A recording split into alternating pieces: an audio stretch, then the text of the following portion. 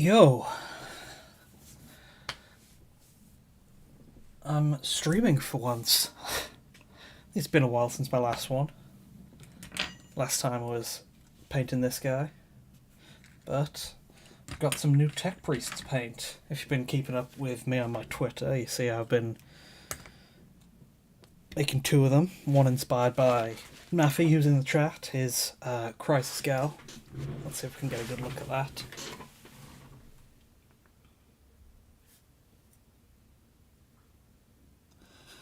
Using a Sisters of Battle body, some Skitarii and Skarian arms, Thunderhammer, Tau Drone head, a few other bits from all over as per usual. And I've got a Sicarian based other Tech Priest, using more bits from all over. You can see quite a bit different from the normal engine C where I got the main axe from for that, and gonna be painting them up today. Okay, so some background music. Let me actually post this because it is some good Admech-y style music I've been listening to a lot recently. Hey, all good. How's everyone else doing? Okay. First off, they are primed black with some good old Chaos Black spray paint. And it's time to get the base layer of silver on. Starting with a nice good Iron Warriors, a dark silver just to get a good base. And I'm going to be using an Artist Opus dry brush for it. Yeah, Admech music, perfect for all my stuff. There's Throne, who I've been listening to a lot of recently. There's someone I used in some recent videos too, who has some good stuff. Let me get the exact name just so I can properly mention them. But there's the classic Mechanicus OST from, was it Guillermo? Something? But, yeah. The second Mechanicus game coming out. Oh, going to be a whole new album of great music for that.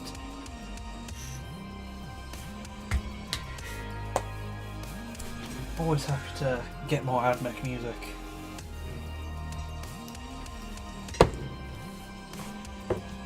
So I've got my water pot and brush cleaner.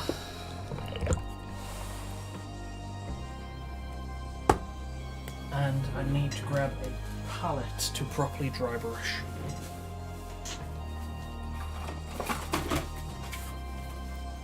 Only the highest quality cardboard palette here.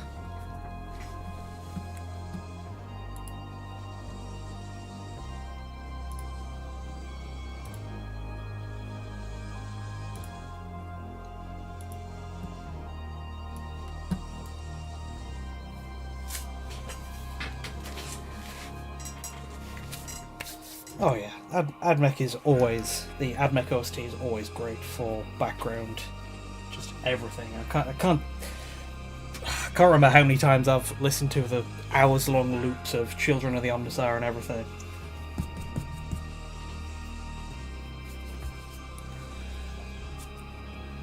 Okay, brush is all good.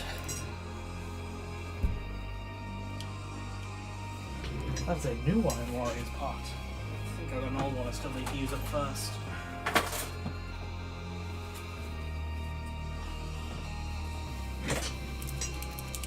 There we go. No, I don't have an airbrush. I know it's probably a good investment, but I've never really... I feel like I've gotten on pretty well with just dry brushing. And airbrush... My desk is already... I already work in a very cluttered space. I'm not sure I'd be able to properly fit it in, and I don't feel like I need an airbrush that much because I can get on alright with just spray can prime and dry brushing. I like to stick to simple tools for the most part, which is why I've got a cardboard palette. I like to keep my stuff, I don't know, kind of simple, I guess.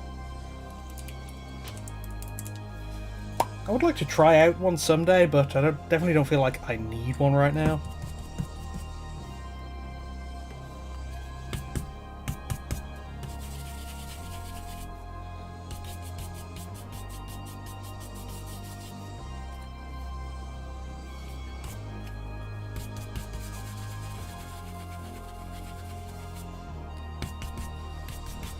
Okay, just a large one for now while we're getting the base Iron Warriors colour in, but after that I will switch down to a smaller one just because these are small models and have a lot of nooks and crannies to get into.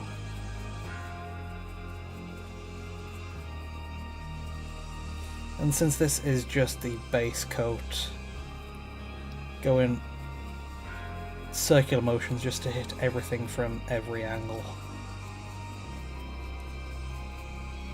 When we get to the brighter colours later, I will be going like downward strokes just to specifically get the raised edges for highlights, but just want some good coverage for now.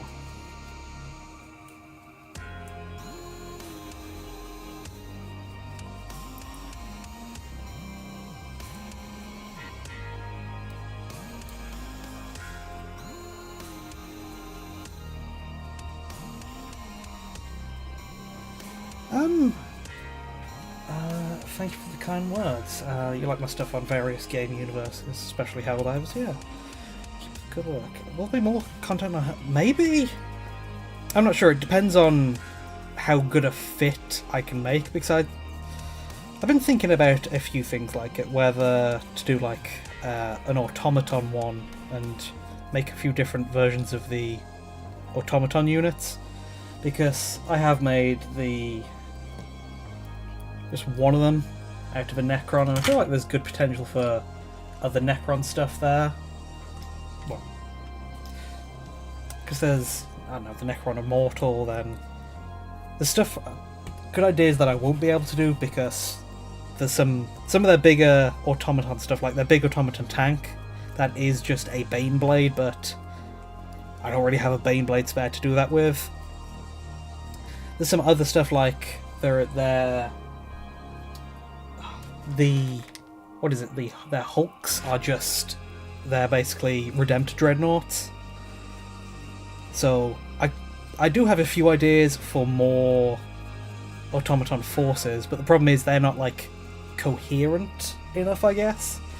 Because the thing with the Helldiver Kasrkin that I really liked about them was that they can be used as a proper kill team, and then the Exosuit Sentinel, that is also Imperial Guard, so it works as a kind of functioning army.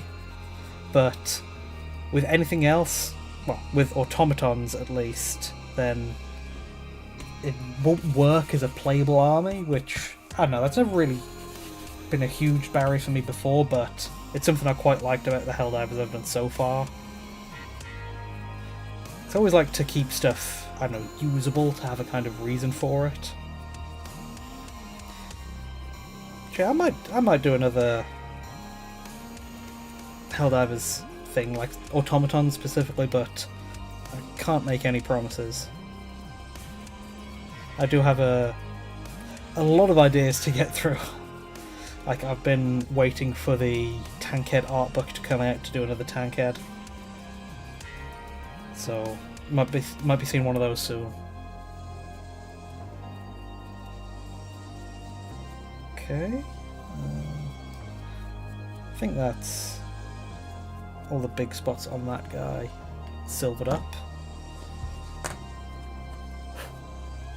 One issue with Sicarians is they got very small feet, so they can never really be stood up on their own.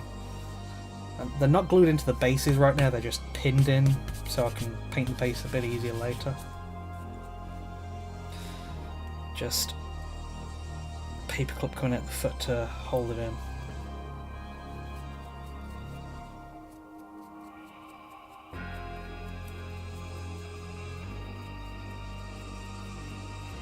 have been wondering, like, how exactly do I go about painting some of this Crisis Gal, specifically the head, because in the original it's like the Tau ochre yellowy kind of colour, and I'm not sure how that equates to my my Forge World scheme, whether to do it in a metal, whether to do it in a silver, whether to go orange, which would be cool, but orange is like the accent colour I use, so that might be a pretty too big of an area, because it is a very chunky part of the model. Yeah, using the Helldivers kill team was real fun, because I play kill team occasionally, and the whole reason why I wanted to make a kill team in the first place was because the two armies I play against my girlfriend, she has Necrons and she has Tyranids, which are almost perfect matchups for automatons and Terminids. I always mix up the two, Tyranids and Terminids. But yeah, I did get in a game of the Helldivers versus some Terminids.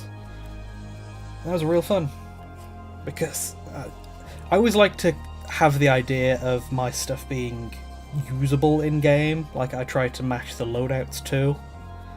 Just, even though I never really play full games, I just kind of play kill team at most, I still try to keep stuff roughly, I don't know, roughly matching the loadouts for the rules, just because it's a fun idea and it's always good inspiration when I'm not sure what else to do with it. Like when I was going through redesigning this guy, because there was an initial idea was to make him bigger and armor him up, but the armor didn't work out, and I was looking what else to add, because he had the axe, and then I looked at the engine seals loadout, since that's what the closest thing he would be to it, and it had a Mechanicus pistol too, so that was a good idea for what to add for the back weapon.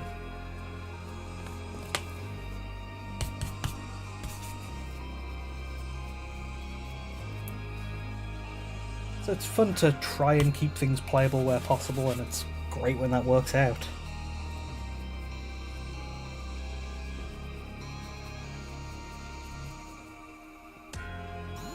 Ooh, an Admech Necromunda gang does sound real cool. I remember seeing... Man, I can't remember people's names today, but there is one Admech kitbasher who kind of inspired me to start painting. He did a Admech / Cawdor kitbash army, and that always made me think, could I just make an Admech Necromunda team myself? Because it feels like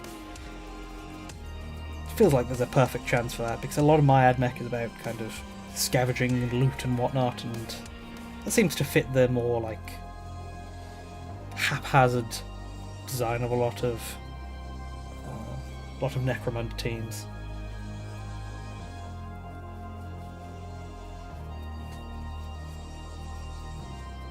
But what Necromunda bits are you using for the gang?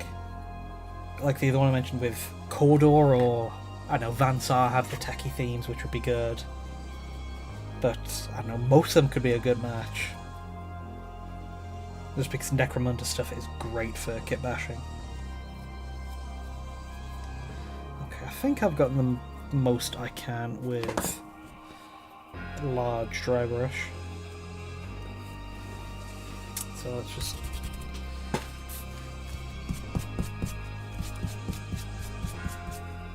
try to make sure not too much paint is going to be drying in the brush. So I'll leave that and swap down. I just always... I'm a huge fan of just mecha in general, and whenever I see a design I like, I go, how can I make that myself? And I just came across your Crisis Gal enough on Twitter and thought, man, it's been a while since I made some tech priests, I should make some. And it was the same thing for Kito's art, where I saw that, it's like, man, that would make for a cool tech priest. My whole thing is, hey, that's a cool other design I like, how can I make something with that myself? Like my big first video was on this Tankhead Onager. It's, I don't know, when I see a design I like that, and I want to make it. That's just because making it allows me to almost like study them and like break it down and look at every part close up and do my best to, I don't know, get a deeper understanding of it by making it myself. And then on top of that, it leaves me with a cool little version of it I can look at on my desk. So it's just any design I like, I go through the process of thinking, how can I make that?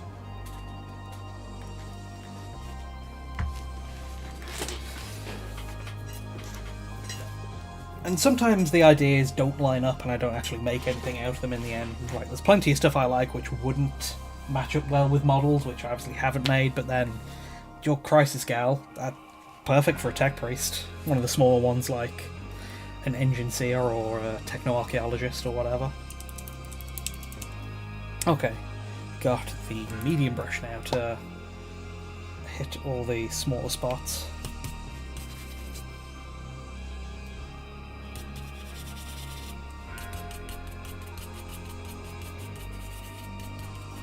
But yeah, these two drawings just stuck out in particular as, hey, that's appropriate. That would make a cool tech priest, and I've been wanting to make some tech priests, so it's just lined up pretty well.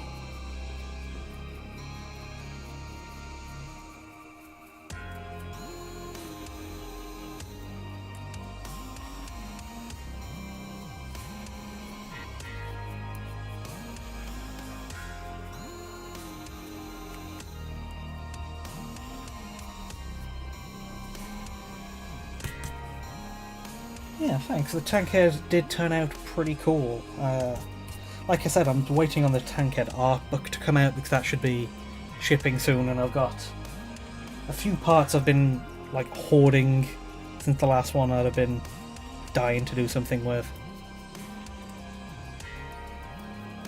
Oh yeah, I've always been a huge fan of all kinds of mecha and robot designs. Before I did Warhammer figures, I made Gunpla. Just because, hey, I like Gundam, so I can make some minis of it, and that kind of made me realise I could start understanding a lot more about all the designs I liked by building versions of them myself. And so making the stuff is just a kind of extension of understanding the stuff. It's like, I don't know, it's almost like architecture, where people like looking at architecture and, oh, that's interesting how both the design and the implied function affect how it looks. Like, I'm a big fan of like collecting art books and stuff. Like, I always have my Titanfall 2 art book close to hand just because that's a classic I like, and I've got a shelf full of other ones that I always keep to hand, which are great references for building, but it's just, I like cool robot stuff, so I make it when I can.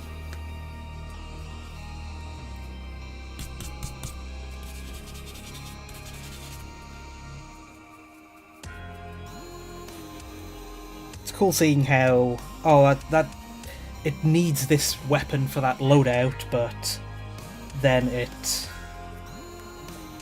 needs a weapon for the loadout, but then the weapon affects the design because it's styled in this way, and it affects the overall symmetry in that way, or it's asymmetrical for this way, and it's just a very cool.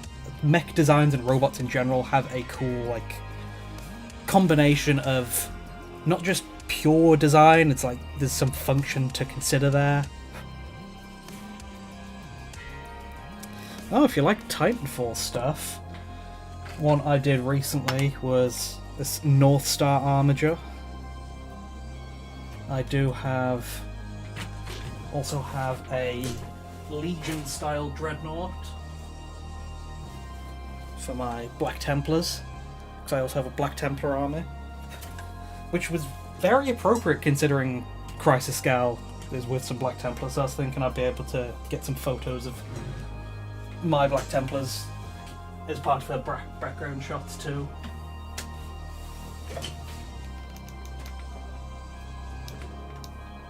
And then one of my favourite builds I've ever done is my BT, which I did go very crazy, and it is kind of fully magnetised, all joints, and it's articulated, and the armour comes on and off. Way too much work for something that wasn't particularly necessary in the end, but it was very cool, and even has the little pilot inside, and nice cool reference of, hey, there's a pistol and a knife inside the eyeball for the Seer kit. So yes, if you like Titanfall, I got some cool stuff too.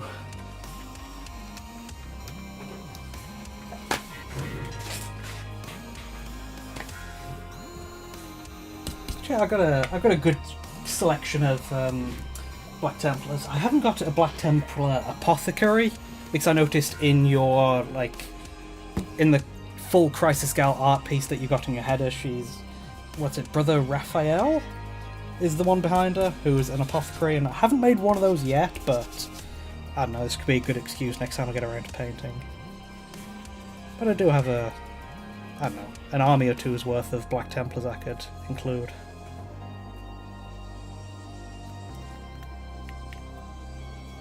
Yeah, I like to add some function to the models when I can, like my North Star has flip-upable missile covers, and my tank head turret on that swivels, and the weapon can be swapped out because it's magnetised. It's just a neat extra to build into models when I can.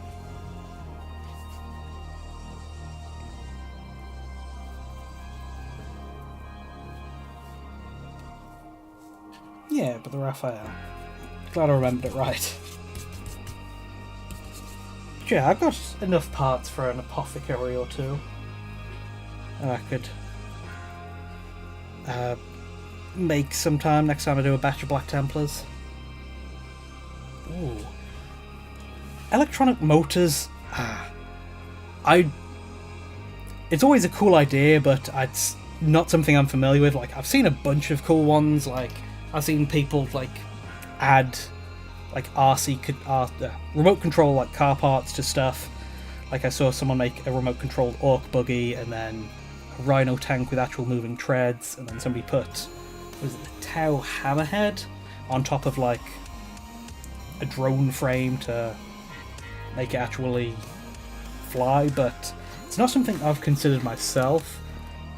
There's some stuff I've wanted to try, like putting a smoke machine inside of a terrain piece, like one of the AdMech furnace type pieces, just to get some real cool smoke effects that would actually be on the battlefield. But maybe I've seen people doing occasional cool stuff with LEDs too, but it's not something I've ever done before. Like, I haven't played with integrated electronics or done any soldering or circuitry myself, so it might be a bit out of my depth. Okay, so they have their base silver in now.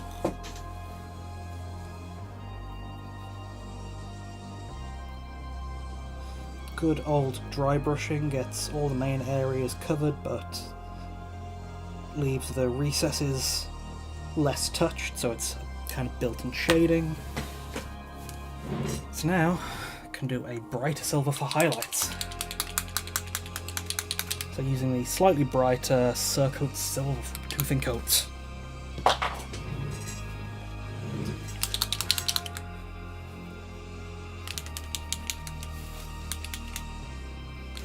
I do quite like the Tooth and Coat's range, but they don't have a proper dark silver, so I stick with Iron Warriors for now because that still is pretty good. But yeah, I'm hoping one of their later waves comes with a dark silver. Oh yeah, I don't know whether I'm just too messy with my paints, but their paint bottles aren't that great.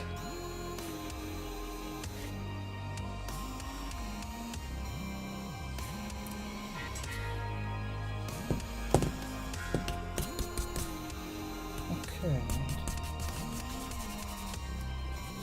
Don't want a huge amount on the brush because just doing this one for highlights.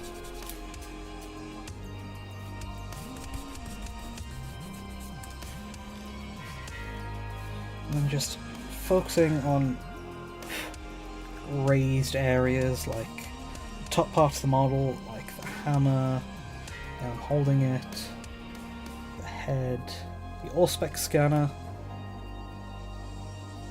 the Mechndrite, just brushing downward. It is a bit harder to notice metallic highlights unless you go like really bright with the paint, just because the metallics are already shiny, so it doesn't really stand out nearly as much, since the raised edges are going to naturally catch more light and naturally be more built-in highlights. And also the dry brushing already kind of does that. It's kind of what makes dry brushing metals over the black such a good starting point. For this guy, just around the face, around the chest, since that's kind of stuck out. And the axe, just any good focal points. I got into 40k stuff because I mean, I've always been aware of Warhammer, just being on the internet. It's kind of, oh yeah, those are Space Marines or whatever. But it was during the pandemic and like lockdown specifically, because I'm in the UK, and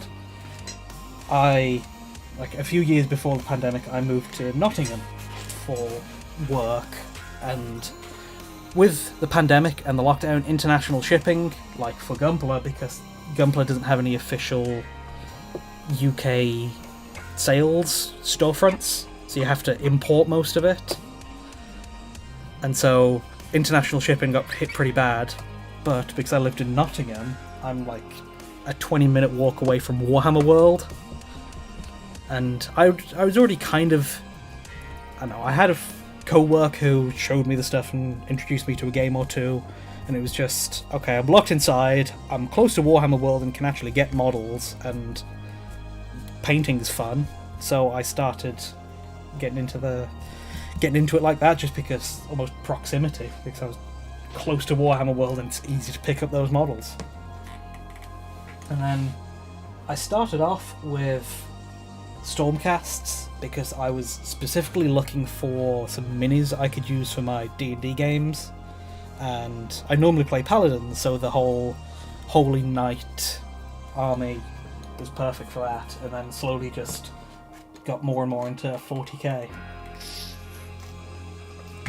Started with Black Templars because Space Knights are always cool, and then I really enjoyed kit bashing Black Templars because I started collecting them before they had the new Primaris Black Templar range, so I had to make some of the Black Templar stuff myself, and then I went, oh, I really like kit bashing.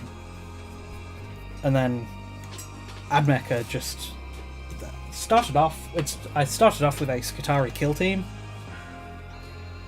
and I really tried to like kit bash every model, and that was a whole lot of fun, and that just expanded out into a full Admech, where now I probably do way more kit bashing than I should, and it takes me months to build a model, but it's fun. Howdy, D-Man.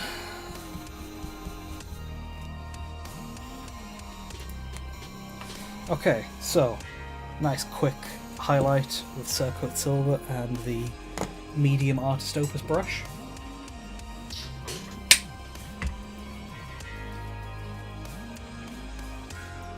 So this is where we are currently.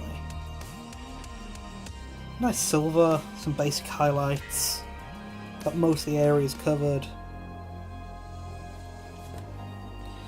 And then just going to start working my way down the list of big areas and big colours next. So, grey robes. So I get to swap from the plain old cardboard dry brushing palette to a cardboard palette with sellotape over it so the paint doesn't dry out. And you can see all the... You can see I use a lot of metals on it.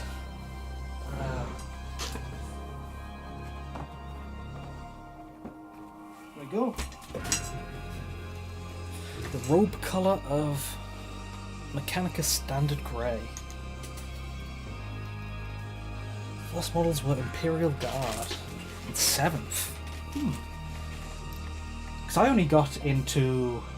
I don't know, I'd been eyeing up 40k for a while, but I only really...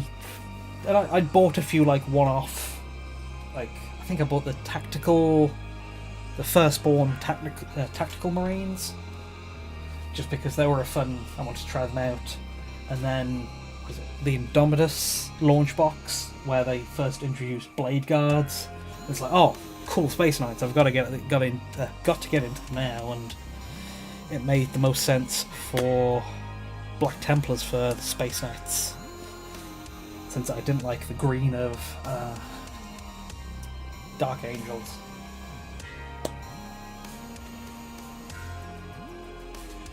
Flames of War and Team Yankee. I can assume Team Yankee is like American Civil War, but what's Flames of War?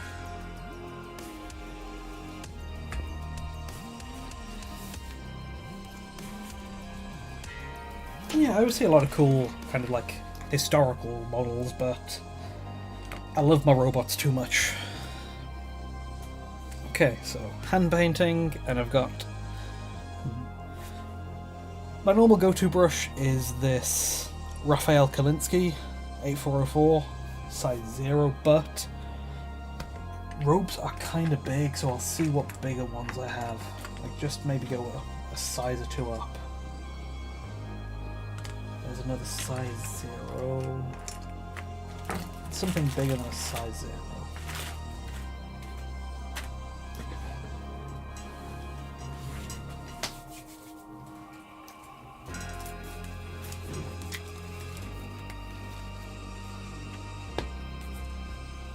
Ooh.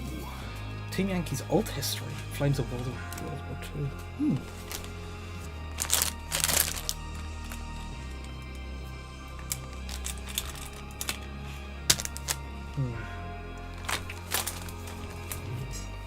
Not the paintbrush I was looking for in there.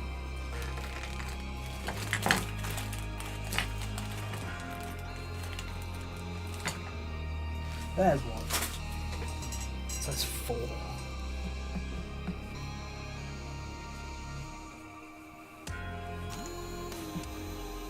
Just to get in all the big, broad cloak strokes. Team Yankee is mid-80s to early 90s. Between NATO versus Warsaw Pact.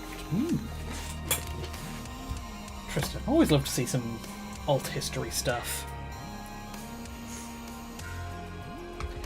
Something specific. I always like seeing, what is it, World War One alternate history stuff specifically, because that's when tanks started getting introduced, but you still had like cavalry charges versus tanks, and then you had like people trying to use plate armor and trenches, which I feel like it's the perfect setting for alternate history stuff.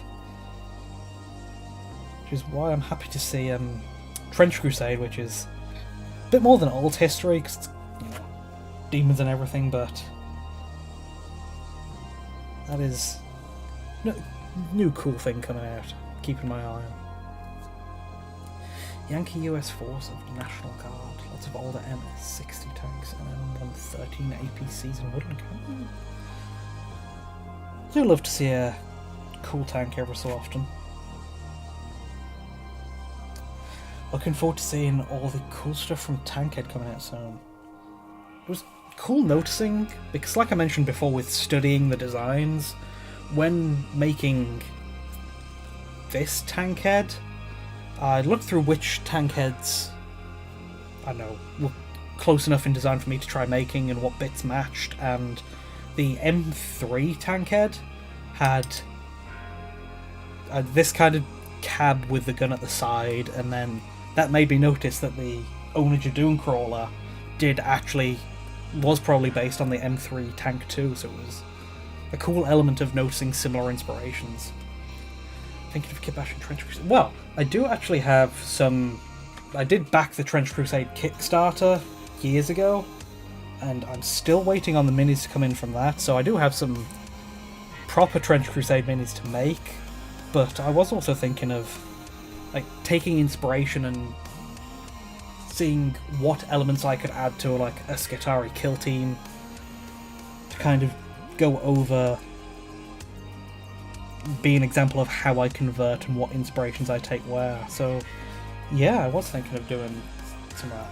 Although, well, I say Skitarii kill team just because that's Admech my go-to, but it probably also makes sense for some Chaos Cultist type of deal for the opponent's other side too.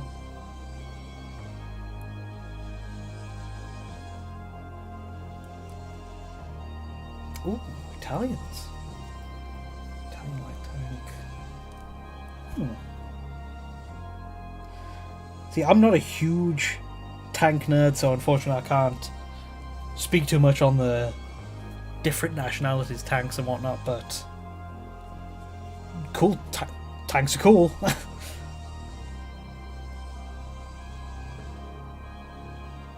I do want to see if I can make like a tankette type of model, just because the small scale of it seems something that would be neat to work with.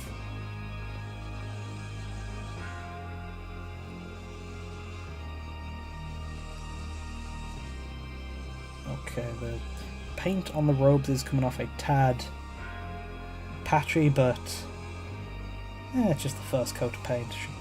Nothing out of the expected.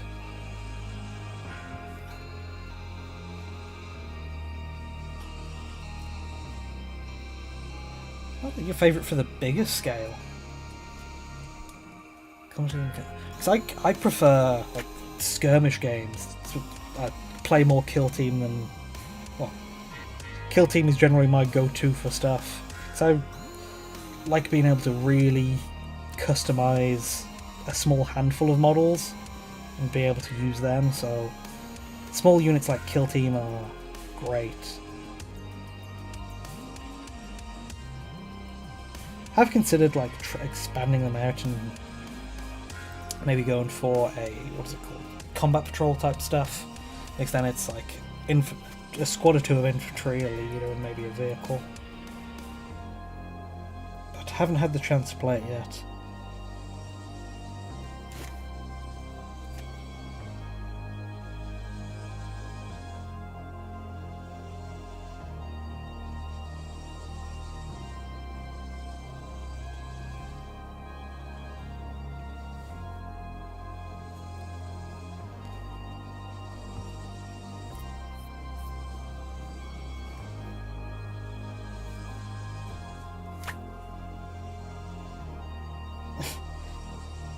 I say that I mostly play skirmish stuff, which is just infantry teams, but some of the stuff I have most fun making is like bigger mechs and vehicles, but never get the chance to use them.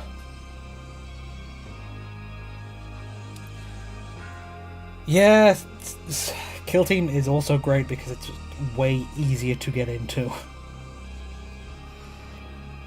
Like, I can buy most Kill Teams out there for still probably less the price of a full 40k army.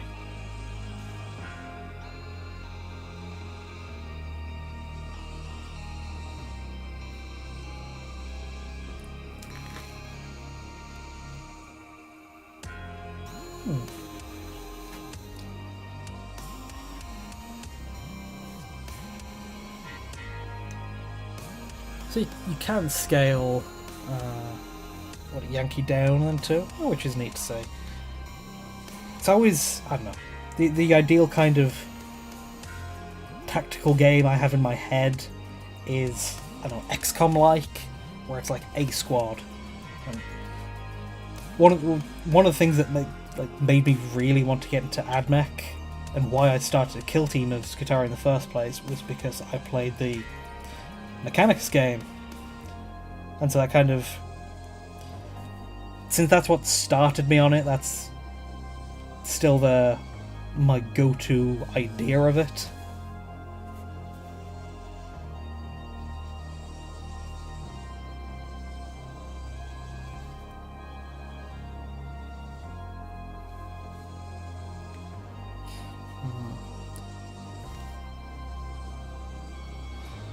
This brush is kind of beat up. Let's see if I've got any others I can grab instead after this coat. SPQR. Ancient Skirmish.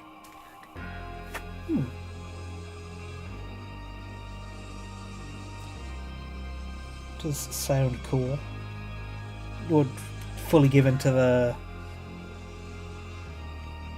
I'd definitely try out a cool Roman team for to play.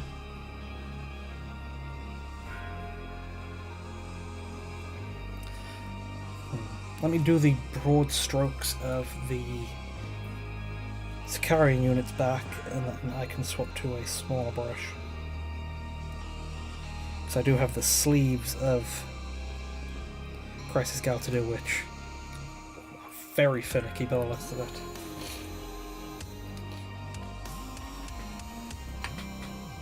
Yeah, D-Man knows all his stuff about historicals. So, I don't know. I always see a lot of historical stuff mentioned, but never really gotten into it myself.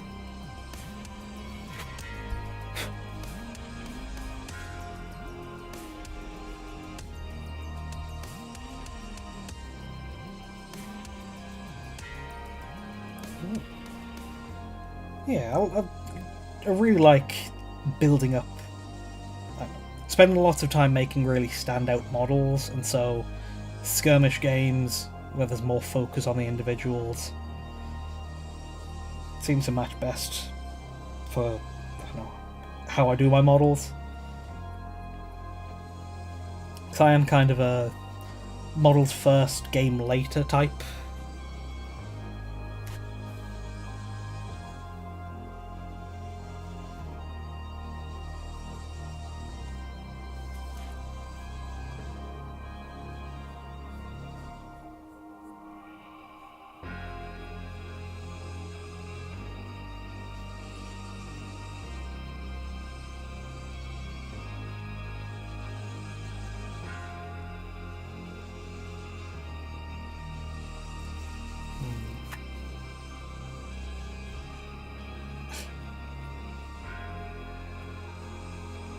I love AdMech models for building, but they are not the easiest to paint.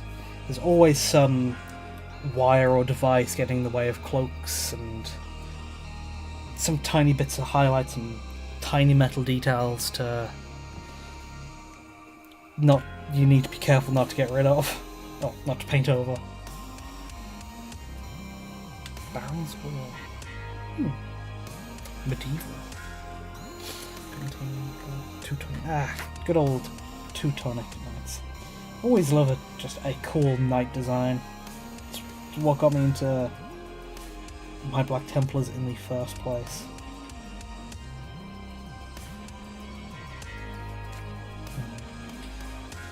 Probably will paint the undercoat of this orange where I can reach, but adding the grey to it now because I want to do as much to lighten it before the orange, because I am going to need probably quite a few layers. It's always a pain painting bright colours on dark bases, well, on a dark based area.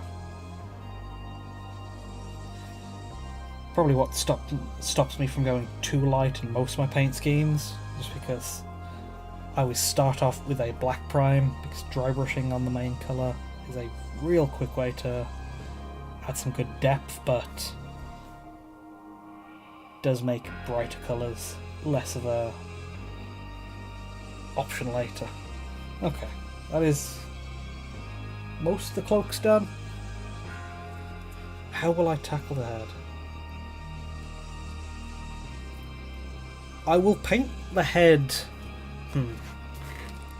Because on the original Crisis Gal, it is a standout colour of the Tau Ochre kind of deal.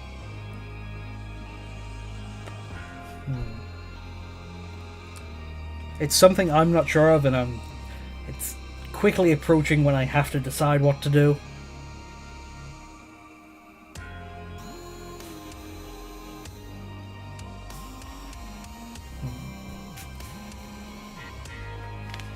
Let's take a look at some other ones. So I've got this Taraxi, which I made them to be like Titanfall pilots, and so there's the, I don't know, camera box head type here too. And I did that metal with some copper details. Got anything else I can look at?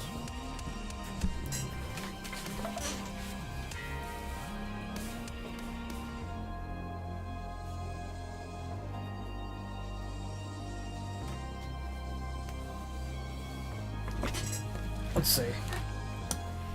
Here's some other kind of robot head models I've done so I can compare. I've got a Sicarian, which has the kind of drone style head, that is grey with orange trim. Got another Sicarian, but this one's based on Swords Machine from Ultra Kill, and he has a big tall head which is grey front, silver sides, and orange wire coming out the back. And then there is UR-025, I think. He's a cool Blackstone Fortress model I picked up, and he has a Celestra grey bright head.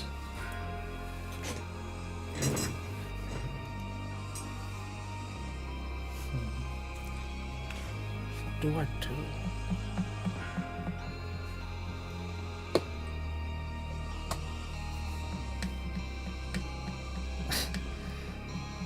Yeah, I like to take inspiration from all over. As you can probably tell with your Crisis Gal inspired one, I've got my Swords Machine. I've also got a V1. I've got a V1 Sicarian somewhere. Where is it? Where can I show him off?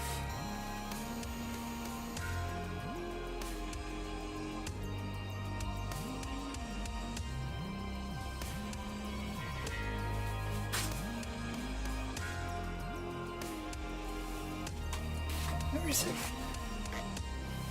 Have I just... got models all over the place. But yeah, I've got a V1 Sicarian. Yeah, I like collecting the odd Man of Iron unit just because I like my robots. I also recently picked up... where is he? One of the... I got a single from the new Hearthkin Jaegers, the Votann kill team, and cool trench coat robot with a shotgun. Would be a cool one. CG would make for a... I don't know, she could make for a cool Skitarii Alpha. Or a Sicarian Princeps, I think is the name for their leader. But yeah, I'd like to work in a lot of references, just because cool things. Like this one is a Cerberus unit, which is the Skitarii Cavalry type, but I made a Robot Walker inspired by D-Walker from Metal Gear Solid 5. I've got a Akira bike style one because from the same unit, because bike cavalry works well too, and Kira's always rad, so why not? But for now, I'll paint Crisis Gal's head with a grey, just because if I need to paint her a brighter colour, just working a bit of the way up with a grey would just be a good primary step too. Then I'll see how it looks once it is painted grey and decide to go from there.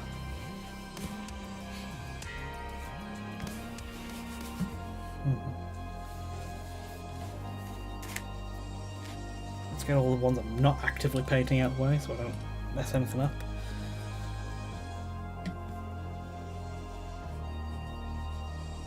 But now, what is CG's loadout? It is Plasma Pistol, Big Heavy Melee Weapon, and Mechandrite.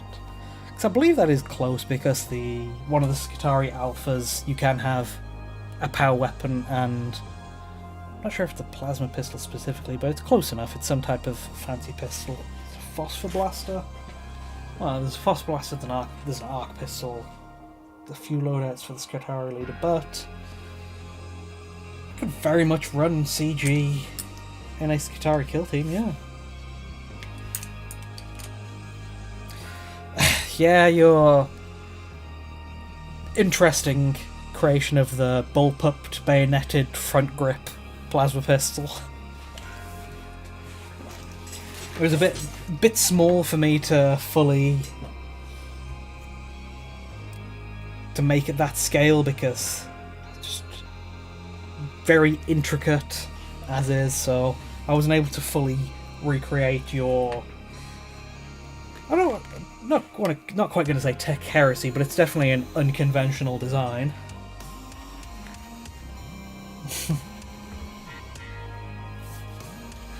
Okay. I've got my smaller brush now, my size 0 Raphael Kalinsky France, to go in and paint these smaller robe parts, like all the sleeves and arms and head now too.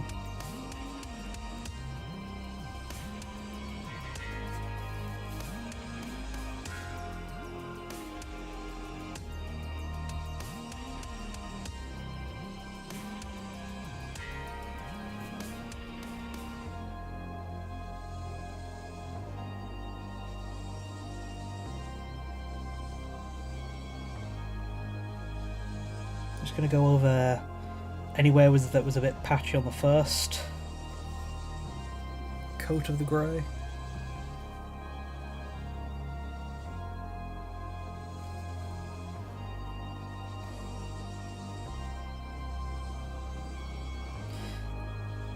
The dark age of technology, yeah.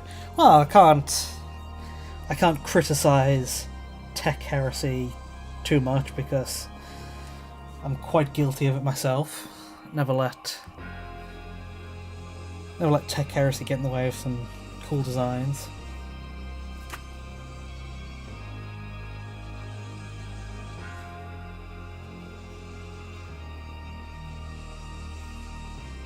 Okay, where else? There's the Skitarii robes.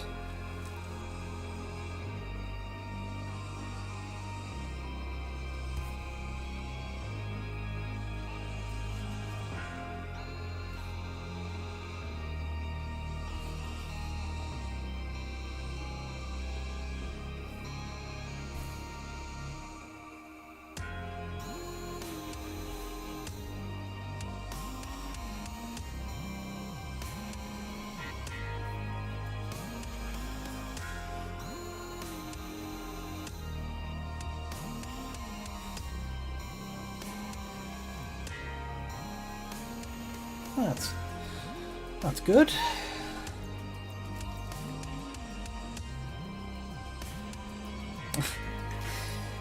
Yeah, kill team balance is, I don't know, never great.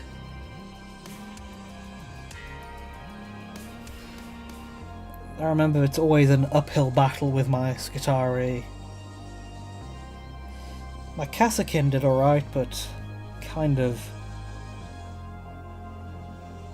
I don't know. I was just playing to their strengths because they were against Tyranids when I played them recently, so it was just shoot them before they get too close.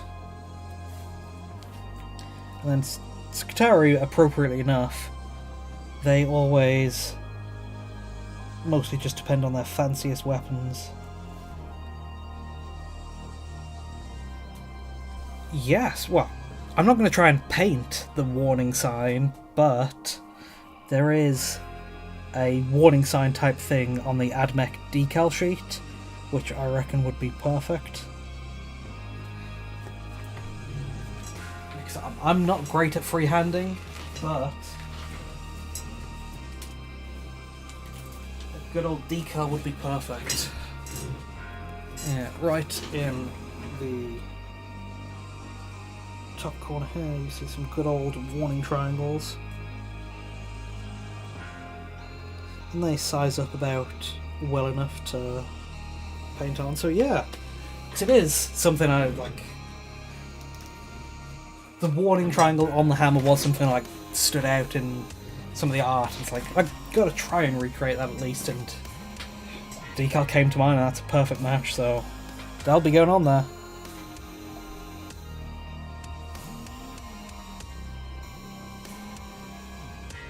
Love a good old use of decal to make up for my lack of skill when I can.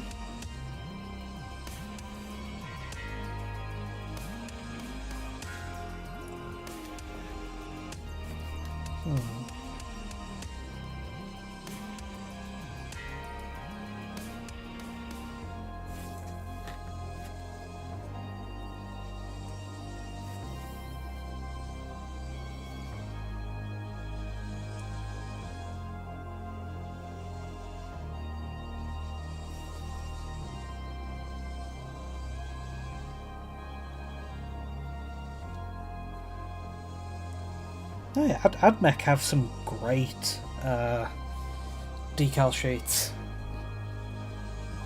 Because I think they have the same decal sheet just in all of their boxes for all of their units. So I've got like so many spare that I'll never be able to fully get through. But the full decal sheet has some great stuff. You've got, because I use them for all my mech builds. It's like you've got some AdMech logos in the center, you got the warning marks, you've got some good old like maker symbols, like that's the year it was made in, you've got some random techie style stuff, you've got kind of another different type of maker's mark, got bigger, more intricate warning labels.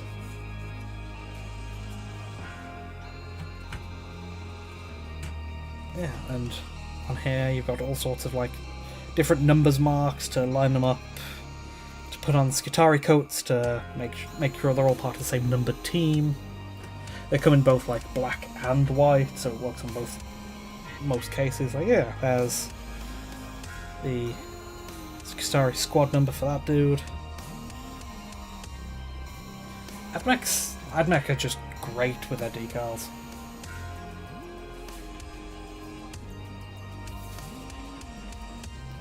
Custom Tau mechs, yeah. Tau would be a great point for some custom mechs. I've always wanted to try something with their Ghost Keel, and then now they've got their new Commander Farsight units.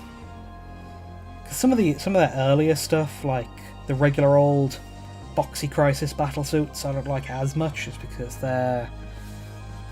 it's too boxy for my liking. The designs aren't super great, but their recent ones, like the Ghost Keel and whatever Commander Farsight is called, they have some great designs. I've been waiting to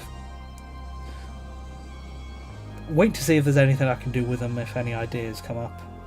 I feel like they might be a good go-to if I eventually make a Ronin Titanfall inspired Armiger or whatever.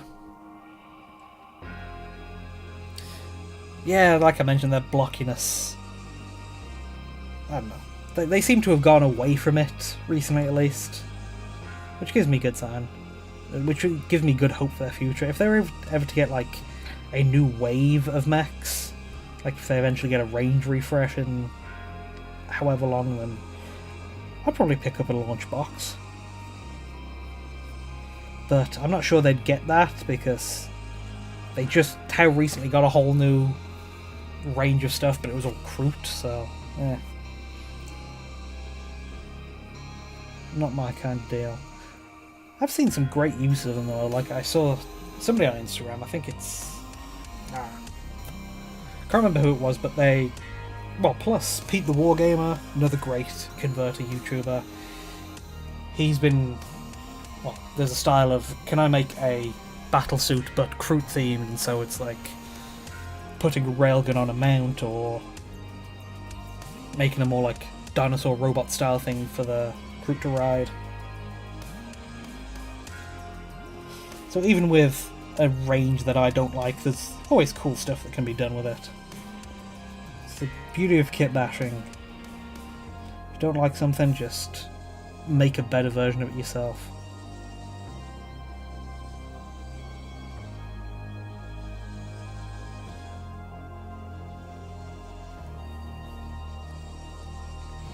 Been waiting to do that with the Sidonian Skatros. The Admech's latest, the Stilty Sniper. So he was a bit goofy looking, but I still picked one up and I've got a few ideas of what I can do with him.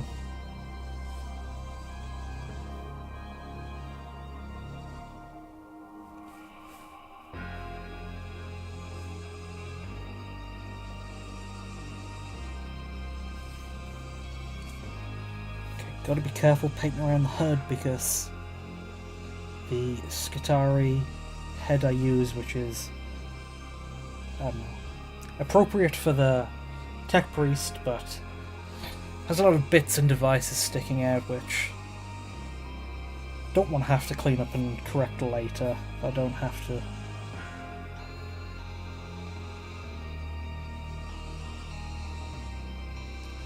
And it definitely doesn't help I gave him a servo skull floating on one side by it, and then a back cannon on the other.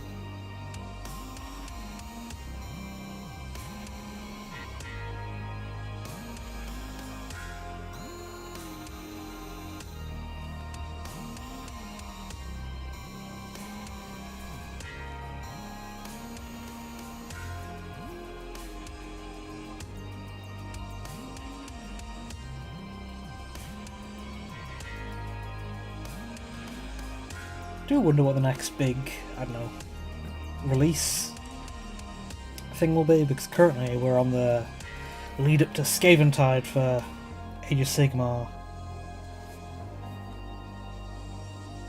Hopefully after that, the won't be too long before all the Horus Heresy Mechanicum stuff goes up, because I'm definitely getting that Mechanicum launch box.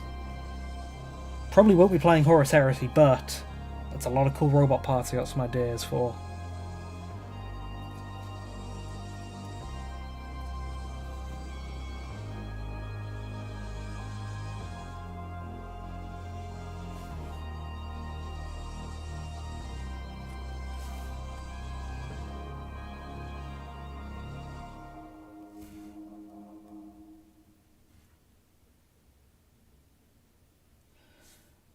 Okay.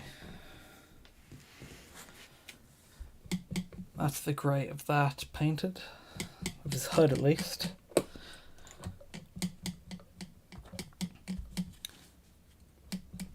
And then we're a nice hour in. The hour-long music track is just finished. Let's see what else there is.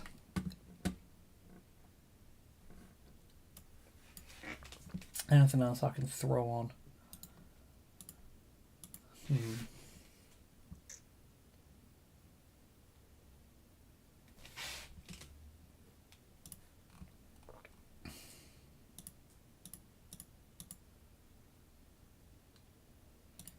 Because there is that other Admech style artist I mentioned earlier. See if I can find one of their playlists maybe.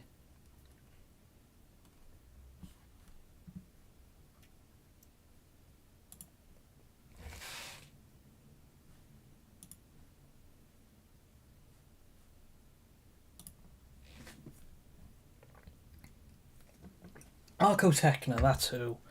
Ah.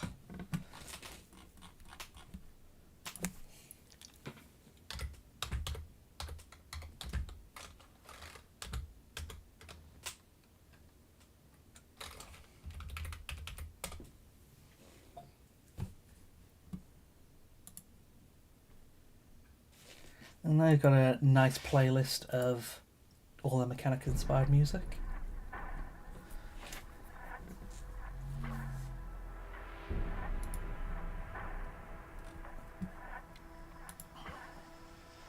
So there we go. Some more good old Mechanicus music on. Now, I did say I was going to paint Crisis Gal's head grey, but I'm quite liking the look of it being silver currently.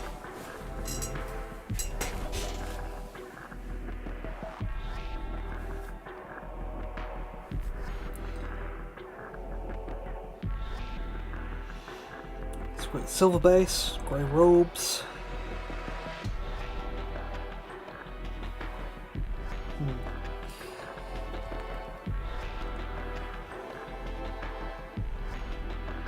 Same on this guy.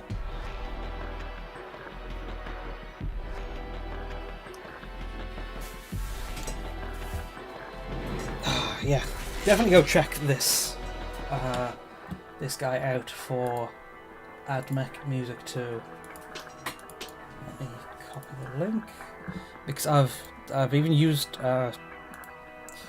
asked them if I could use their music in my videos before, and they very kindly said yes, which was great. Oof. So with Archotechna, and then Throne, and then the new Mechanicus OS, the new Mechanicus game coming out with OST for that. Oh, got some good AdMech. The future of AdMech music is looking good.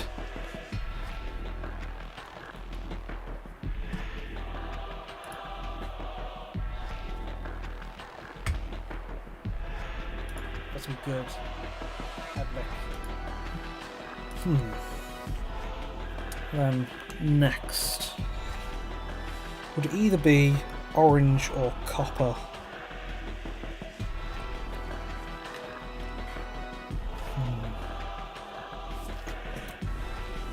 I think I might go orange first, just because we'll probably need a few layers of that.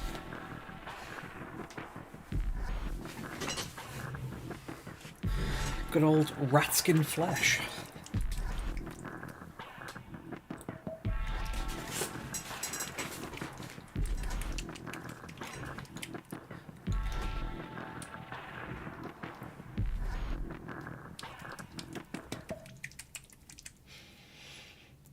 Whew. So then for Crisis Gal, her inner cloak is going to be that. Then I don't know where else I can include it. Where else I can include orange. A wire or two.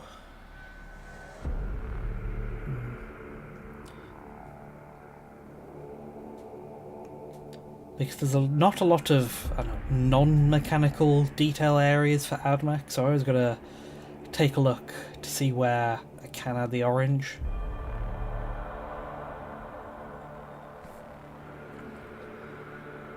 Like this techno-archaeologist didn't really have any robe areas to add it, so I just picked out a bunch of wires. But even then, most of Crisis Gal's wires are like the kind of segmented ones or corrugated ones which fit metal better. Yeah, there's the inline of the cloak at least. Just wondering where else, because the inline of the cloak, that's generally stuck to the bottom.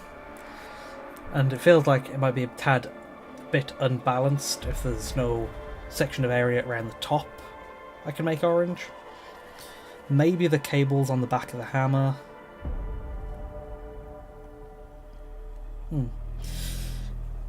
Gotta try to make sure the colour is kind of balanced at least.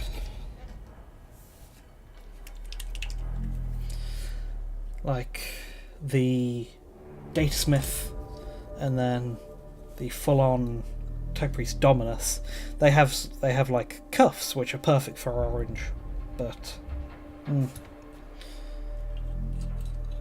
they aren't on the arms. Orange ears, yeah, the ears have a lot of cool details. A lot of cool details on them that could be some other areas. Yeah, because they have a... I don't know. If it can pick up on camera, but... Yeah, you can see it's kind of segmented, so I could paint like the top half of the segment orange. Yeah. Only makes sense. Listen to Maffey's ideas after stealing his stealing one of his big ideas for Tech Priest itself.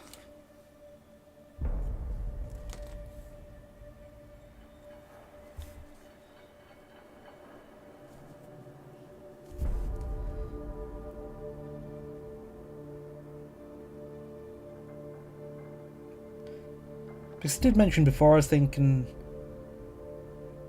I don't know, the original Crisis Girls proper head is the Tawoka, but having that all be orange would be like a bit much since it's too big of a part to have the whole head, but just having the ears, that is a good, I don't know, balance.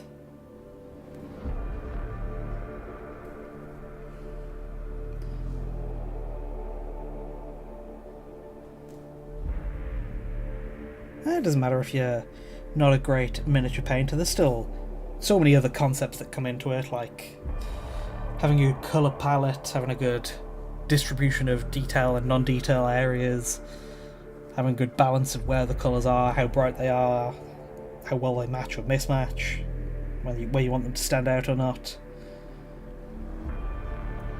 So there's so many just general artist skills that would transfer over well to painting minis. And I make up for not having them myself by just stealing other people's ideas.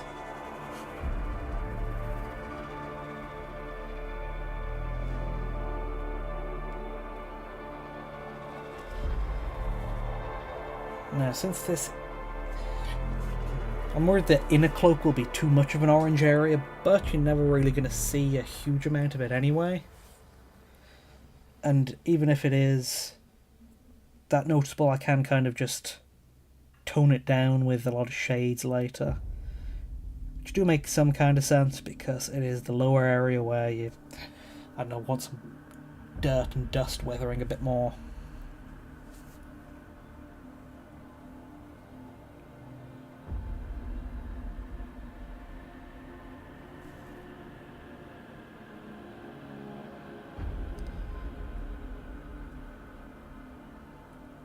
See, if my freehand was that good, I could do like the Skitarii cloak lines, because some Skitarii have, I don't know, like a line of white going around almost the edges of their cloaks, but it's like there's a bit of a space between them.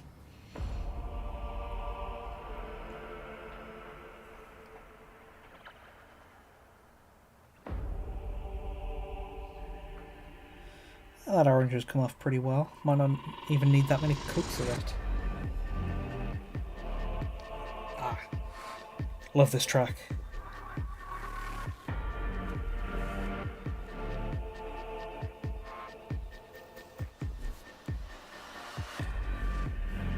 Yeah, do you paint many minis, Maffey? Because I scrolled through your Twitter for a few times looking for Crisis Girl references, but didn't see any.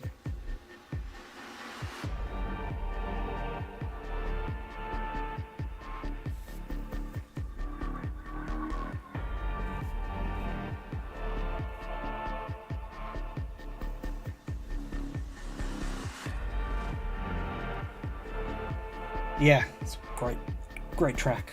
The big, I don't know, I'm definitely not musically minded, but there's a deep booming or whatever. Organ, beautiful.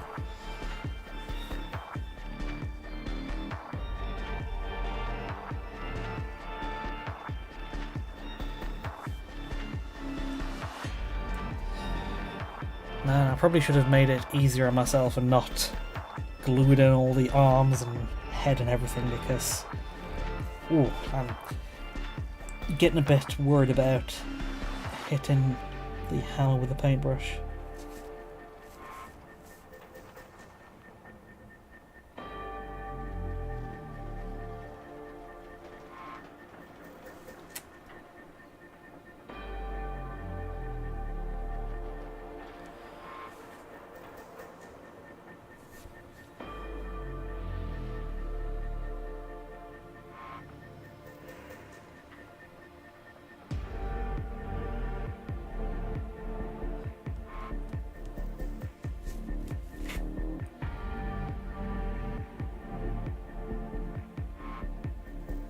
Salamander Squad. If anything, I would have expected like either Tau or Black Templars, but just based on Crisis Gal.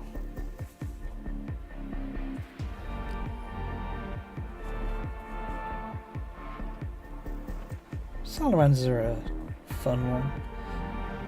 They don't get the love they deserve from... I think they only get, what, an upgrade kit and a lieutenant or two?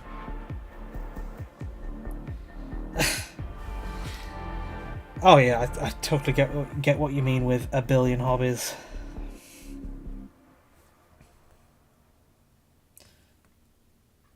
Never enough time for everything.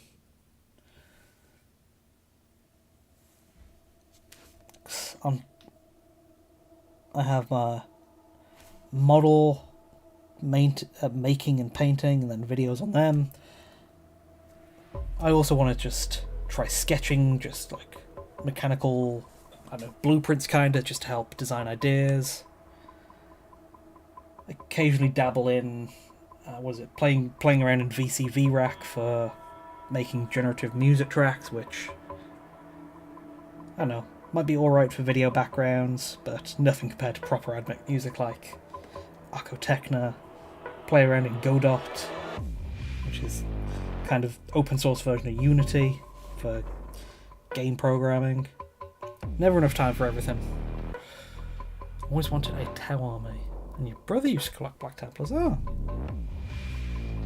I did wonder where the Black Templars specifically came from, because they're popular but not huge. Like, you have to have some experience with 40k or Space Marines to go Black Templars, because if it was just the default, if you just had no experience and just went for the default, then it would be like Ultramarines or whatever.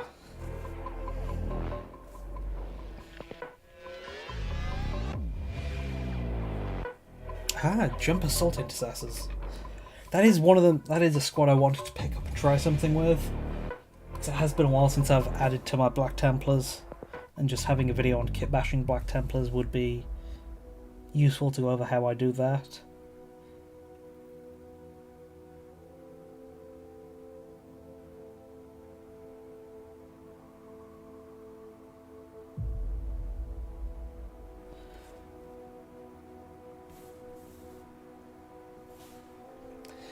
Man, the inner side of this ear is a real awkward spot to hit, to reach with the paintbrush.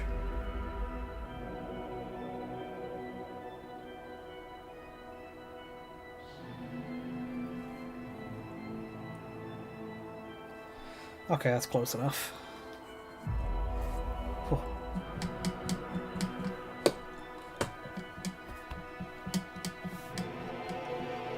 Because normally, most of my Black Templars come from just getting the launch boxes and then converting them. Yeah, the price for just 5 of the guys is a bit much, which is why my Black Templars are mostly launch box stuff. I think pretty much like 99% of my models are either from the Indomitus 9th edition launch box, the Leviathan 10th edition launch box, or the Black Templars box they had when they came out. The Primaris version of them came out.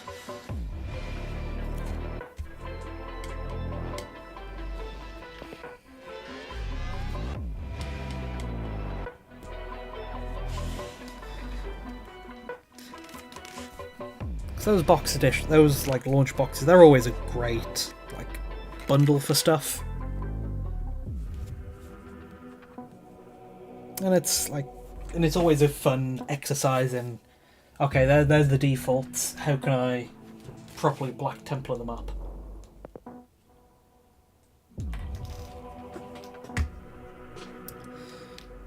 It's upright Crisis Gal.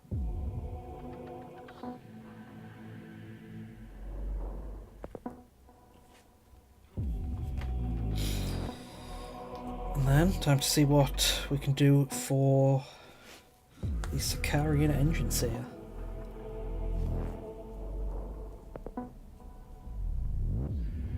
Yeah, the 9th edition was great for it. I mentioned earlier that 9th edition was like when I fully got into 40k, and it's like Space Knights, the Blade Guards, so cool. It's like Black Templars were perfect for them.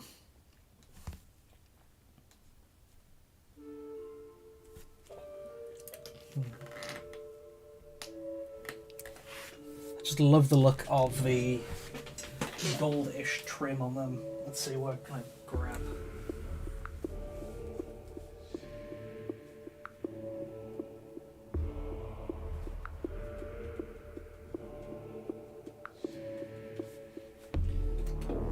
Yeah, I think that was one of my first big forays into kit bashing, because the Indomitable chaplain that came with them I made into a Grimaldus.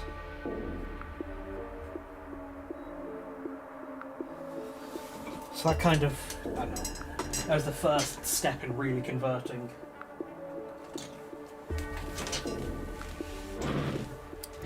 Thunderhammer or Power Fist to your captain for the jump pack squad?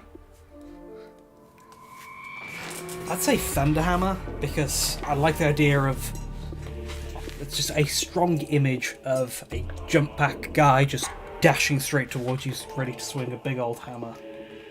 I was thinking of doing one myself as Smash Captain, with a big old hammer to really go all in on the smash, and I was going to grab the kind of Thunderhammer from the, the Battle Brothers? Not Battle Brothers. The Sword Brethren? Ooh. CG with a Power Fist.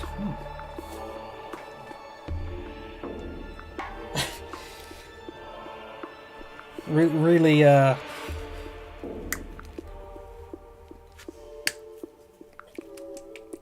Power Fists are so cool.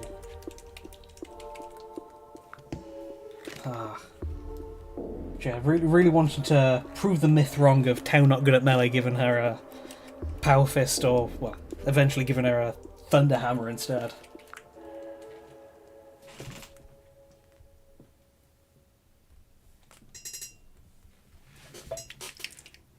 But AdMech Power Fists are a cool one, because there's a few options, like the default Datasmith has a cool, like, 3-fingered Power Fist.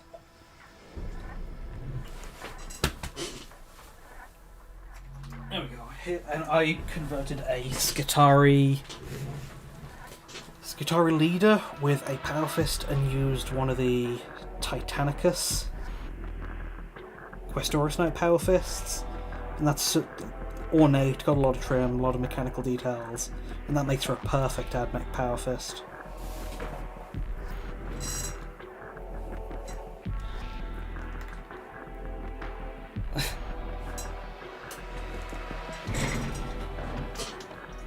Yeah, this is very much based on Crisis Gal from the Twitter comic. There is one pose of hers specifically, not one pose, but one picture of her I specifically tried to copy from. For both the pose and the loadout. Well, this is her new loadout anyway, but where is that reference picture I had saved?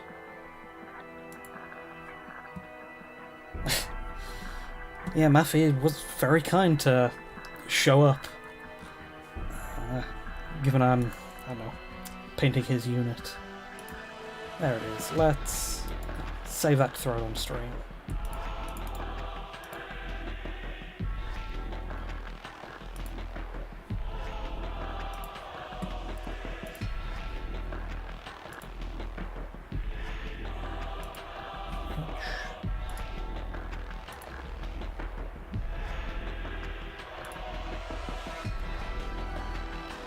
It's this pose specifically with like the holding the Thunderhammer out in one side, and then holding the Auspex scanner out on the other.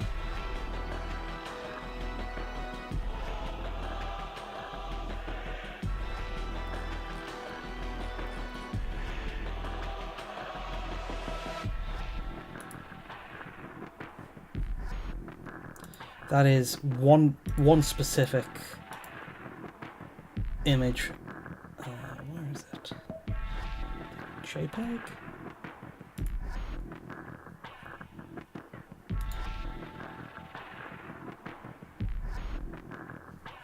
Where the hell did that image go?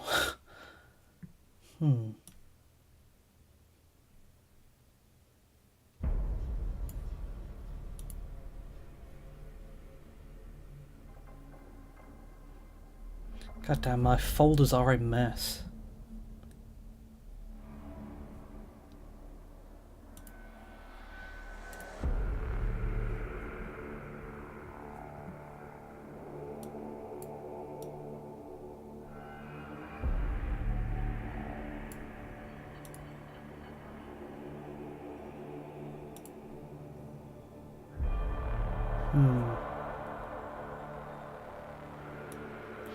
Got so many reference images I always save from all over.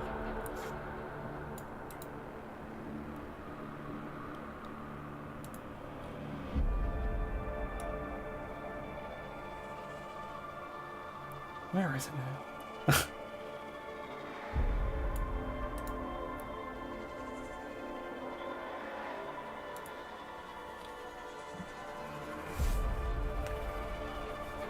Yeah, exactly. Because exactly, Tab. Because it's like that's all my. That is all why I build. That is why I build all my stuff. I see cool design, and I want that for myself. I want a version to put on my desk. I've got, I don't know, Viper inspired from Titanfall 2 on my desk. I've got so many other Titanfall 2 inspired models. I've got some of Kitto's Cowboy Skitari. I've got a Tech Priest inspired by the AdMech Codex cover. I've got my Helldivers. It's just collecting physical designs that are made of all cool robots and other type of mechanical things.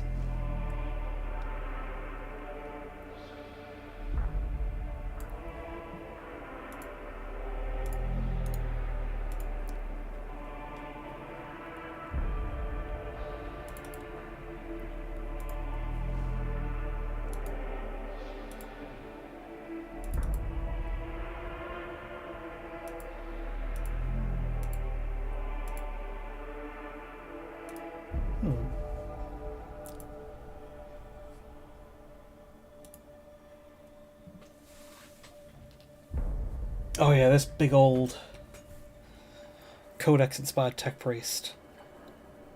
I will be making a video on how I did these two new Tech Priests, but at the same time I'll be covering all my old Tech Priests, so if you want to see how I made this, keep an eye out for a video on it soon.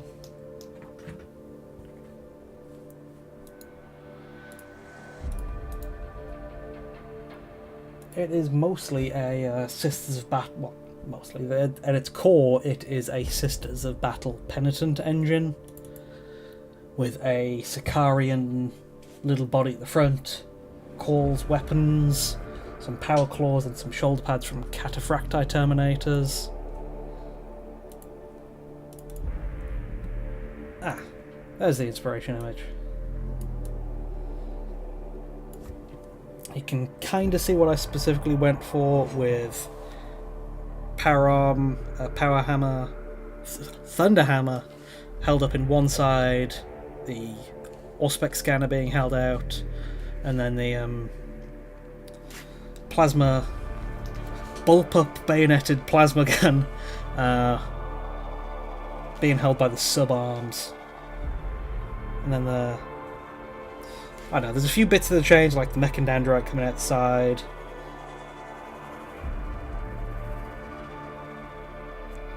Give her a Sicarian backpack instead of the normal scaled down Black Templar Space Marine power pack.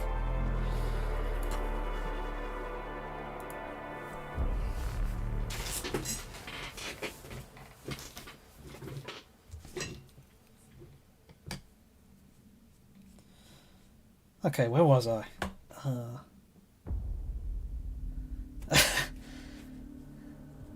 At least a small bayonet.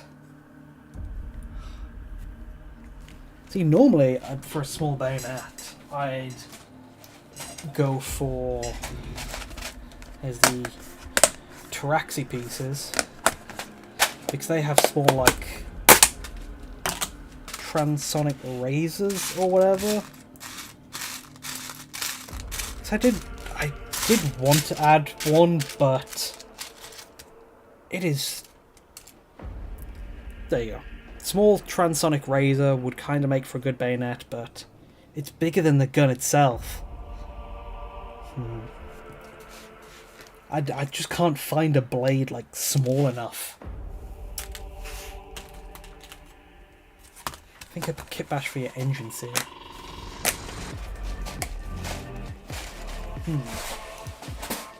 Engine sears are fortunately pretty simple.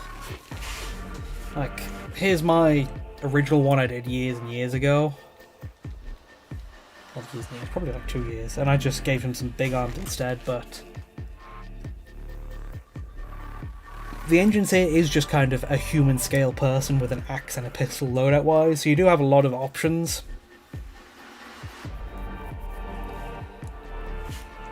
Yeah, the transonic razor is kind of the smallest AdMech blade I can think of, and even then it's pretty big. A guard bayonet. I don't have any guard bits. I'll look up see if I can get one, because I might be able to like get one and then just glue it on top at the end after I've painted, but I don't have any bits to hand that would work. A bayonet would be, like I said, it's one of those things I wanted to include, but I just couldn't find anything for me. But a guard bayonet is a good shout, because they are smaller humanoid infantry, so the scale should be good. Let's see. Let's see if there's any on my normal bit sites or eBay or whatever that I can quickly look up for reference. Astra Militarum.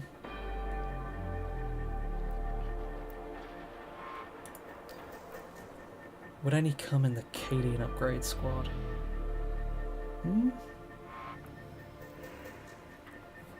You're stuck between going more in a tech priest or a guardsman for your engine seer. The engine seer is already very kind of human, so just making him a guard with, I don't know, maybe a Skitarii Vanguard helmet to up the techiness. Because he is, like I said, he is a very workable scale you can use. There's a lot of bits options.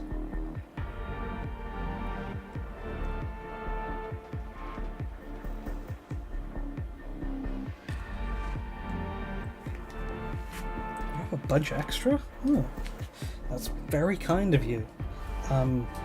It depends, because I am UK, so if you're American or whatever, the shipping definitely won't make it worth it. I'll see if I can find any, but I do have a Discord. I am just dumb robot stuff. Same name everywhere, just no spaces if you want to add me on that.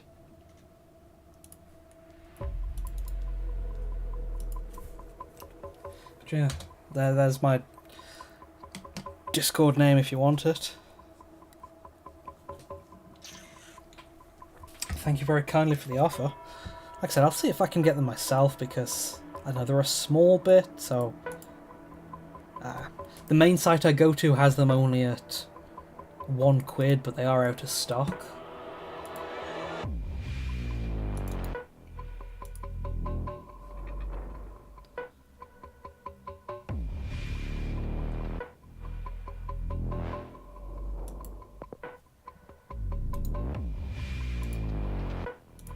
Let's see, can you upgrade the bayonet?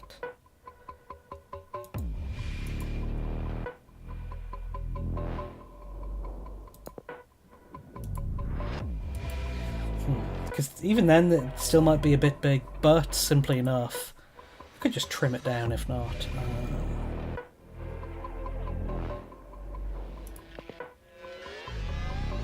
Let's see how cheaply I can get them for elsewhere, because...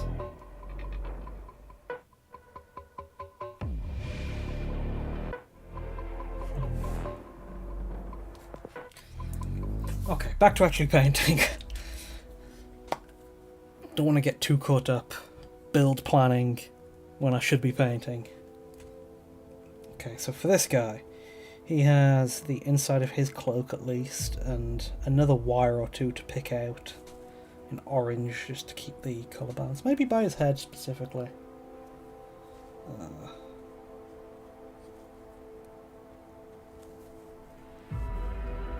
Let's see. His big Sicarian legs are... might be a bit of a problem to work around, but don't see it being too much of a problem.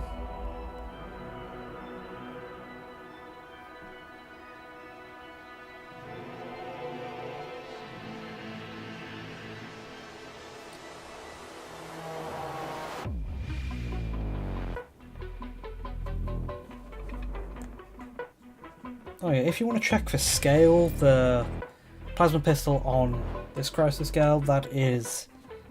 it's a plasma pistol, specifically one-handed, just because... I don't know, heroic scale, the scale minis, Warhammer minis are in, it's not completely even, like, hands and heads and weapons are bigger, so to get the gun right stuck upheld to the centre of the stomach, needed to find, like, the smallest plasma weapon I had possible. Because I did have a... I don't know. I got a big plasma gun from Skitarii Squad, which I tried. I got one from Acadian... not Acadian. From my Helldivers Kasrkin, which I tried. But in the end, I had to go with, like, a plasma pistol scale one.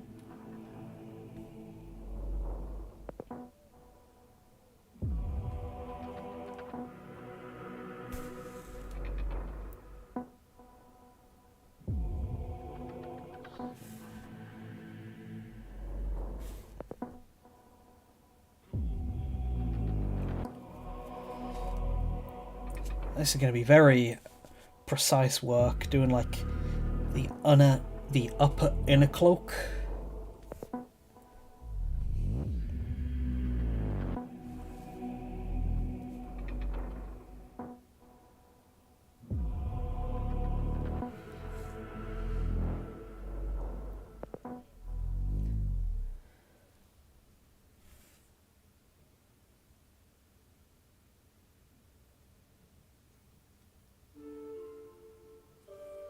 Oh, it is supposed to be a plasma pistol for Christ's Skull. Okay then. Man, that's even weirder. A bull-pupped plasma pistol. Oh.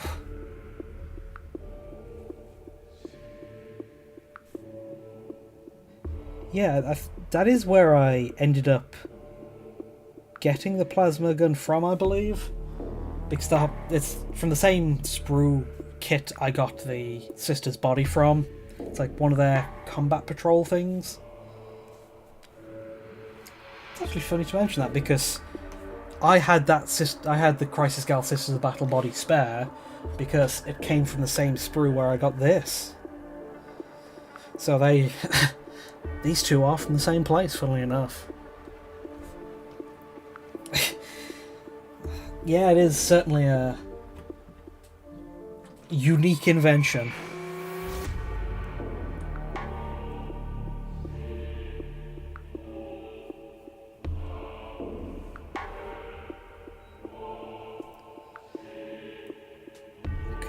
Where else can I add a bit of orange on this guy?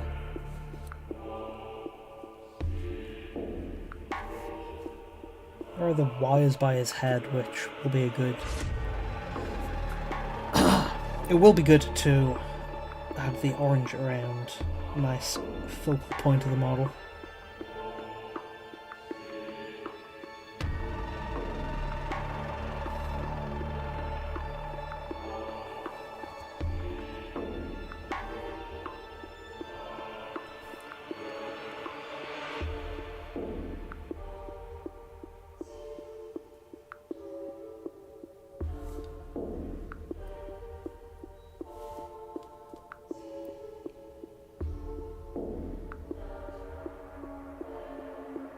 Yeah, the next place I look to after, like, inside of cloaks and, I don't know, cuffs for orange is, like, wires. And then if not there, then I maybe go with, like, can I add anywhere as, like, stripes with masking, but I think that is pretty good for now. Are there any other just regular old cables? There's one by the chest, which could work, but I think that's already close enough to the inner cloak.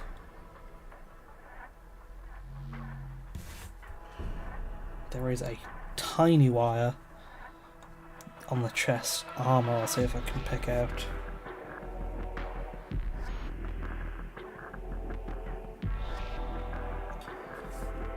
Okay.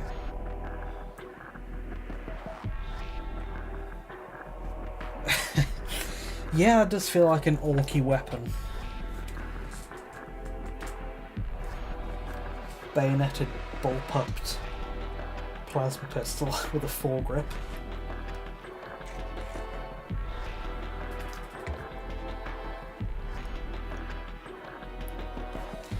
I know there was some, I don't know, what is it, like a plasma bolter from like Dark Angels, I think it is, because they kind of, I know there's one classic example of one of their bolters which was kind of bullpupped.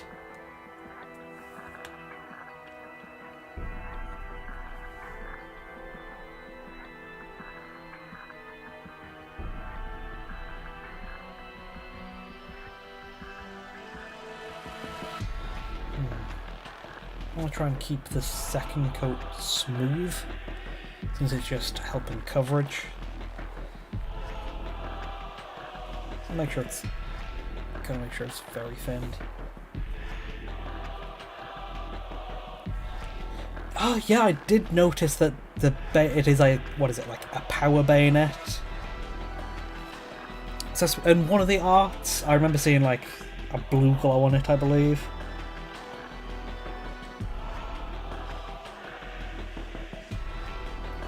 Now that is some very fine detail. Will I be able to work that into the bayonet? Yeah.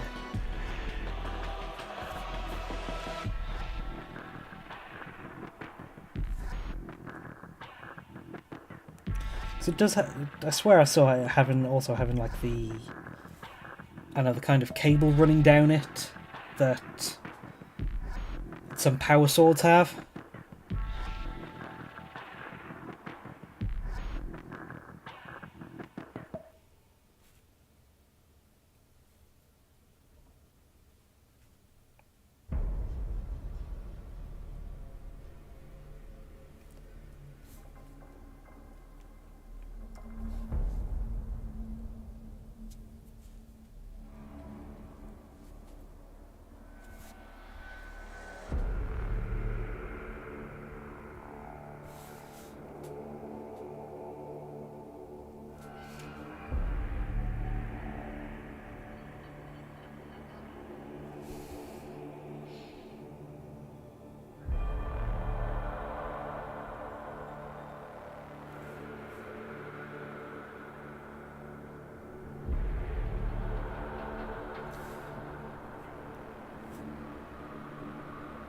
I was also wondering what colour to do the kind of central eye, because on the Power Armor version, it is a blue, which I think would go well with my other AdMech, because all my AdMech eyes are like a blue glow, and I do have a good recipe for that. But the non-Power Armored version, which is the what actually this its head specifically based off of, that has like, what is it, a pinky kind of glow. Reminds me of a like Zaku's mono eye.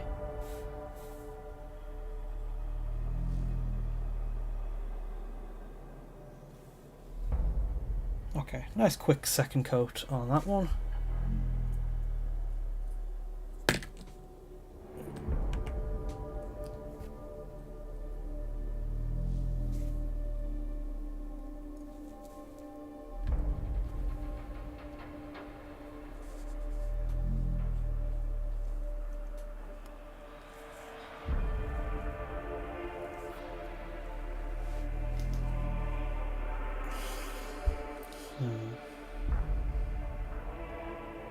Yeah, the cool, I don't know, wire running alongside it.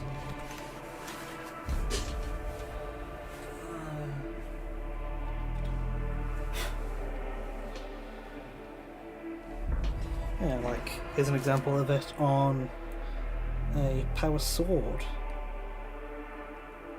Got a sticking out kind of running up the hilt. And a fancy Black Templar Terminator armor.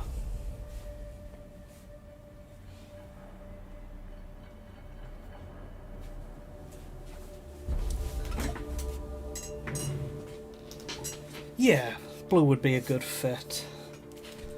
That's what all the all my other AdMech-y things are. It's a nice, real nice simple recipe. It's just a Celestra grey, which is a light grey with the contrast athematic blue. It's also the effect I use for all my like plasma weaponry. So I'd order to be on the model with the plasma gun bits too. Yeah, that Black Templar is a cool one. It is the Imperial Fists Horus Heresy Praetor in Terminator armor. But it just was such a cool look that it's another example of, man, that looks cool. How can I get one for my stuff? And it's not too far of a stretch to imagine Black Templars have some like leftover relic power armor from their founding chapter. So that was an easy inclusion at least.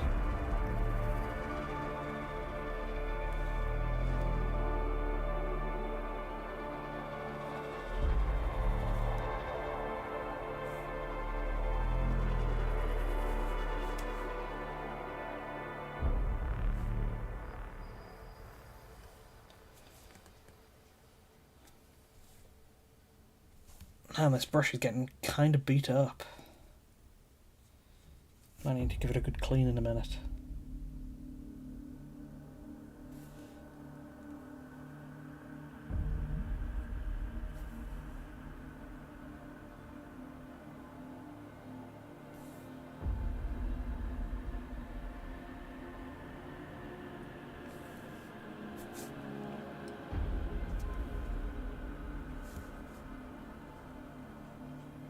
I'm also going to do, what's it called, not the hem, but the underside trim of the cloak in an orange.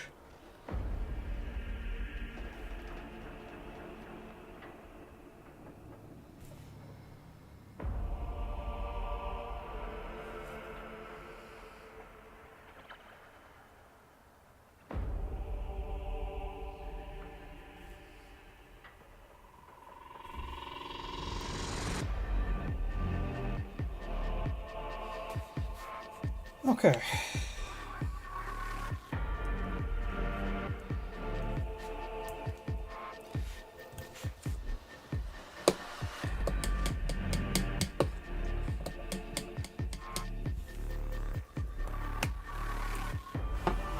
You make your Praetor as a Castellan. Oh, Black Templar Castellans? I think I have one of those to make.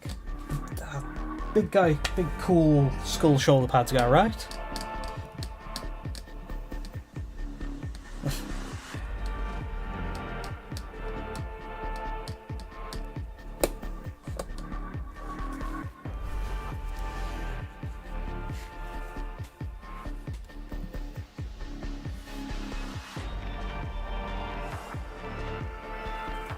Yeah.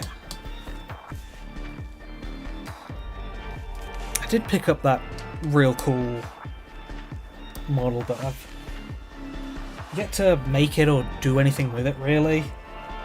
Because I've...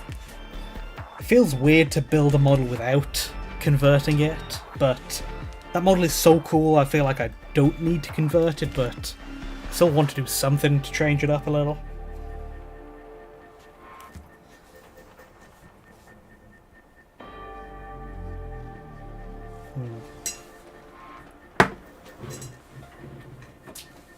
Need to break out the fancy stuff. Got some thinner and some brush soap, because I really want to fix this brush before going on.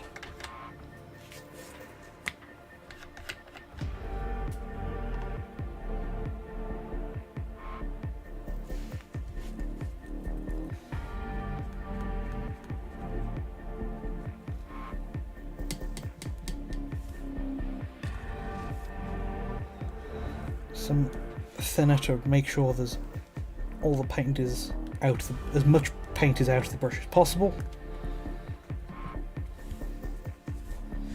I think I might not have cleaned my brush well enough once I got done painting my last thing. Because often I don't touch my brushes for weeks at a time.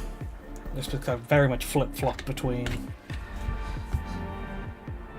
building for weeks then painting for a week or two. Ah, the Crusade helmet. That's the one that's like, what's it called? It's the bucket helm style, great helm style, isn't it? That comes with the upgrade squad, upgrade kit. So the same style as the leader here, except it's got like one eye slot around the whole thing. It's such a cool helmet style. I wish there was more stuff like that for Black Templars, because the only place to currently get it is Helbrecht's head and the upgrade kit. And it fits Black Templars so well because it's obviously knight style. More studs.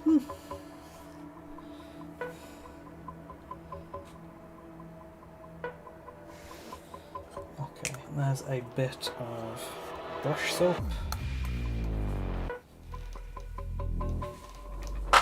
Where can I kind of like brush it into the brush?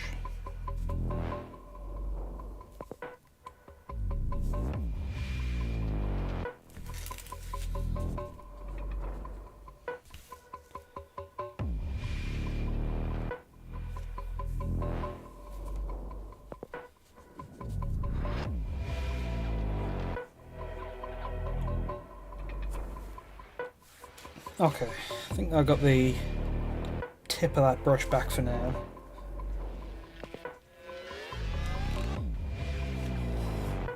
And so far we've got the metal, the grey and the orange done. Next up is copper to add some nice, to pick out some mechanical details.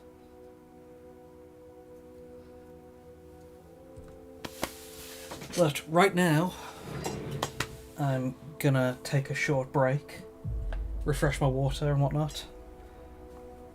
I'll be back in a minute.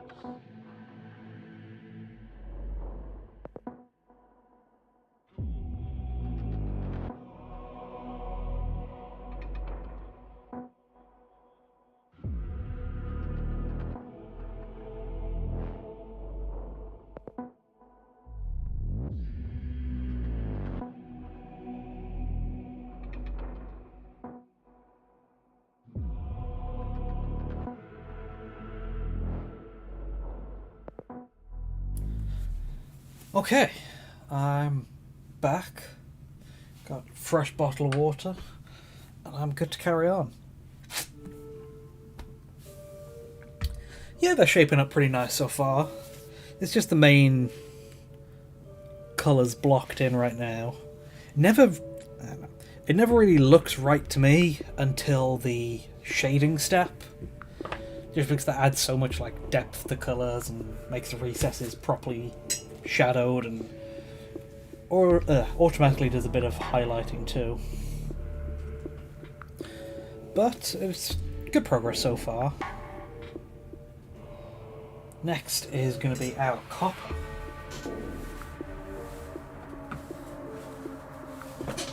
For that, I've got Balthazar Gold. And this is just to give a bit of variation to all the metal areas. I'm going to pick out stuff like all the Mechanicus symbols, any like metal trim.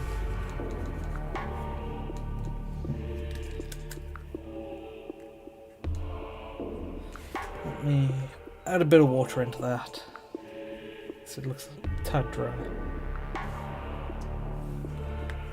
And then, just to really make sure it's shaken up well, I've got some stainless steel balls to make sure it gets properly mixed up when shaking.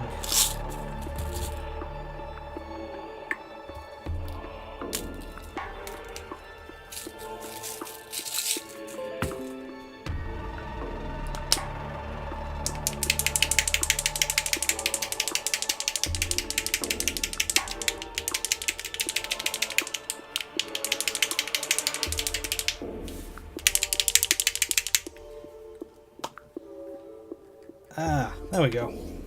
That's really well mixed now. Okay, so first up, where are some metallic details to add?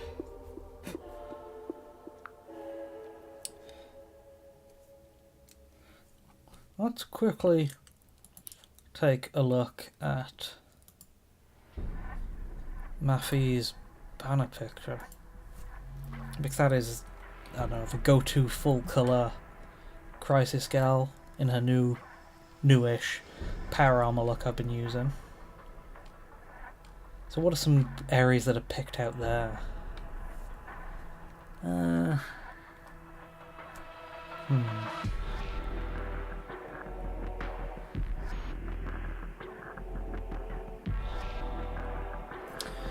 Brush soap. This is just some brush soap that I got with a like batch of brushes I got from Cryptic Cabin, I believe. I got it as part of a brush set too. So I got a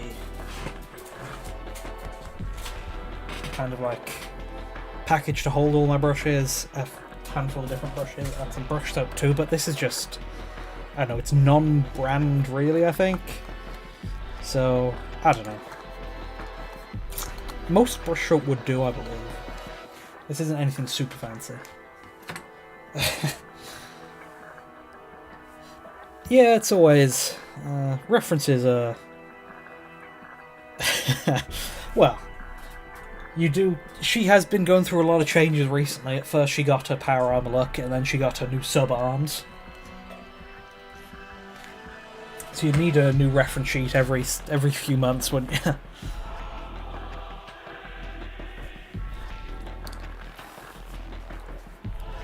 Her main armor is black and red.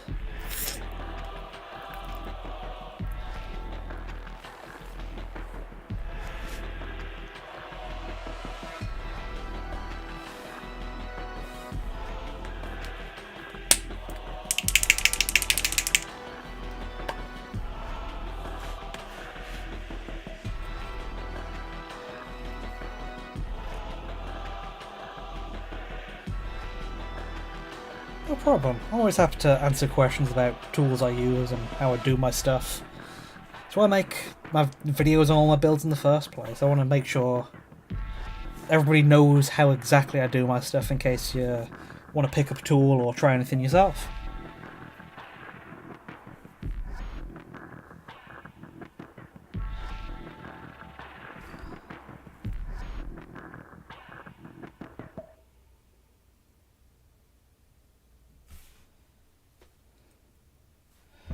picking out stuff like the, I don't know, the pommel, the bottom of the plasma gun handle. A few details on that.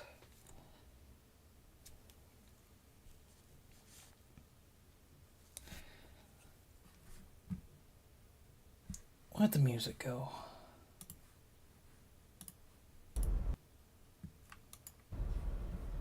There it is. Yes, YouTube, I am still watching. Always some good sections of the hammer. So add some mechanical details too.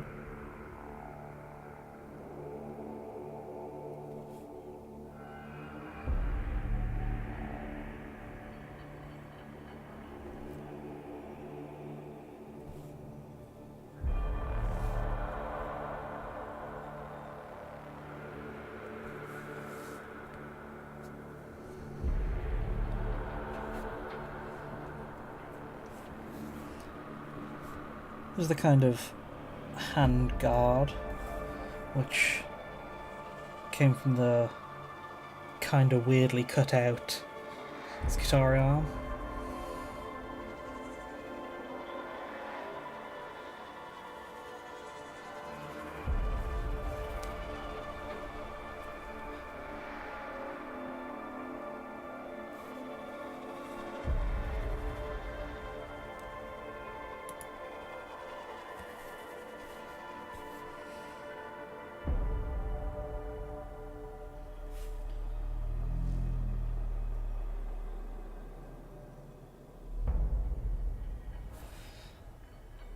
Some kind of armour panels, smaller armour panels on the hammer itself that make for some good spots for colour variation.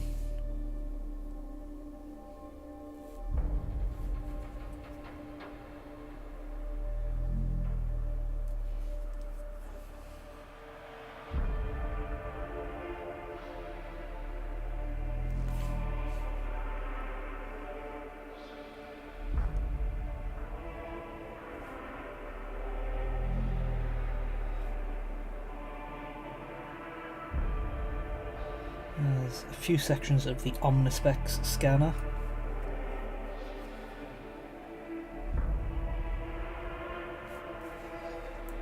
And if possible, as a neat little touch, I always like to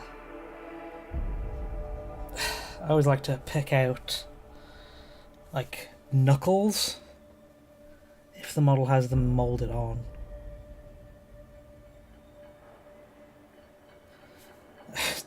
My model's going to be referenced, Jesus. It's a lot of responsibility. But yeah, I always like to pick out knuckles because something I've read in the Pacific Rim art book that's always stood out is Striker Eureka has, like, it has brass coloured knuckles, and it says there's some brass copper gold compound for a knuckle coating to make it better at punching stuff, and it was all for the, I kind of joke, but all to say that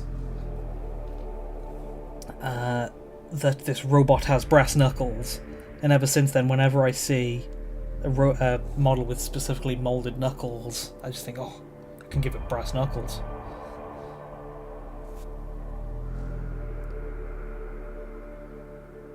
Which is a cool little detail. And it's always the cool little details that make a proper mech design.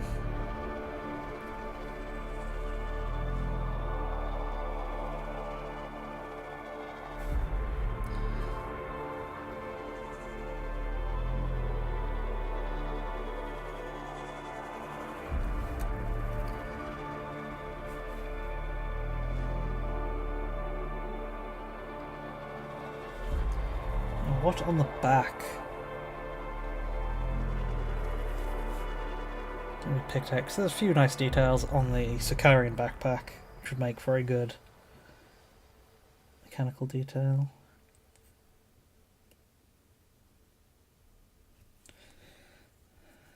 I guess there's the kind of like Mechadendrite claw.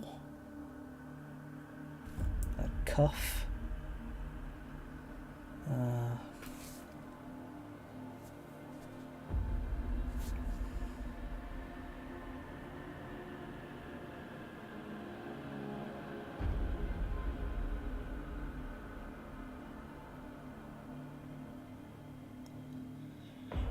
A good old Mechanicum symbol.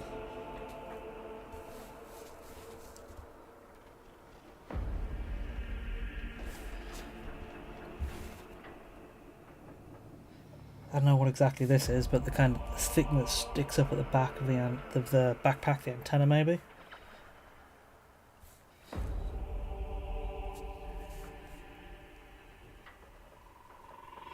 Now these picking out metallic copper details is something that's like, very important to the look of my AdMech, and it's something I took from some of Emerson Tung's designs originally, the guy behind Tankhead.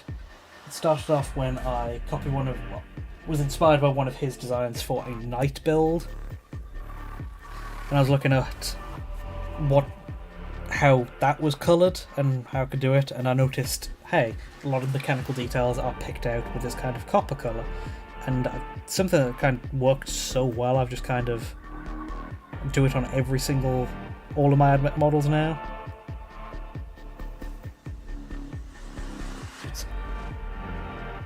So much of my stuff comes from like looking at how other people have designed their stuff.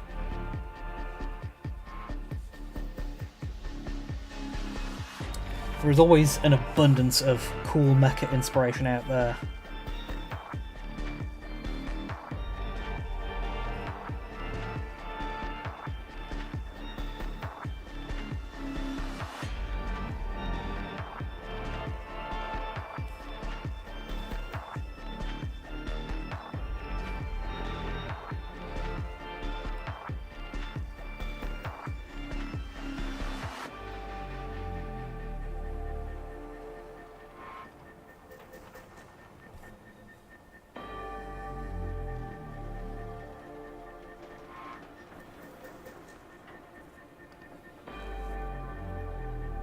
Yeah, it's always useful to have multiple references, especially for converting stuff, because sometimes you won't always find the right part for it.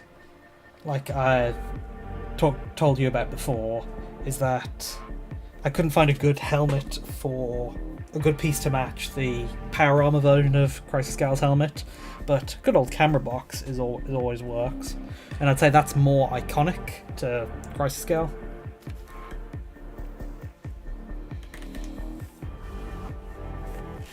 Well, yeah, the mechanical details being in brass. I'm not sure it's for everything he does, but it's a common design theme of his, and it is great because it works great for converting and, I don't know, just AdMech builds in general, because the whole thing is mechanical detail, but if it's all the same colour, it kind of gets glossed over. And so I've used it for my Tankhead too, and so I noticed, hey, I was really proud of that grill piece under the armpit, and to draw attention to it, it's like, oh, it works for, it stands out, I think it's worth drawing attention to, so I'll make it brass.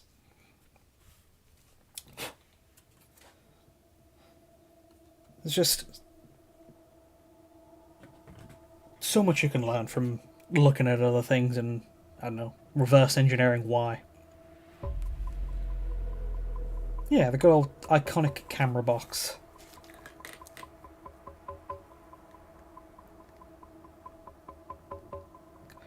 What else can be copper? Is that a good amount?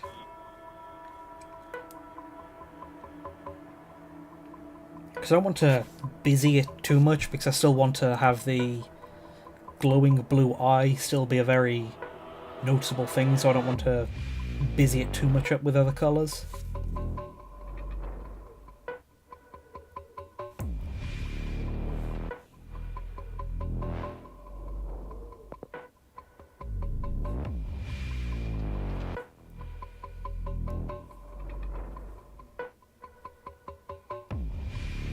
Works for now. Okay, time for the other guy. He is much looser in his base, so just for the sake of convenience, I'm going to tinily glue him down.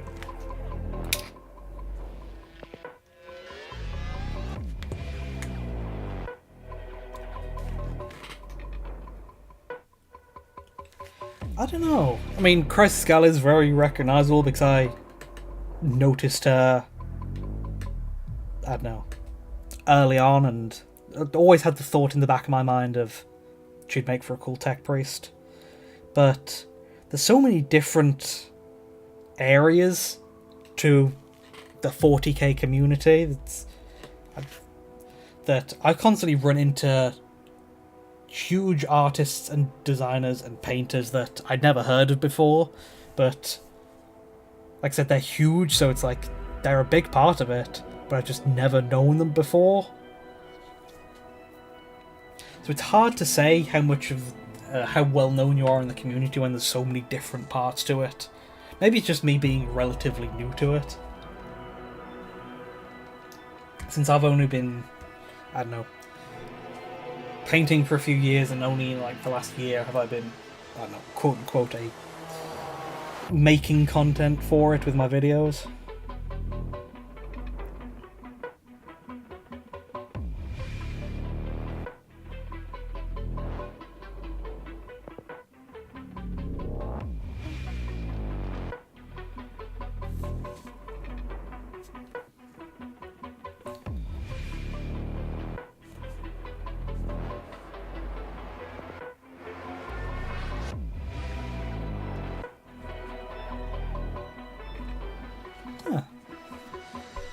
Thanks, happy Joy.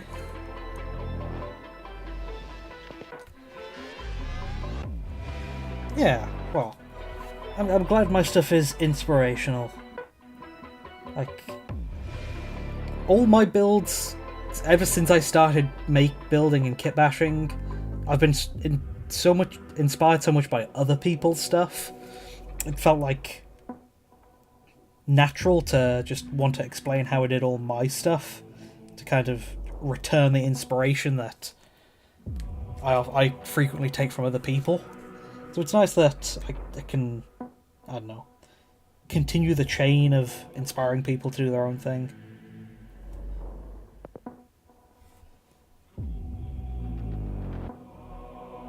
Yeah, there's so many sections to the 40k community between art and lore and models.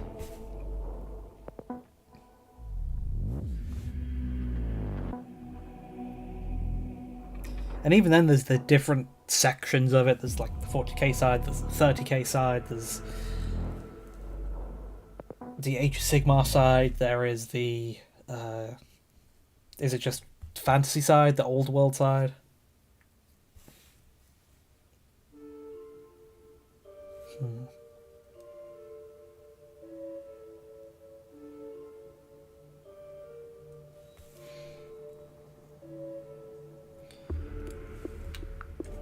That was not enough glue to really stick it in.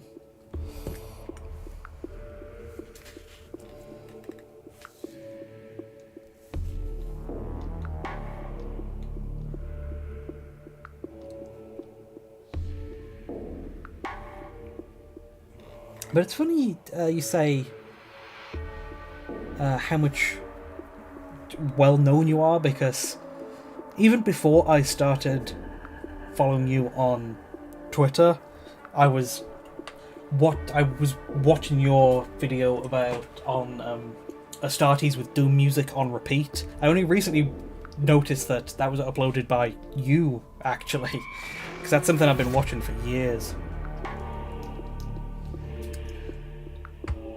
What are my opinion on orcs? Orcs are very neat. They're very cool. They always have so much kit bashing potential. Like, whenever I'm making stuff, I'm always thinking, it would be so much cooler if I was, well, not so much cooler, but it'd be so much more convenient if this was an orc thing. because they have a much more loose and haphazard style, with just bolting stuff on and then covering it with scrap. And so I so often think, no, I've got to make my stuff neat and orderly, and I've got to make sure everything's as, like, not quite symmetrical, but as lined up as possible, and there's going to be a certain amount of logic to it. And so I often think, oh man, I could just be so much more haphazard if this was an orc stuff, because orcs have such a cool excuse for just looting anything and everything. Yeah, rip Astartes. They got what is it? Siema Peterson, the guy who actually animated it. Is he still officially working for Games Workshop? Because I know he was working there animating stuff for them. Like, there was the Kill Team launch cinematic, which was Orc Commandos versus Krieg, and I'm pretty sure that was animated by him. But yeah, Astartes proper got, I don't know, a cease and desist, I think. Because I support Siema on Patreon, just because ever since I saw Astartes, like, oh man, that's so cool. I want to help get more of this out there. And since the cease and desist, he has kind of pivoted. I think it's called V45. It's like a more OC, original design sci-fi world, which I'm hoping to see more on, but he's not exactly a quick worker. Yep. Yeah, I don't know why Games Workshop didn't let him do Astartes 2. It was such a sell into Warhammer. It's like that's what made me go from, oh, maybe I should pick up a Space Marine or two to, no, I'm definitely picking up some Space Marines now.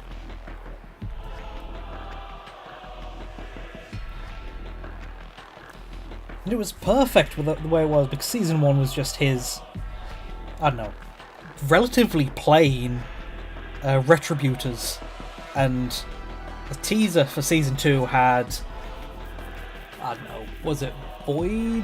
Scarred?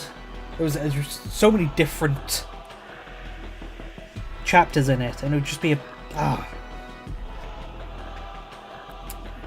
I'd just be repeating you. It's like, baffled why not, and it's such a missed opportunity. Because that was just a great kill team mission of a small squad of Space Marines fighting some Chaos Corruption, and simple. It communicated everything it needed to without words.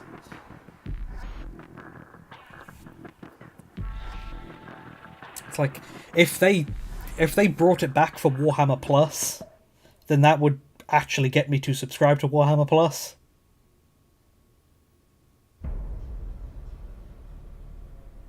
Just baffled why they didn't let him continue it again.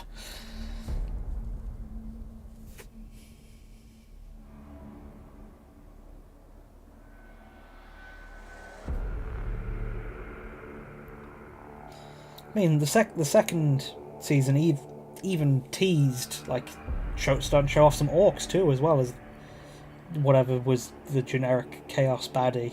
Well, not generic, but mystery chaos baddie.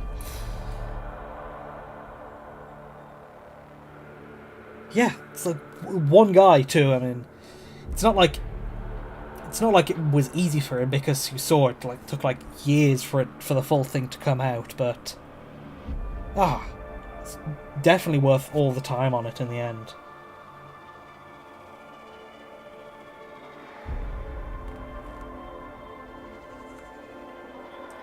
Doing the very finicky trim on the Sicarian armor now. Ooh.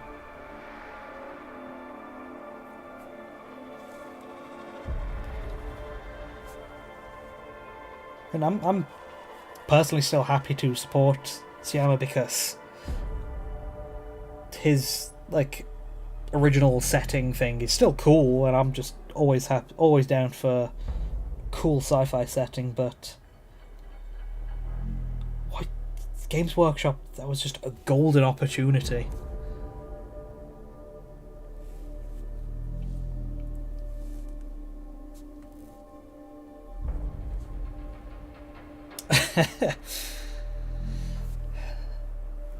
Yeah, there's like been occasional stuff I've seen pop up on Warhammer Plus, but it's never been, I don't know, convinced me enough to get it. Like, the closest it got was seeing some cool bits from Iron Within, but it was just, I don't know, it's not as, wasn't as impactful as Astartes, because there's so much on top of the great setting with the, not great setting, great style.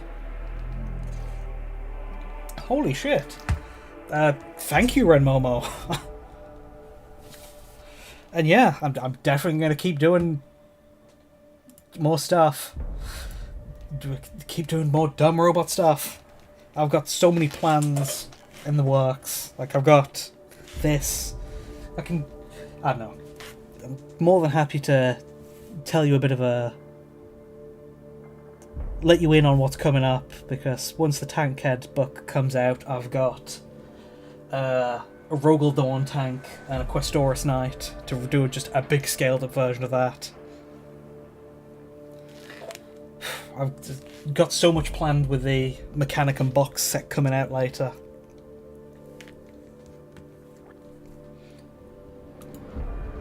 Like, there's the, what are they, Castellaxes, the big round, the roundy ones. That'd be perfect for a Scorch Titan. And then the heads for the Tech Thralls. I've always wanted to try making some... Are they Inquis? No, they're Crusaders. The Inquisition Robo Knight things, and those helmets are perfect for them. But yeah, that's what kind of dumb robot stuff is coming. Hope you like the sounds of that. Thank you so much for the $30. Very nice to have support.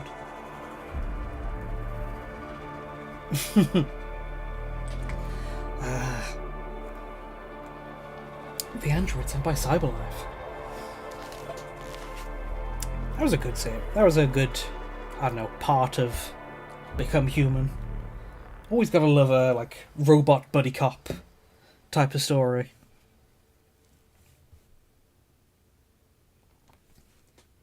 Well, then tell your friend Connor I said hi. And I'm glad he likes my stuff.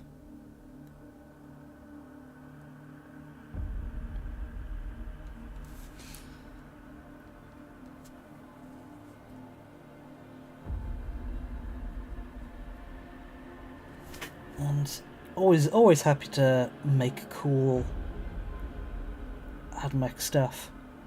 As the name suggests, I'm just do this stuff for the love of robots.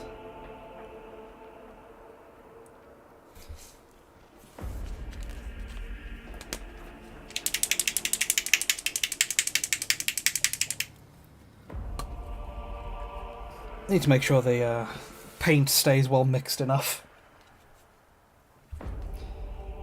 Because it takes a minute to pick out all the details. I don't want all the paint separating on me.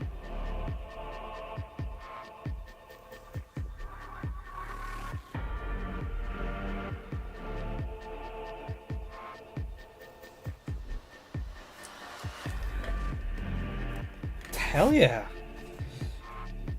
Titanfall is a super underrated series and it didn't get the attention it deserved when it came out, so I'm very happy to be the reason more people see it. So many cool robots and it's just such a good game in general. It's got that good buddy cop kind of thing with Cooper and BT.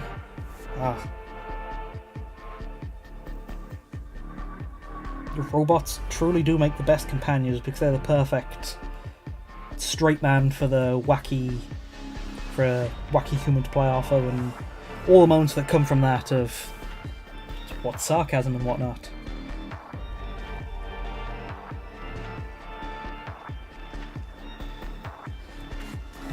You'd look for some AdMech tech assassin model. Mentioned numerous times in the comic, close as far as probably the info site. Info site? I'm not up to date on, well, I'm not that into Horus Heresy, so I'm not sure what that is, but info site.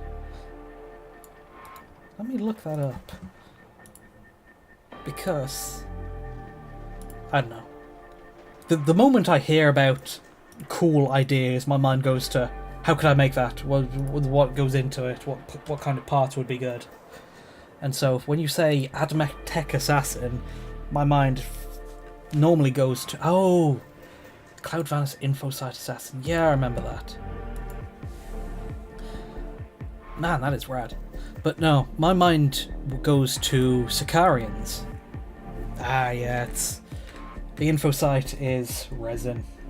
But no, my mind goes to Sicarians, because they're supposed to be the Rust Stalkers, and the Infiltrators, they're supposed to be the skulky, quiet, tech assassin-y types. So, and they've done a Skitarii Marshal, which is like a HQ version of Skitarii, so feels like a thingy.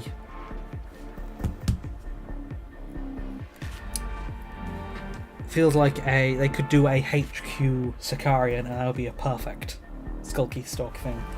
They kind of made a HQ out of like the Sicarian type with the Sidonian Scatros, but that's like Sniper, not up close. You may make a smaller quest. Try using the Seeker Mine from the Division on something. Seeker Mine from the Division.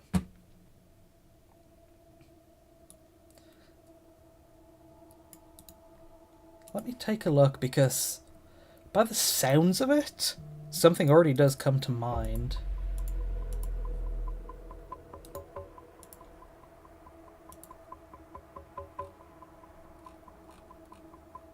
Oh, just a rolling mine type thing. Because there is some stuff that is kind of similar.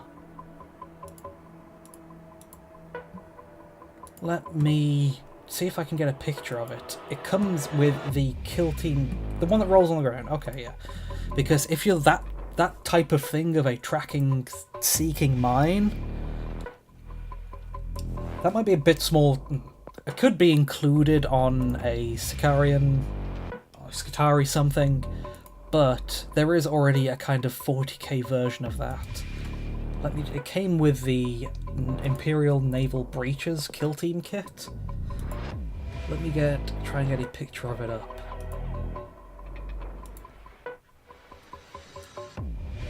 Because it is using one of my few skills of, I don't know, not quite encyclopedic, but big knowledge of cool bits to eventually want to use. It is kill team. Where are the Imperial Navy breaches?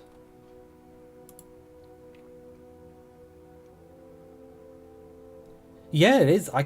It is a super cool idea. But yeah, it's funny you bring it up, because like I said, I do know a cool part which would match it, and it is something I have kind of already taken note of in my mind, because it is a cool idea I want to do something with. But yeah, I've got it saved. Let me get it up on the overlay now. But it is a seeking mine, except it is appropriately 40k-ified, because it is on the front of a servo skull.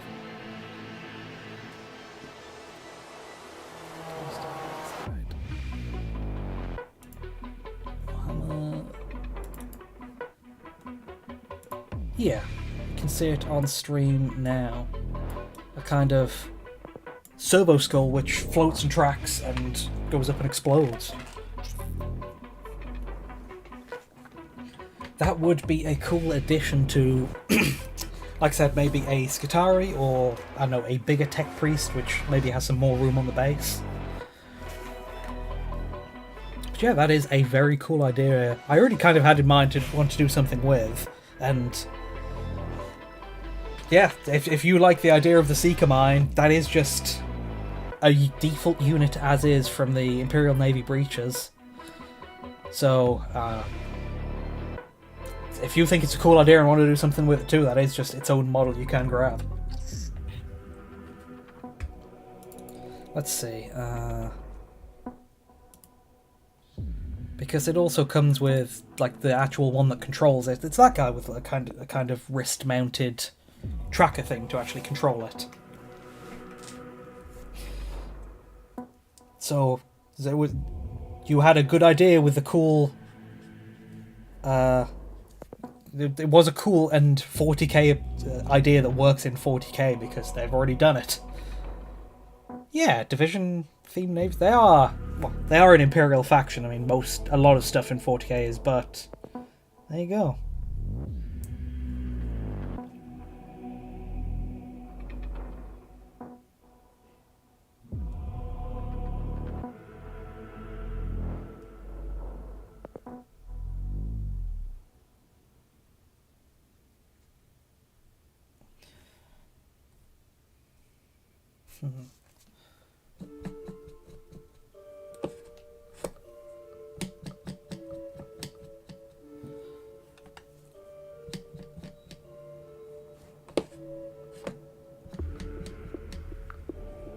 Man, my paint is drying out real quick today. I guess it's, I don't know, summertime stuff dries out quicker. But yeah, I'm glad I can use my, I don't know, bits thinking up powers for good by being able to suggest something cool and already existing based on a, I don't know, idea you already like.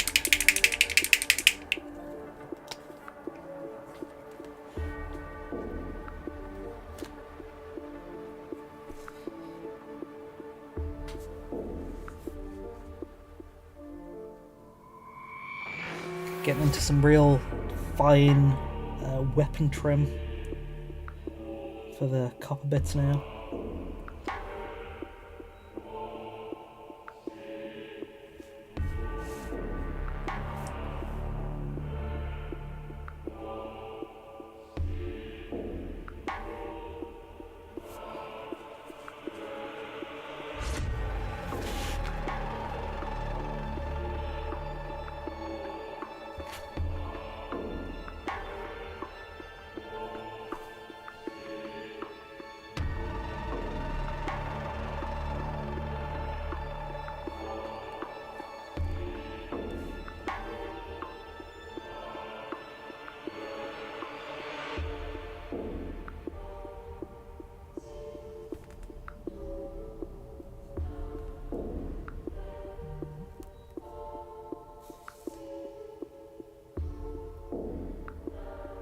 Ooh.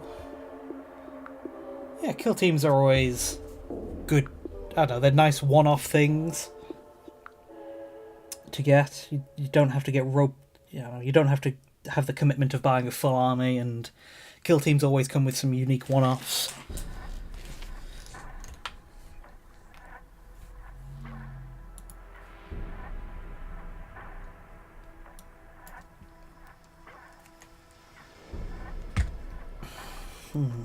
What other parts can I paint silver?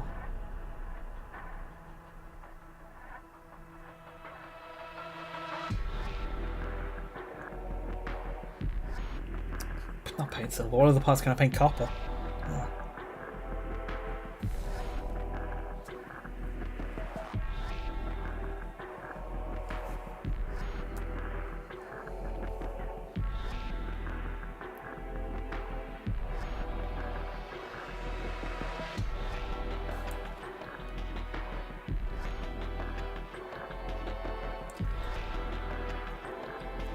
Oh, there's this whole big wire come down off the solo skull. Would be perfect for it. So I was thinking that area was looking a tad plain.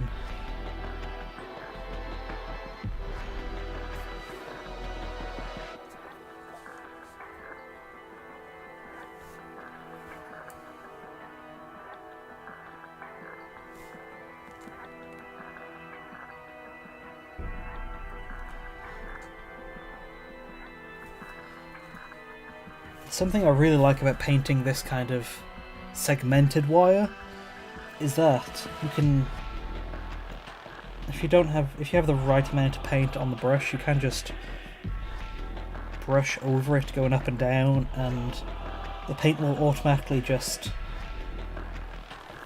hit the raised parts but not go in the recesses.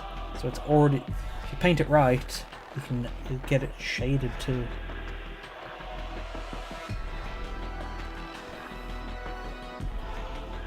Oh, well, thanks for dropping by, and have fun with your game. I don't plan on dying, so I think we're good. Yeah, thanks for coming in and saying hi, and very kindly giving me a gift.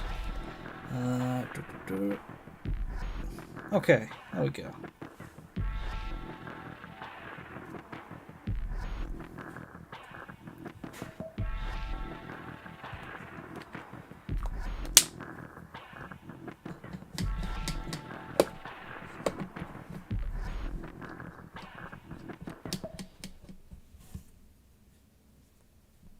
Then after copper, we start getting into the smaller areas. So there's, I don't know, red, then there's Celestra Grey, and then other bright colours to base in preparation for the contrast for all the glow effects.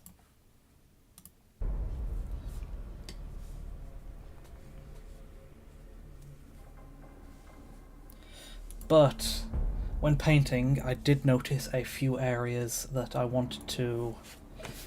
a few areas that I missed before with, I don't know, greys and orange, so I will try and quickly go back and fix that.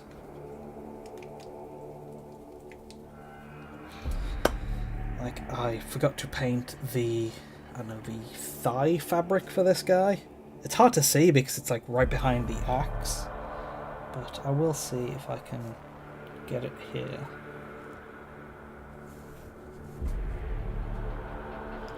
And then there is a wire or two on Crisis Gal I want to see if I can pick out.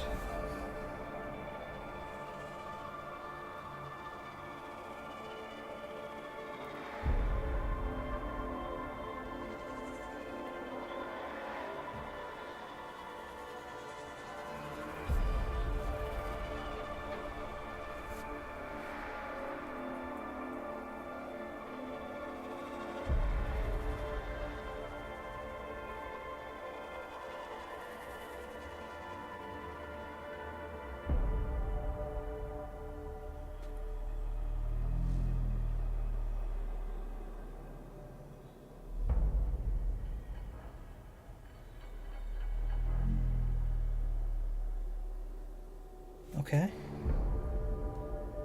That's good. Whew.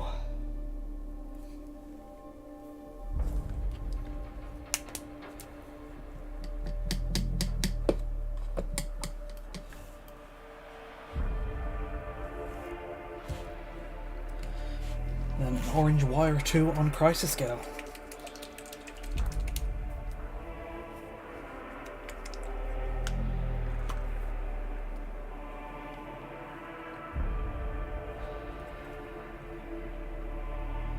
Notice there is a wire off the side of her Auspex scanner.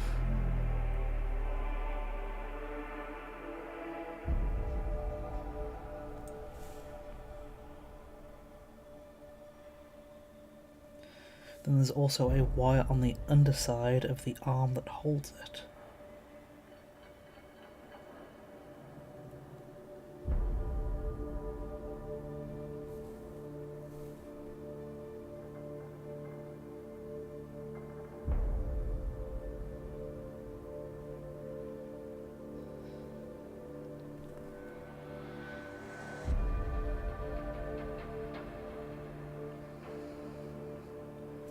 Any other wires? Any other wires?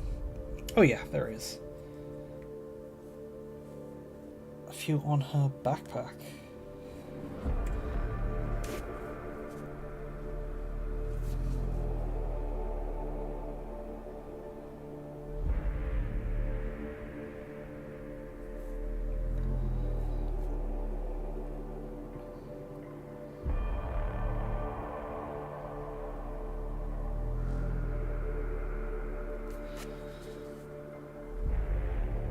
very tricky to reach since it is lined up right next to another wire, but just have to fix any mistakes later.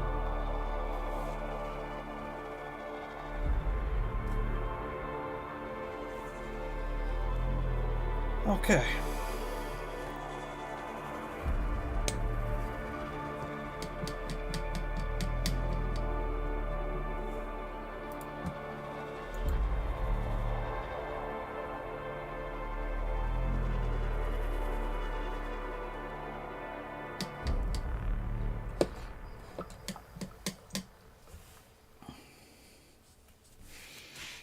That is a quick bit of cleanup.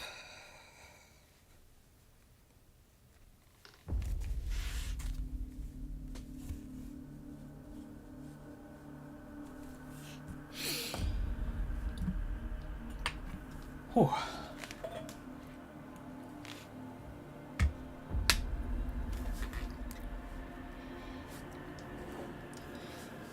So next, I think it's time for Celestra Grey.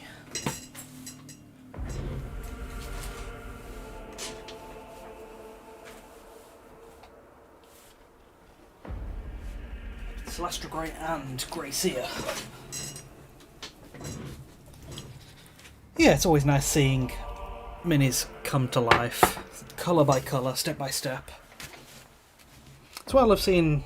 It's why I like posting the progress pictures, just because it helps show other people how it's done, but it's also fun to look back on and see each step. So yeah, they've got the base metal, the orange, some copper details now.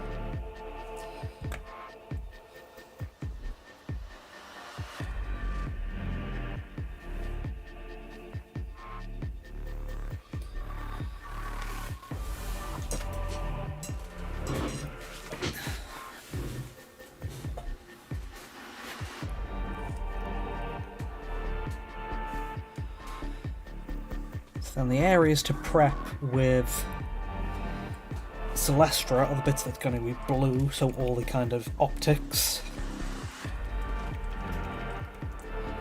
And then with Grey Seer, there's areas we want to glow but not be blue, so stuff like the screen Chrysoscope is holding, that is going to be green.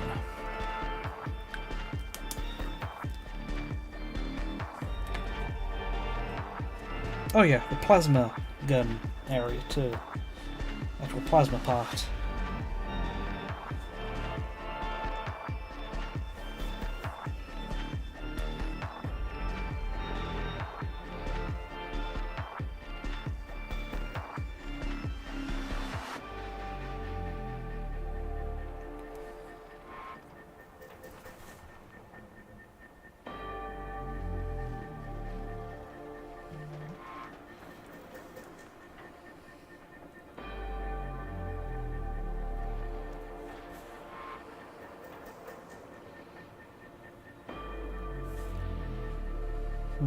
Where else is anywhere else going to be blue other than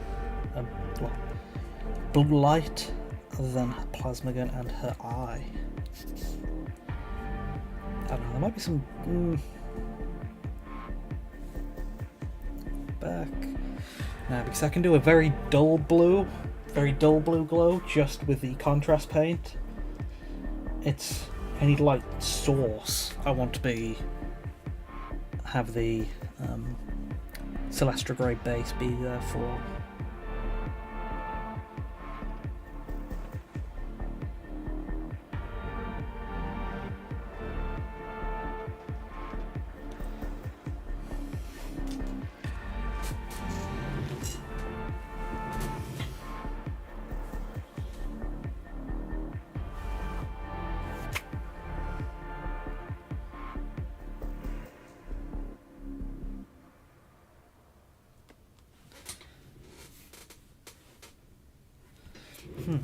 Let me double check something.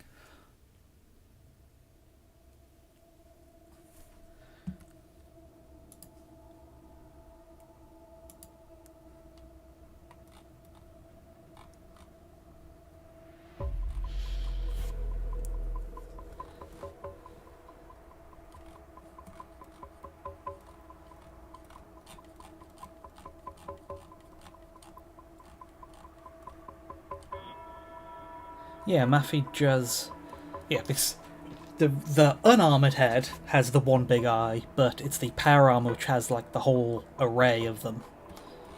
Where there's the multiple eyes of different size and going along. Yeah, 'cause she has two big ones and then a few more smaller ones around that. Okay, good with just the one. Because there is space on the camera for a smaller one below, but I don't know, I don't want to... Feels like just the one Cyclops is a good look. Love a good Cyclops.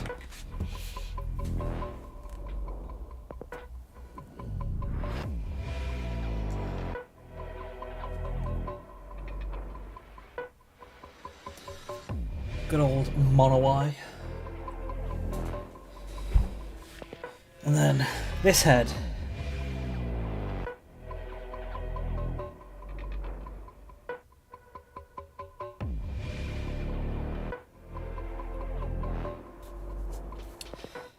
I don't get the luxury of having one big eye to paint here. Yeah. One eye on the unbox, on the regular box head, on the unarmored version.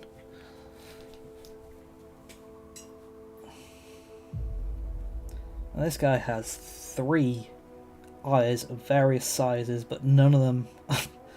all of them are small, so... Gotta be careful.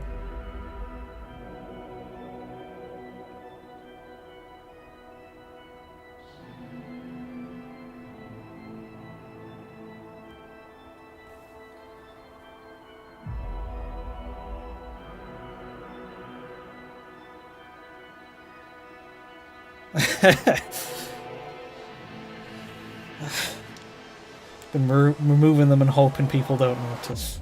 Yeah, it's... If that's the look you want to go for, you're the dictator of the design.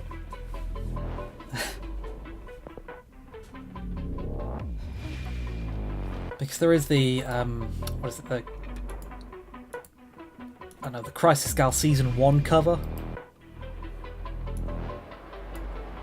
Where it's like the original post where it's linked in the original post of Big E saying now give her an Imperial education. Or she has like another 1 or 2? Yeah. It's a great pic of her like looking back over her shoulder. But I'm getting it from the official source of truth, one eye. Which I'm happy about because the smaller eye is smaller and harder to reach.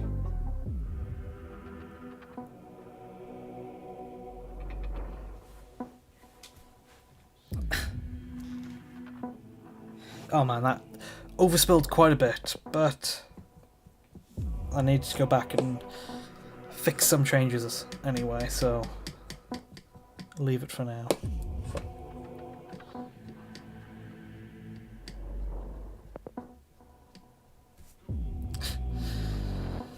Yeah, can't change and modify stuff. I don't know. Wait, is that isn't that a feature of Twitter Blue, or is that only for recent posts or something? Or can you not do that with images either? Ah, that's...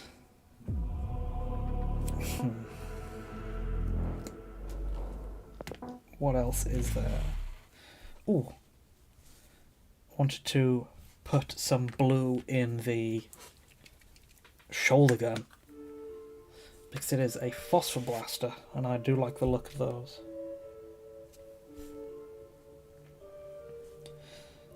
Do like giving those a bit of a blue glow.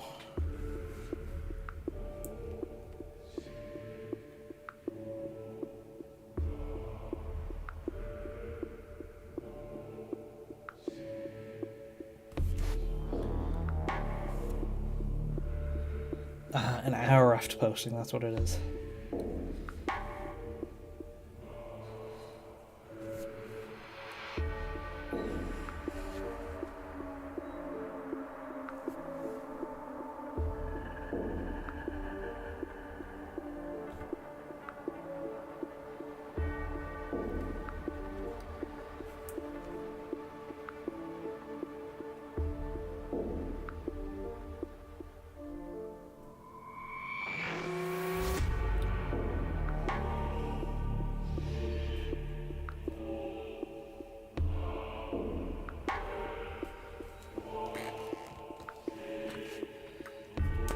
Wait, you can't schedule posts anymore?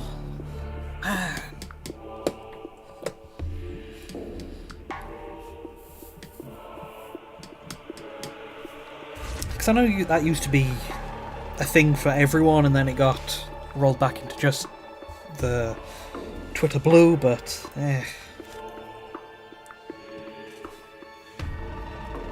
Oh, Mega Premium. Gotta get the max amount of money out of you as they can. On subscription service is great. I'm just lucky. Well, I know. Maybe not as lucky since my medium is bits and I still ain't cheap, but I'm glad I don't have to use Photoshop or anything. Oh.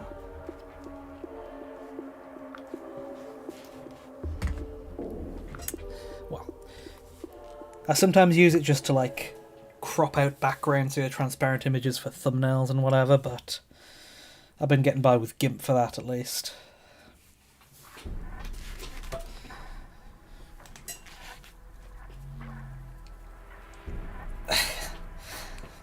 Yeah, there's Premium and then Premium Plus. Premium isn't actually the most premium anymore.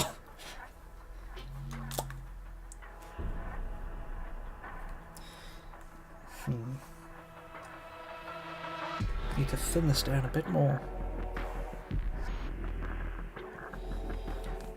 White paints are real tricky to work with. I do have a good white paint of Proacryl's Bold Titanium White, but even then it behaves weirdly in a few situations.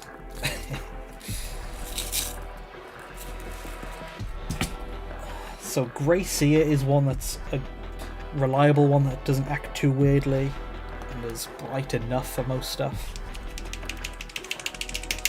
Yeah, even subscription models are so weird that even when stuff working even when you do stuff properly, it doesn't always work.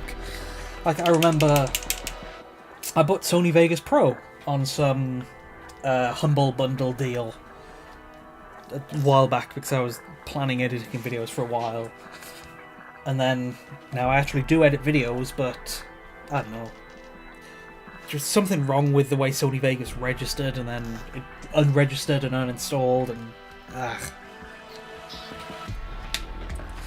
So even now, when it would be a good idea for me to buy something proper, I still just use DaVinci, which is a free editing thing, and that's got everything I need.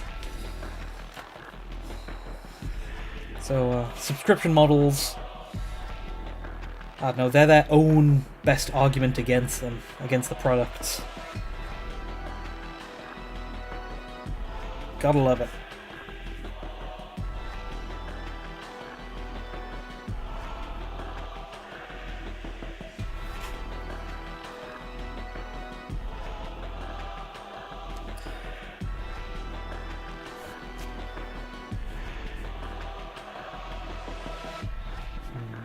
I want to see how thin I can get this Grey Seer, because if I can get it thin enough, I can use it like a wash and just let it naturally settle in all the recesses, so I don't have to worry about being super precise with my painting.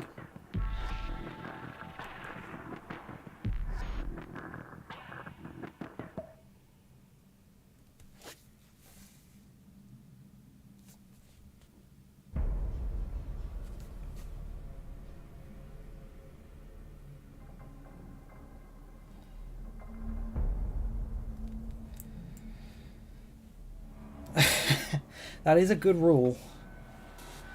Yeah. Because my day job is I'm a programmer, and I thought, oh, I could use my programming skill to, I don't know, start game development. And I got Unity, and I started learning that, and that was fun. Oh shit, hair reveal. But yeah, Unity was fun. And then all the stuff came out with how they're gonna how they change their subscription model and how they charge you for it, and so I went, oh well, guess it's time to not use Unity anymore. Even though I'm probably never going to actually release a game to have it monetizable. It's just a good indicator of, oh, I should probably stop using that, and I switched to Godot instead.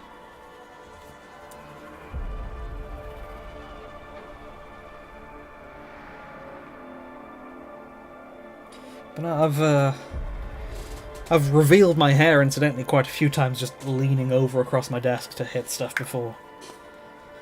You can probably spot it in a few of my videos.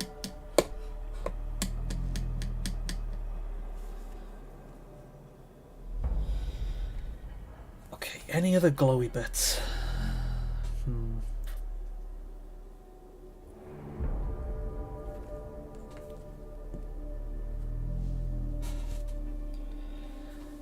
Godot's been interesting, because I normally do like app and web development stuff, so it's a whole different world going into stuff where the code affects like dimensions and angles, and that was always throws me for a second, like thinking about character stuff and camera stuff, because the stuff I've been practicing has been like third person stuff.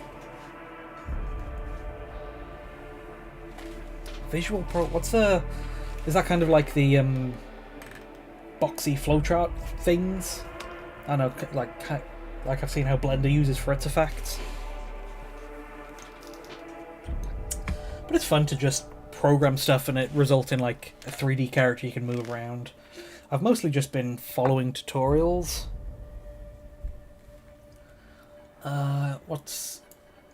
There's one by, I think Lucky, his name is Luky, which was a pretty good one. And I've got like placeholder stuff. I've got a guy running around, I've got gun shooting, I've got enemies running up. So it feels like the next step would be to make something that's actually unique to my stuff, which would be like asset making, and I don't know, it's a tad daunting to do Blender and rigging and animation. So that's kind of the next step I need to jump into, but like you said before, there's never enough time for all the hobbies. Okay. What next?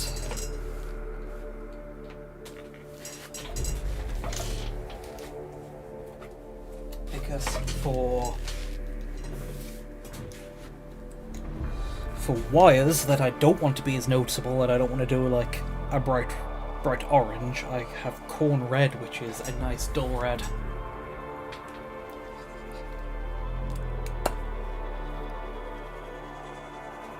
Which I've singled out one wire on my Sicarian guy.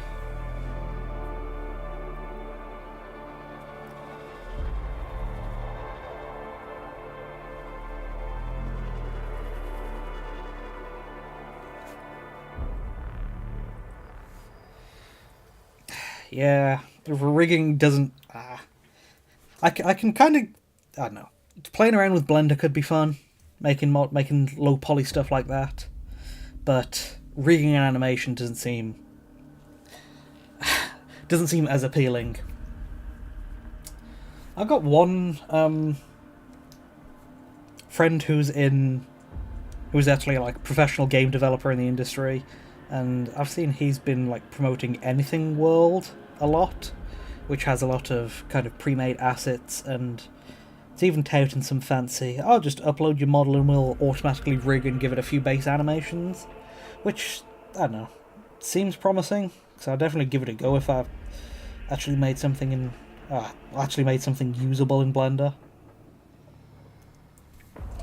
So far all I've been doing is playing around with, I don't know, insets and basic shapes, and I've just got some box obstacle for the overworld and some super basic gun model, which was a cylinder and two rectangles thrown together.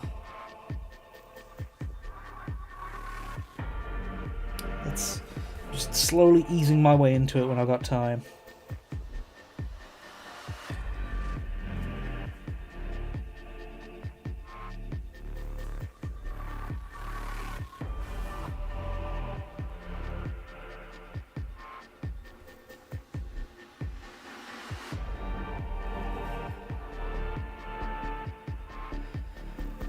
Okay, so that's one dull wire on this guy.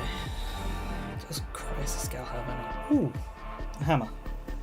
That's a perfect one.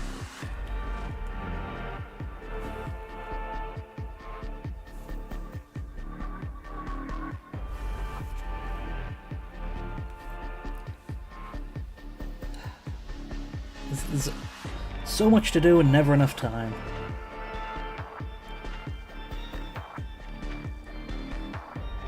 Yeah, and patience. I'm fine with programming because, like I said, it's my job. I've been doing it for years. So that was why Godot itself was Unity then Godot was an easy-ish jumping in point, but I'm not much of an artist, so doing the whole stuff with modelling and then texturing and UV wrapping and everything, it's a whole different world I need to get used to.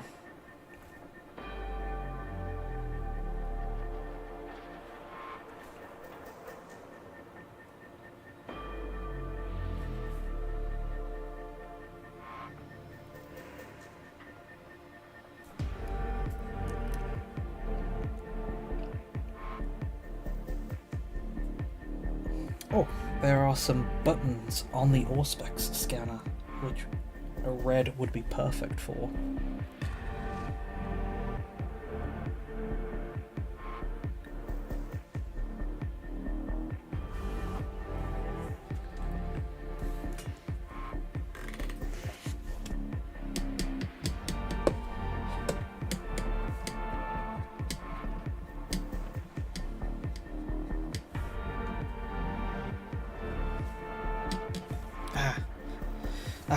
There's another spot which would be perfect for a colour I've already done, so time to get back to that.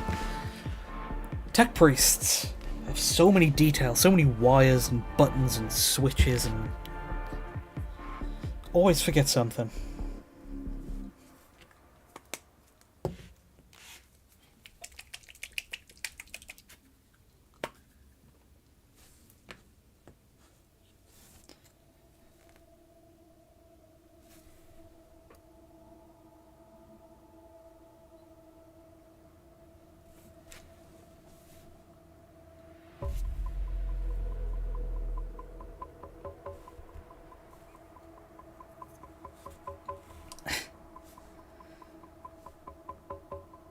Yep, gotta love them.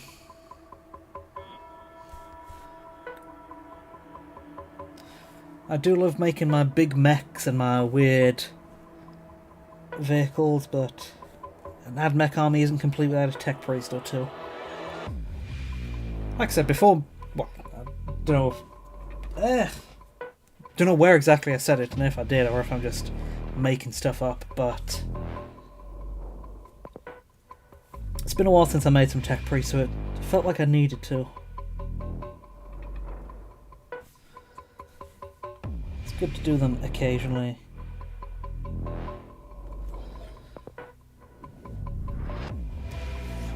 I still need to make a Tech Priest Manipulus too. A big floaty fat guy. But I don't like the base model a lot. So I've just been, I don't know, keeping it in the back of my mind until I get a good idea for a full conversion coming up.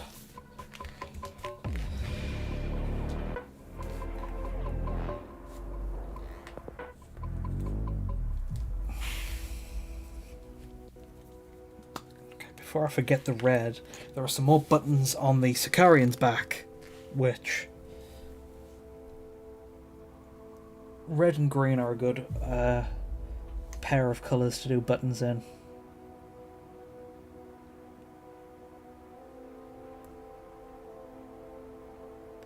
So I've got corn red for my nice deep, I don't know, scarlet red almost.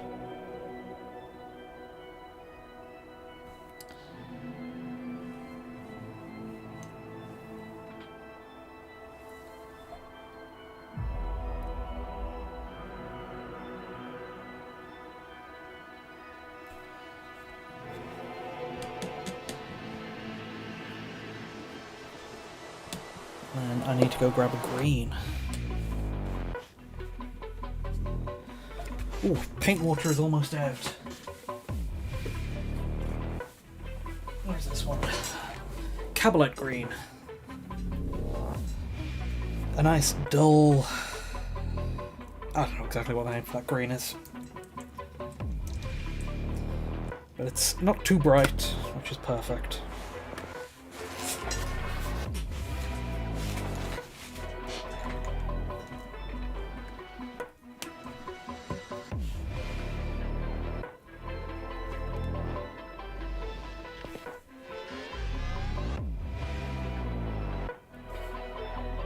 button or two on this guy's backpack.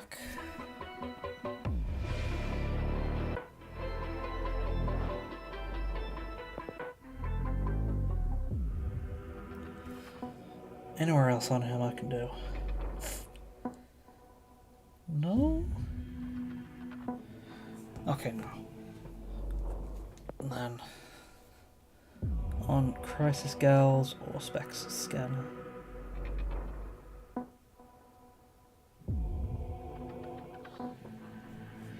Anywhere else? I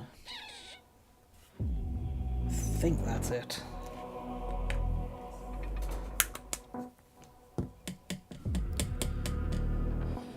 Okay, yes, I'm out of paint water, and that is a good time for a break anyway. So, I'll go refresh that, and see you in a minute again.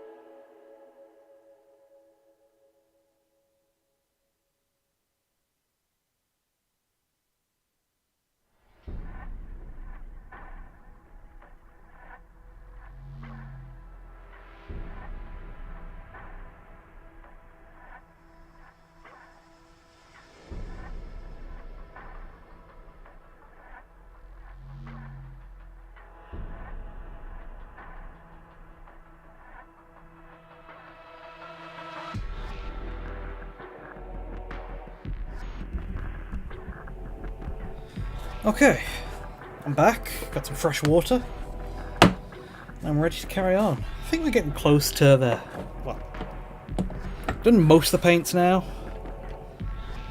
Getting close to being done with the base colours. There's just a few bit of cleanup I want to do and maybe a second coat of some of them.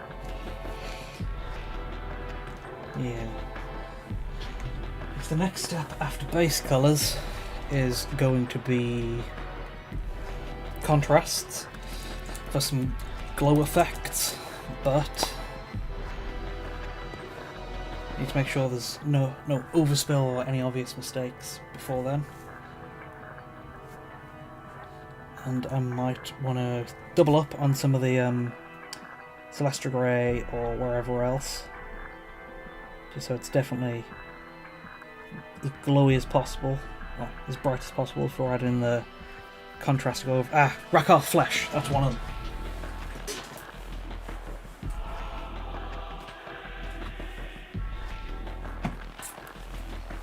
Need to paint the Servo skull as an actual skull. And my go-to bone colour is Rakarth Flesh. But, is there any areas to clean up with silver first? Need some more grey there. No.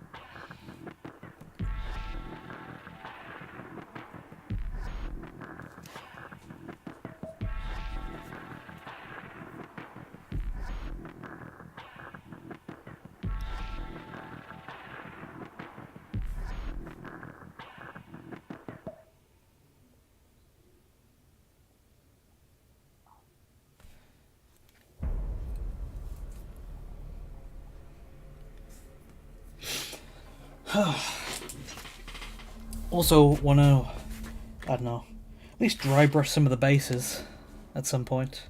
Probably going to finish off on that.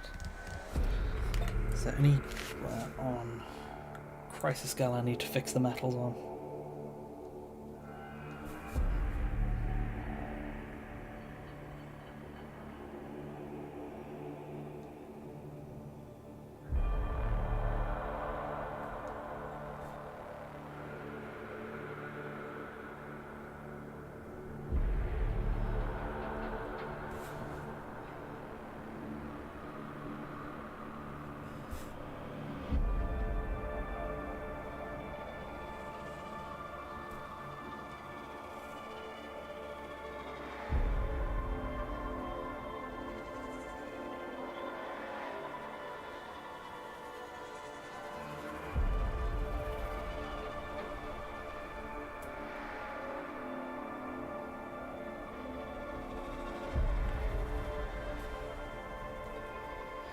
There's her sub-arms, which were a bit too covered by her upper arms for the dry brushing to properly get them.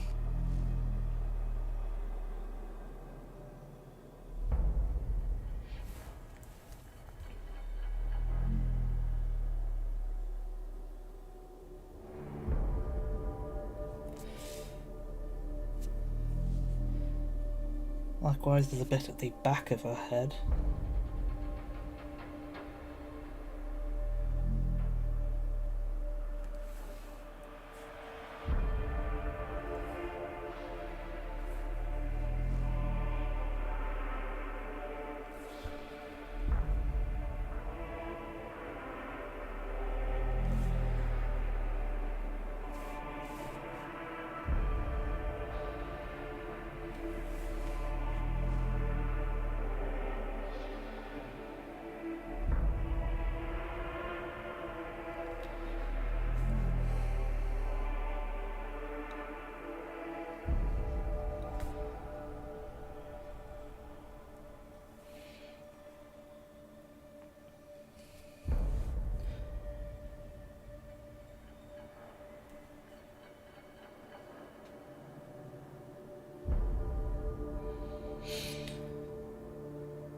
Okay, then it's on to grey cleanup, I believe.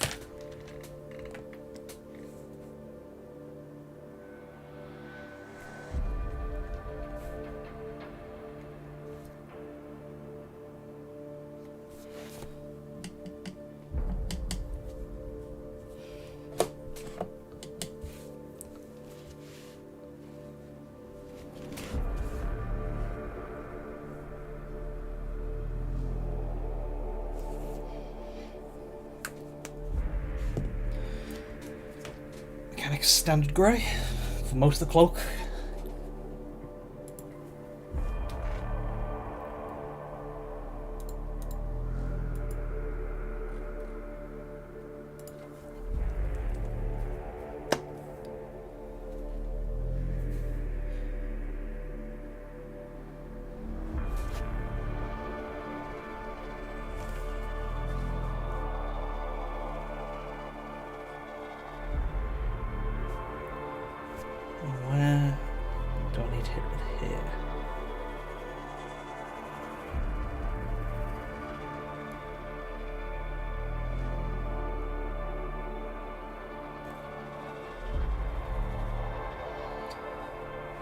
Yeah, this is music by Archotechno. Some great Admech-y style music. I think I linked it before, but I will link it again just to be sure. Because it is some great music. And I've used it before in some of my videos with the creator's permission. Perfect Admech with mechanical noises, some good old big humming, the occasional organ in there.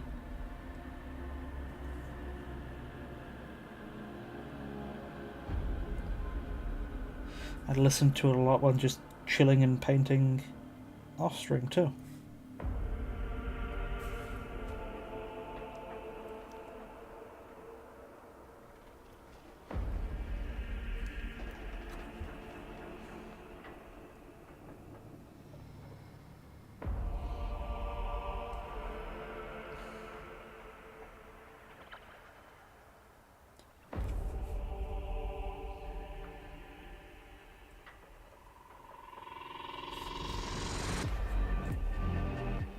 Yeah, it's great. They've only got like 5 tracks out right now, but they make more every so often. It's definitely someone I'm keeping my eye out on just for more great music.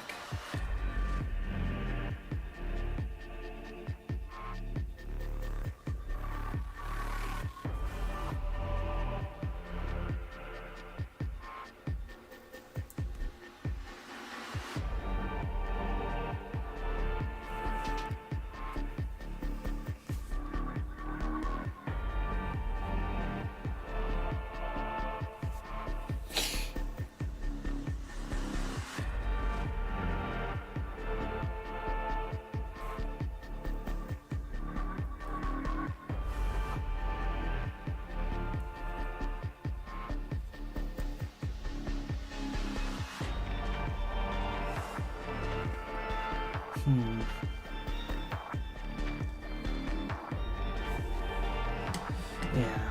I think the Celestra Grey is good, but I do need another bit of Grey Seer for Crisis Gal's scanner.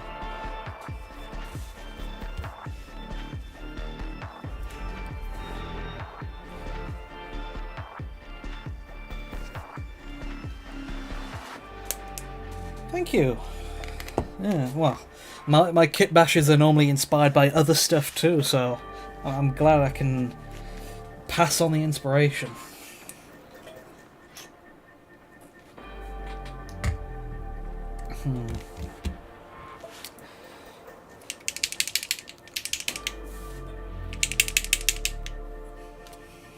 I always try my best to explain them to make sure any other people who are inspired by it want to can try it out themselves.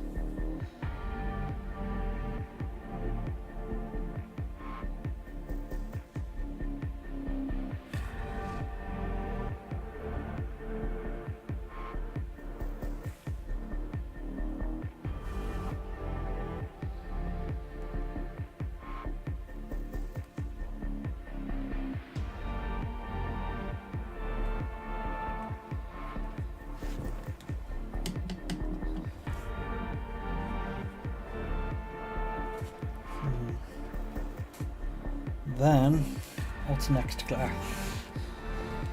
Rakarth Flesh. Is this my good pot of Rakarth Flesh or the old dry one?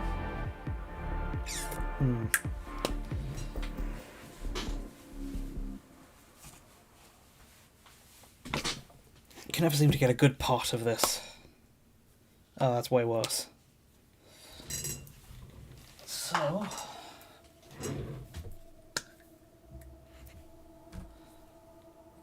add in a splash of water and a stainless steel shaker ball.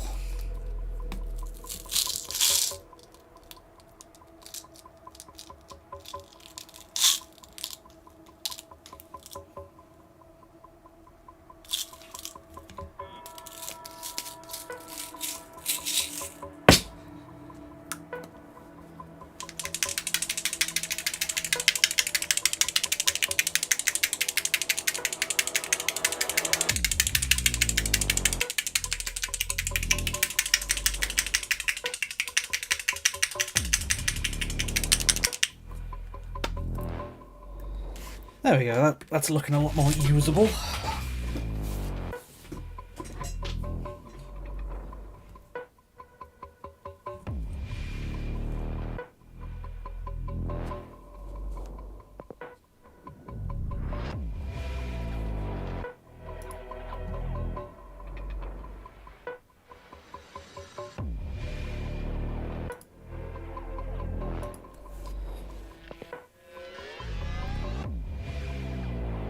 So the skull can actually look like a skull now.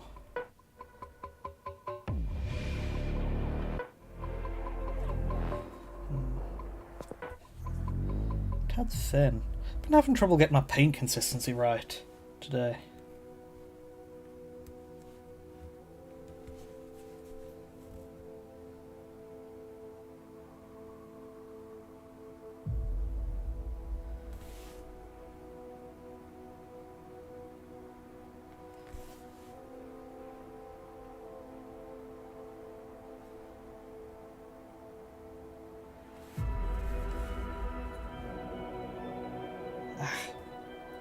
Gotta love when the organs kick in.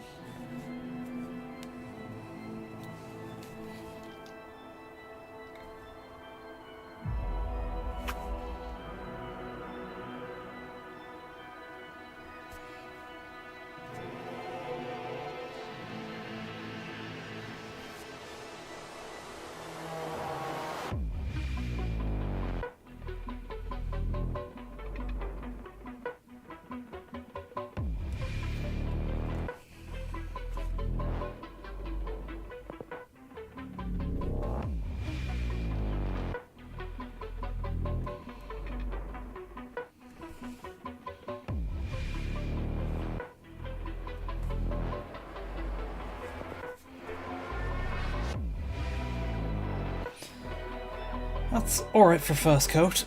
Probably going to need a second coat of Rakarth Flesh once that dries, because always a pain painting bright colours over a dark base. Okay, yeah, sure. This is... Actually, it's probably a good time to show stuff off. It can be trouble holding stuff up to the camera properly while doing precise work, and I have to hold it close to my face and the paintbrush too, but that's what I got so far.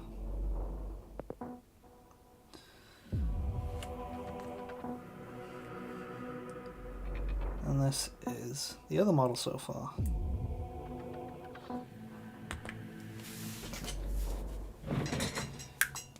And then that was worthwhile doing because it reminded me there are some leather pouches on at least one of them I need to paint.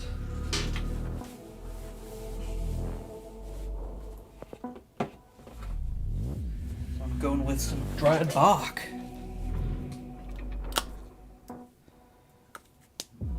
Which could also do with a shaker ball. Yes, these are custom models. They are a pair of probably Tech Priest Engine Seers now.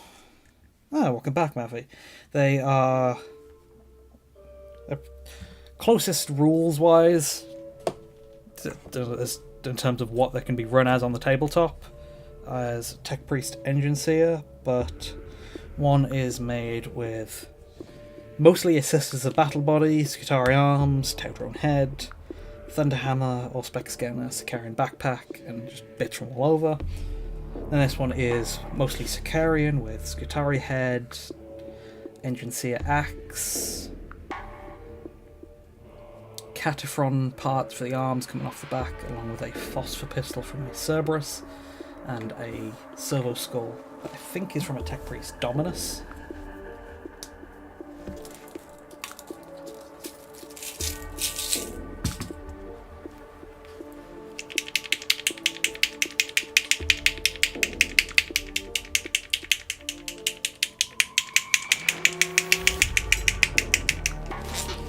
I think we're on some of the last base colours now, just cleaning up and doing the few small details, and then I can move on to a few contrasts and then the shading,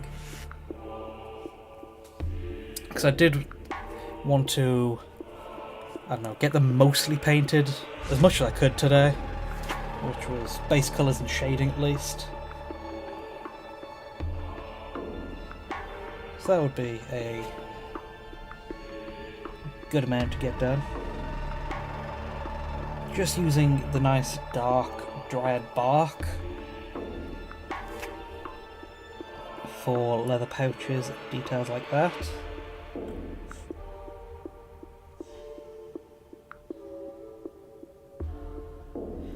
It is quite dark, but my paint scheme as a whole is quite dark, so it does work. But as a result, I do kind of go a bit heavier and do like a few layers of highlighting on it just to try and bring it back up.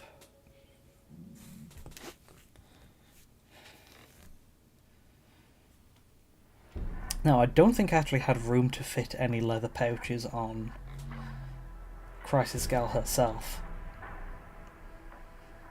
Now, the smaller arms got in the way. And I know she does have like leather gloves, but following her recent upgrade, I figured the full robot bionic hands would be the best way to go.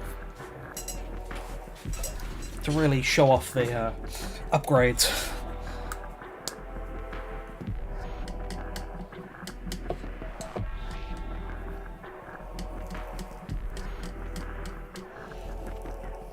I also did want to try something a bit different for the bases, because normally they are like kind of rubble and metal, but that kind of blends in too much with the model itself, so I want to see if I could like make these ones a bit rusty.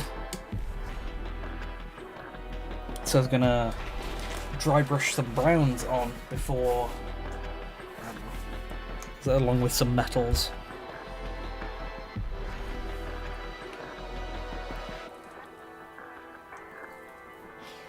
Yeah, those gloves, they're a nice option.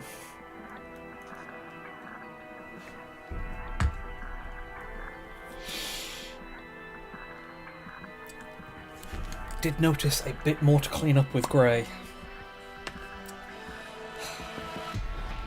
It's always the case. There's always some mistake you need to go back and clean up. How good a paint scheme is in the end sometimes just comes down to how much you're willing to go back and clean up however many dozens of times. Because there's always something to fix.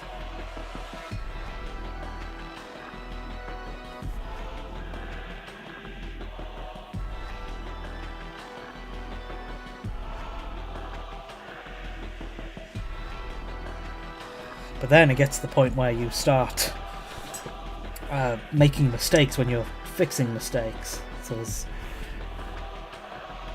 sometimes you get yourself into a bit of a loop.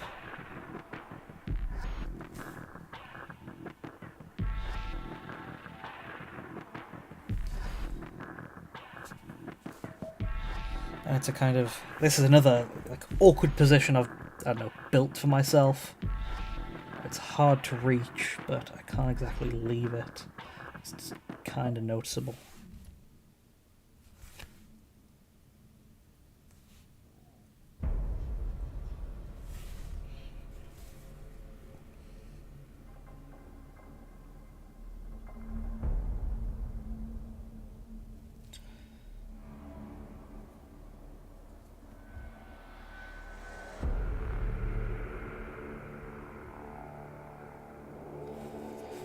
Okay.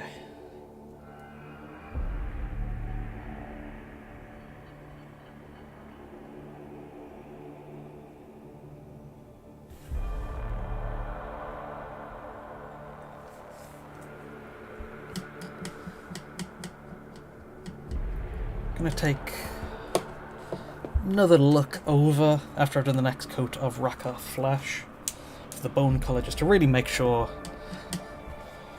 got all the right areas covered I need to before adding the contrast, because that's when cleaning up mistakes starts becoming much harder to do.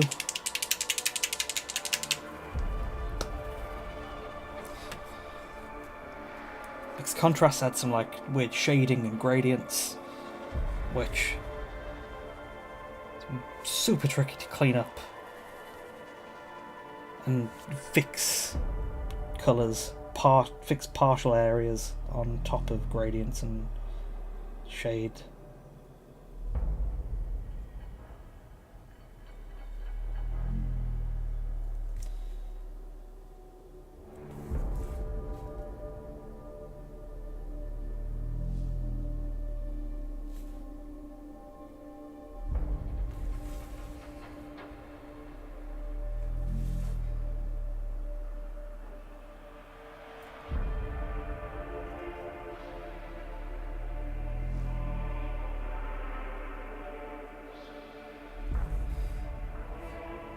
Okay.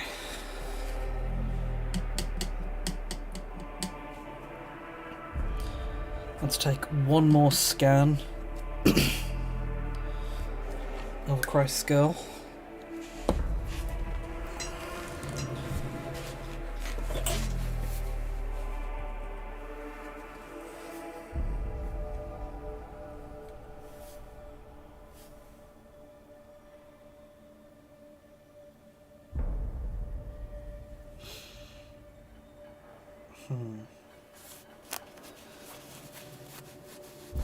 Plasma gun looks a little weird being mostly silver.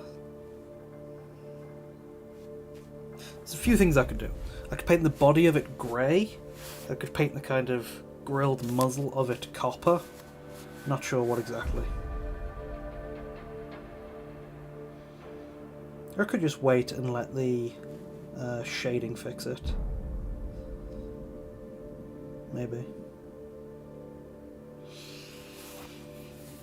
Exactly, the Servo Skull is a divine helper. Gotta make sure that's fully fixed.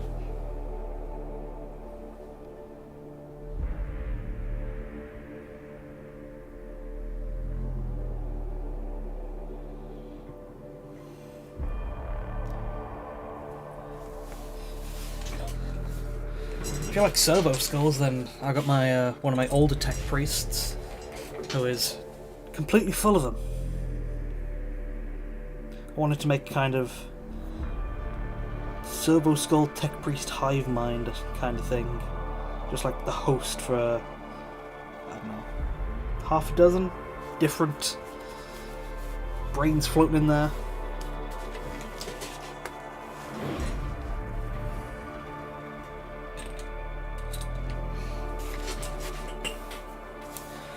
What glow? I'm gonna do a good old blue glow, and you can see I've kind of prepped the area by having it a like bright bluey grey, but using a nice shortcut. Good old kind of cheat I always use for plasma guns is Aethematic Blue. It puts a nice blue glow and it settles more in the recesses because it's contrast.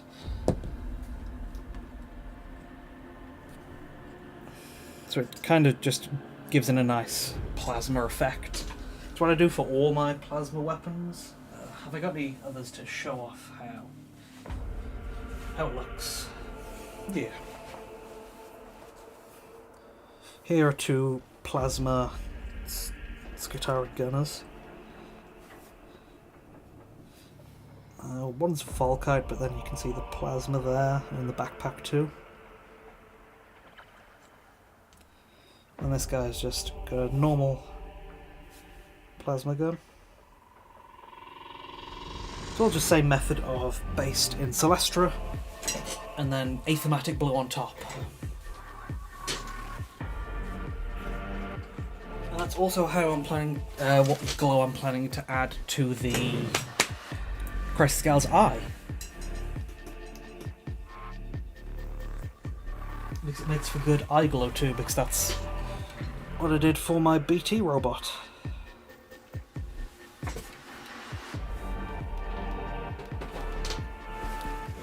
It's a great trick that saves some nice time.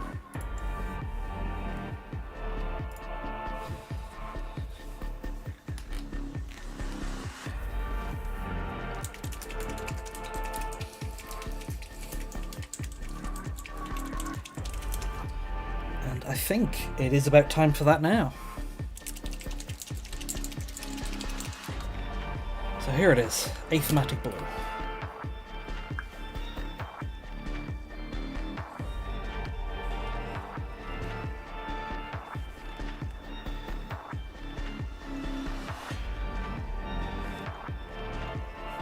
Nice small amount on the brush.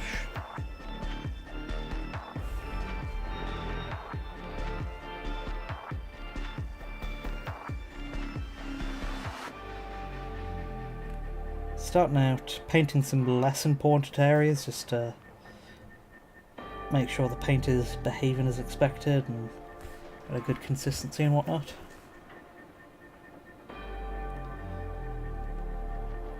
And then what's great about using contrasts like this is it's fine and sometimes even good if you like paint around the area too, because contrasts stand out way more on brighter colours, which is why it's based with a bright grey. But on other areas, it's the same colour but just a duller version of it. So it's almost works for some kind of basic glow object source lighting type of deal.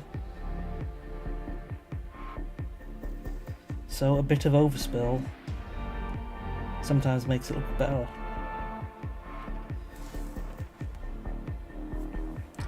But I'm just trying to control it so there's not a huge amount. So it does dry differently to get a nice good glow effect in.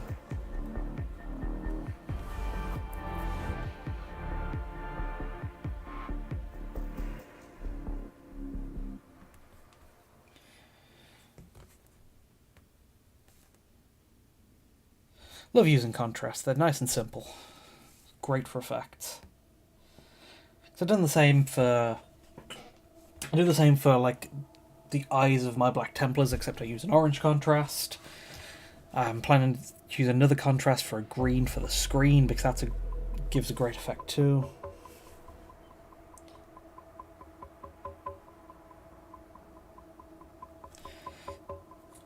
And then there's also another contrast which is the Black Templar contrast, which I like to use over metal because it's a bit darker and it dries in an interesting way where it leaves it looking like black leather or rubble. No, black leather or rubber. So it works great over the like metal dry brushed base here and on my AdMech models because it's an easy, quick way to give a component a different type of material look.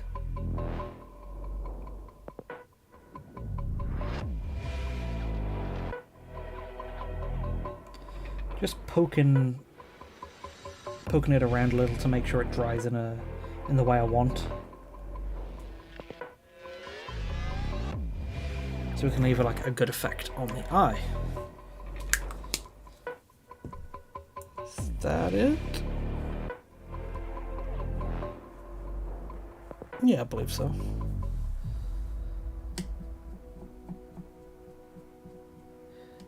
Yeah, I'm cautious with my contrasts. There is a handful I use and I'm always careful to make sure I'm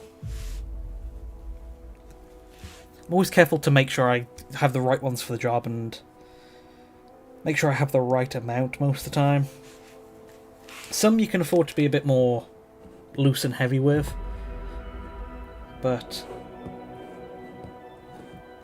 especially going over eyes, you want to make sure you get the exact right amount so it does a good kind of like gradient and dries properly. Not quite gradient, but it dries well and leaves highlights in the right spot.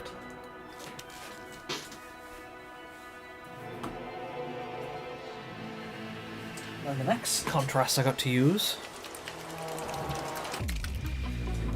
Black Templar for the aforementioned rubber dark leather look, which I'm going to use for the handles, the Thunderhammer handle and a few wires. And I got contrast green for Crisis Girls handheld device, the Auspex scanner.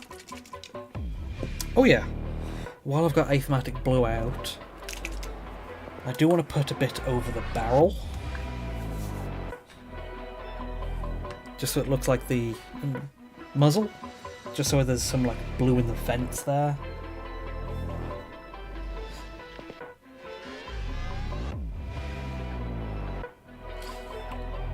Might not even be noticeable on the final model, but it's a nice look if you can tell that the plasma gun is glowing. The plasma, like it's just fired or warming up or something like that.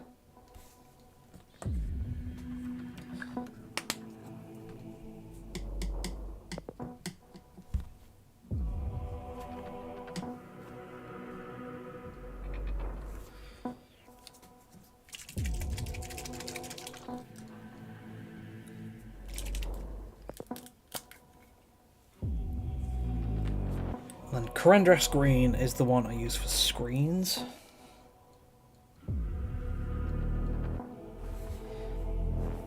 Two coats of this is normally good, but that gives you a good chance to paint some like designs on it. So you do one layer, and then you use white to, I don't know, do any computer markings like code lines or matrix lines or graphs or whatever. So you got your chance to do that before doing the second coat.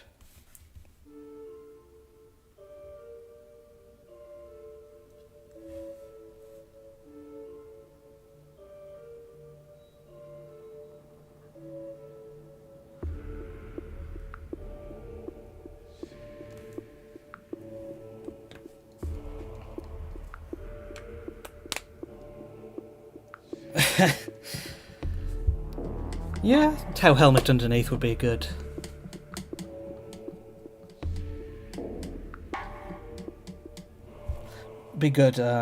Reference kind of thing, but given the fact I got the box from a Tau drone anyway and are using like Tau helmet fins, that's also a like neat layer of reference put in there. But let's see, I still got the bag of parts I used for it.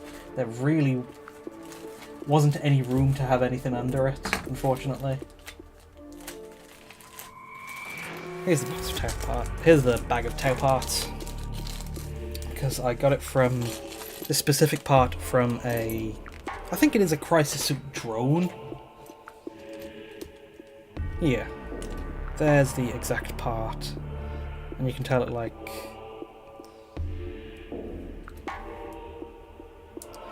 comes from the underside of a drone.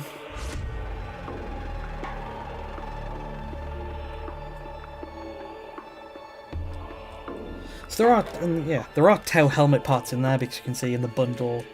I also bought some other.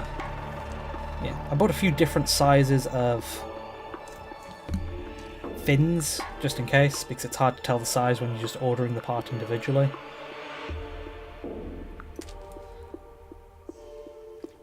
But I think they are infantry helmet fins, the ones that ended up fitting for her.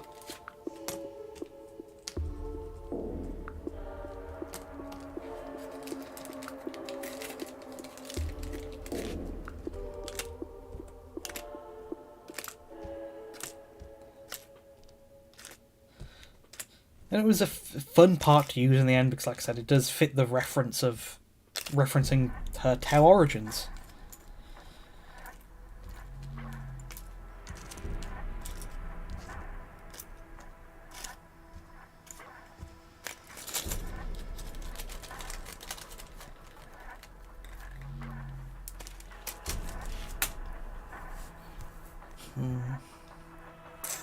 Okay, next is Black Templar Contrast.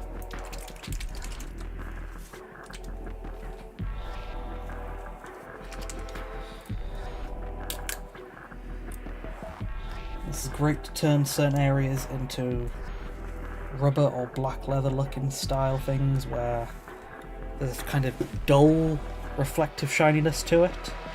So it's great for weapon handles, for leather gloves, for the corrugated type of cable.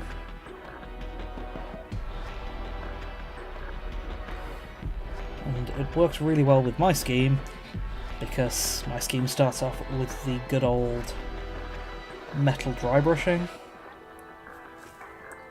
So it already has a kind of half shaded, already partially shaded base anyway. So using contrasts on top of that really makes, dynamic, really has some depth to the colour.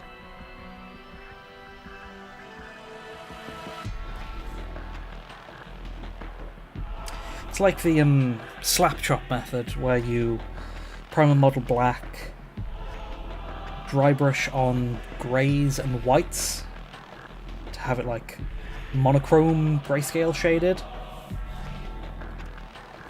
and then use contrast for colours, because doubling up, because contrasts already have some shading built into them, so when you double up on it based on the dry brush, and then also having the contrasts in it, it gives you a very good colour depth, where it has a lot of different shading and a lot of different highlighting. Does this guy have another corrugated? Yeah, he does, on the back of his legs.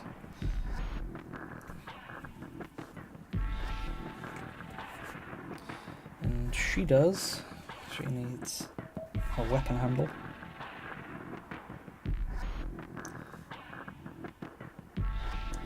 Because from what I saw from her drawings, from Maffy's work, she had a pretty nondescript plain handle, so I didn't have to worry too much about matching that, because I was already pretty limited for handle parts.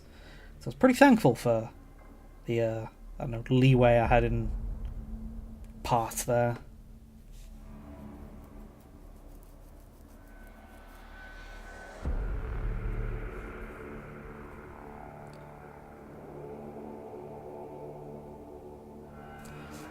Some kind of neck collar wires, which will add some good colour variation around her head.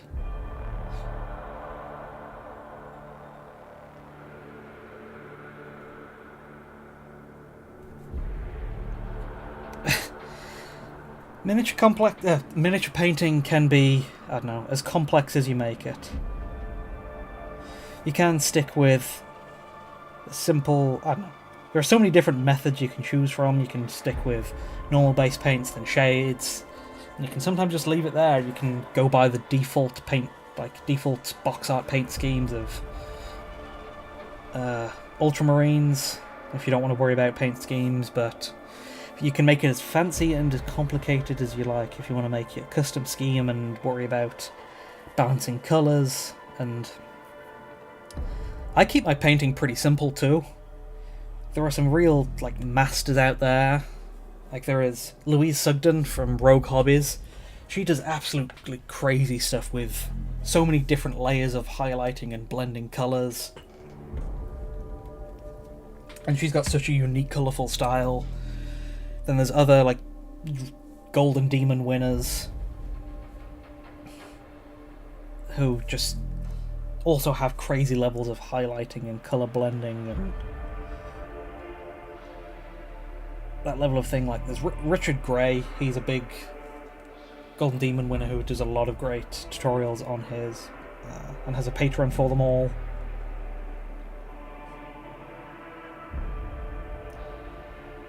But they're just some big normal ones. There's, I don't know, most people are probably aware, but Duncan Rhodes, he does the box art style of what's called heavy metal, but he does it so expertly. He doesn't go crazy with highlighting, but he just does it so well that it always looks mind-bogglingly amazing at the end of it.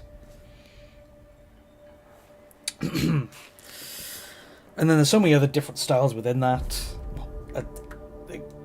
Aside from those, like I mentioned, there's the slap shop, and I'm sure there's people who are great at slap shop. There's Blanchitsu style, which is rougher with colours, but then I'm glad my passion for it comes through, and you can feel my enthusiasm.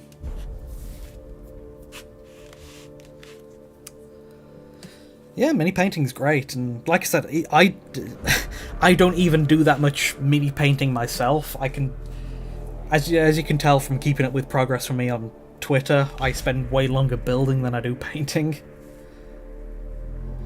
I use all these shortcuts like dry brushing and contrasts to get painting done quicker so I can build more stuff.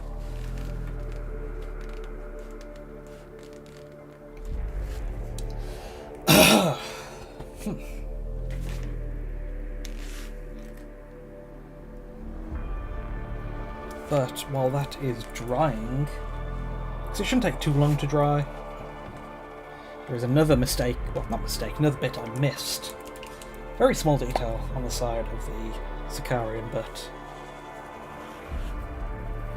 he has a bit of a loose cable that needs some metal.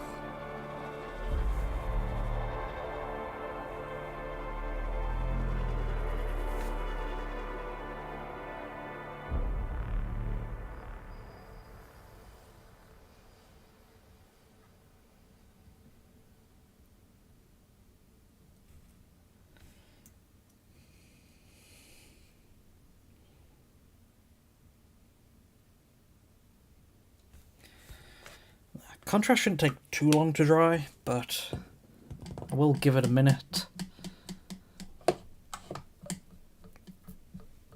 And then I will see what I can start dry brushing on the bases. Because it can be a bit messy with the bases because they're not as important.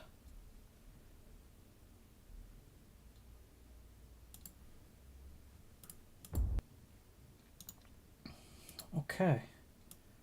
That's that music done for a second. Let's see. Let's put some Throne back on.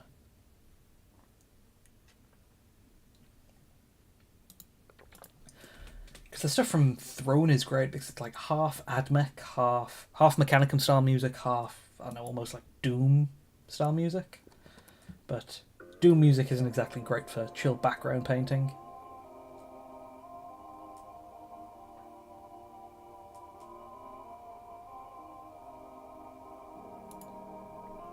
Okay, there it is. That's not too high energy for this chill painting.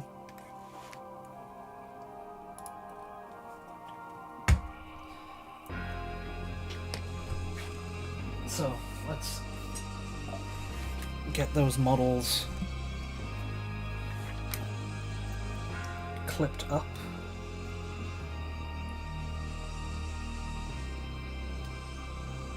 Yeah, it is if you're a Khorne player.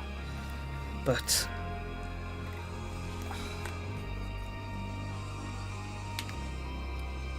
I am some nice Spirit of the Machine AdMech-y style.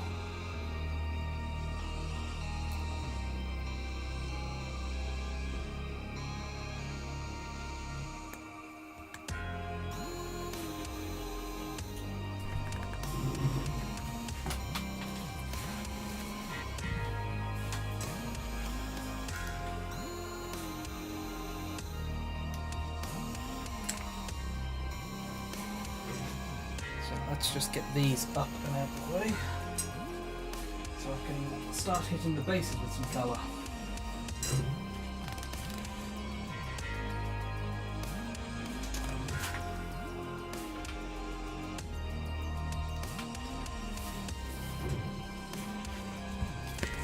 And let's get the dry brush palette out.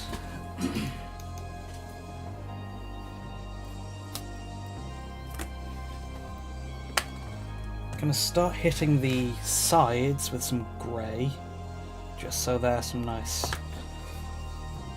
basic rubble. And I'm gonna use Storm Vermin Fur, because I don't want it to blend in with the grey I used for the models, and so instead of being a grey with more bluish tones, I'm going with a grey with more brownish tones.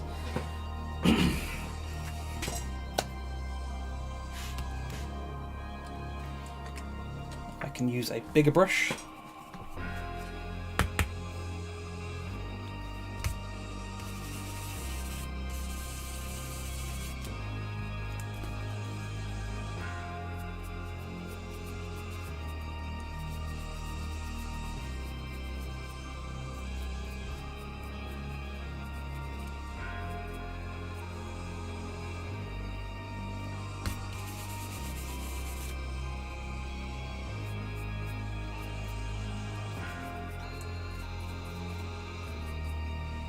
Some of the paint, some of the primer coat is chipping off from the corkboard, so there'll be areas I'll need to go and fix later, but just a rough base coat for now.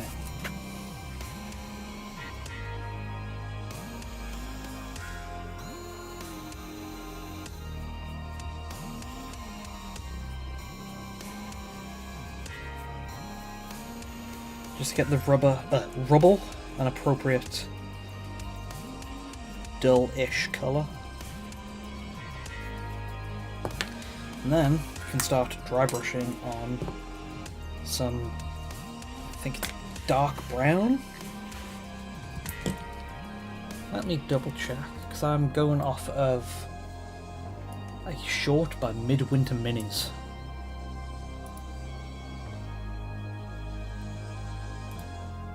Because I saw a real simple base tutorial from them where it's heavy dry brush a dark brown, light dry brush an orange, and then very lightly dry brush a kind of a metal just to do some edge chipping. 3 steps. There it is.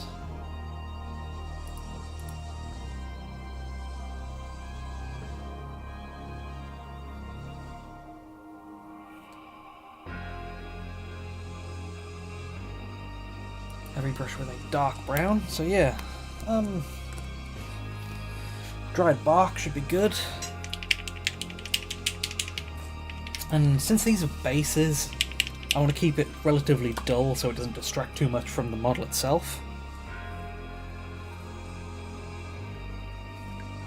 Let's just get a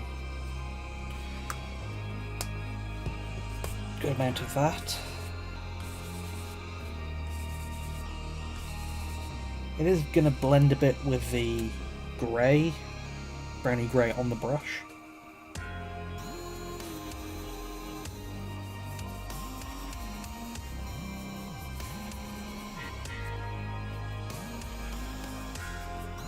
That's fine.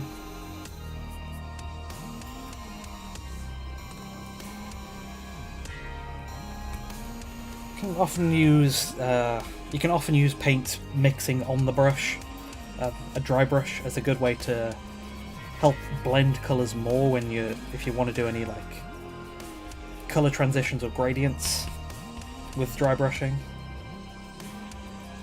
So I use that a lot when painting like my Black Templars. I help make the greys mixing on the brush does help painting the black armour textures a lot.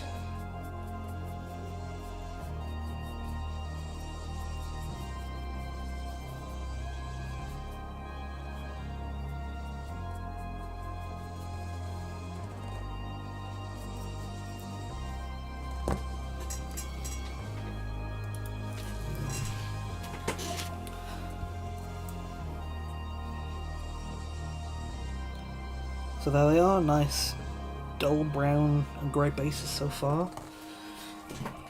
Gonna hit them with a browny orange. Let's see what paints I have for that.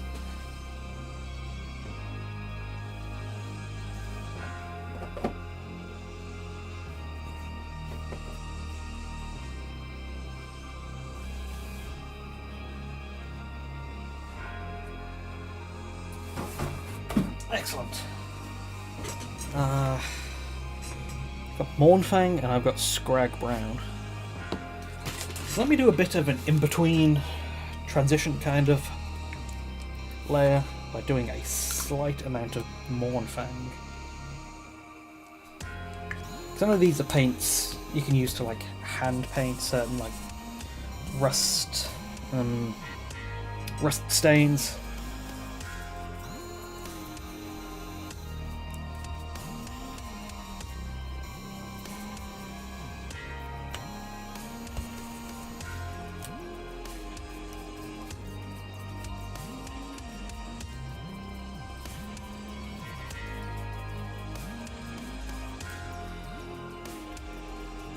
Yeah, finally trying to change, I don't know, make my bases a bit less boring.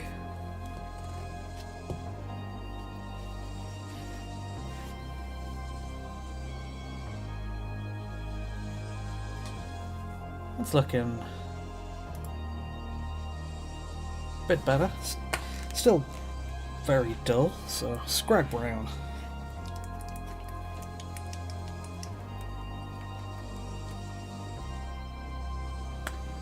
Oh. Repaint, I haven't used this one before.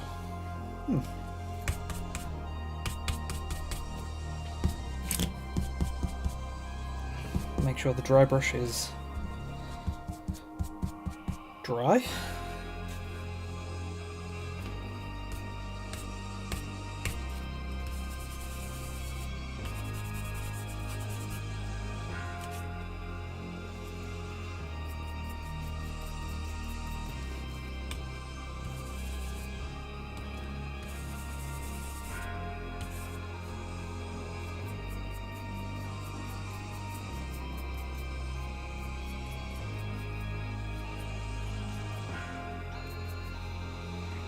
That is a pretty good looking, well, very simple, but pretty good looking rust for how simple it is.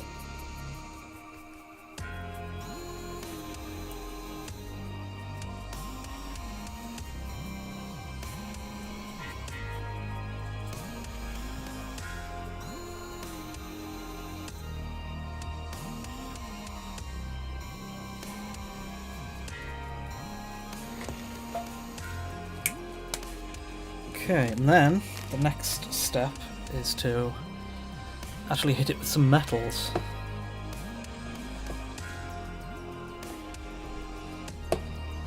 So it looks like I don't know, some of the rusty areas have been knocked off just by wear and tear. Kind of like some armor chipping, I guess.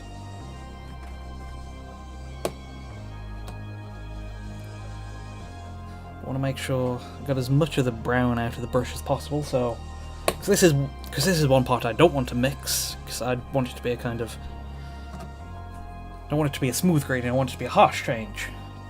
To make sure it looks like it's actually been chipped.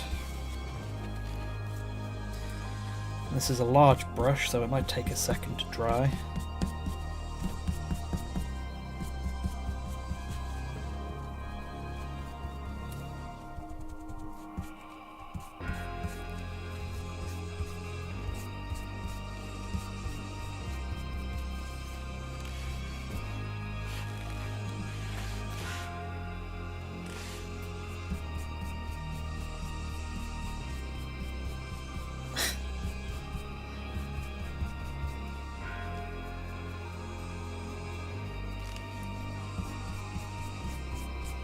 I think that's dry enough.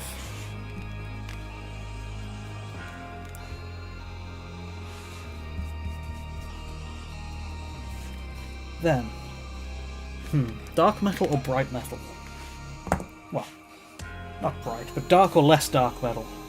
Iron Hands or Circuit Silver? What do I use in the reference, or in the tutorial I'm following? Light brown, and the final step. Just a silver. It looks like a brighter silver, so we'll go with Surcoat Silver. Good old paint from Duncan Rhodes.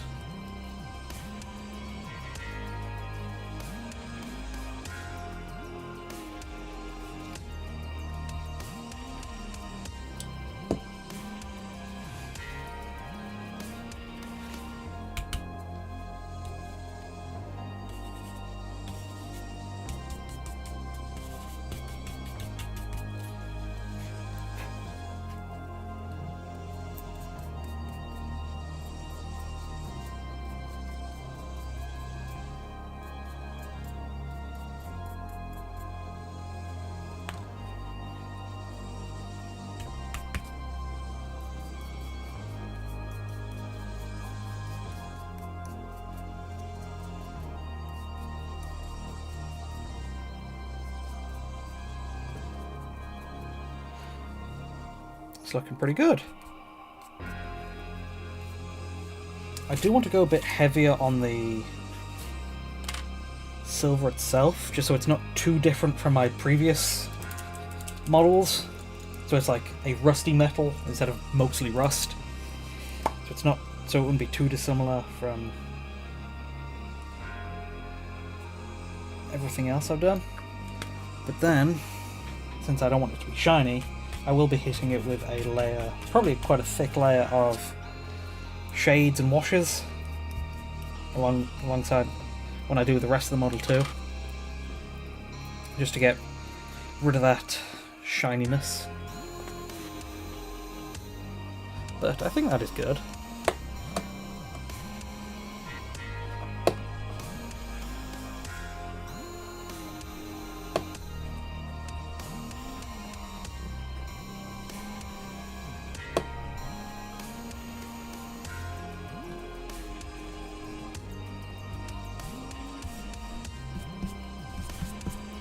Just get it roughly dry enough, because I don't think I'll be using it again today, so it can dry out a little on its own at least. Okay, those are some rusty metal bases. Some nice brown tones in there too, which is what I was looking for to,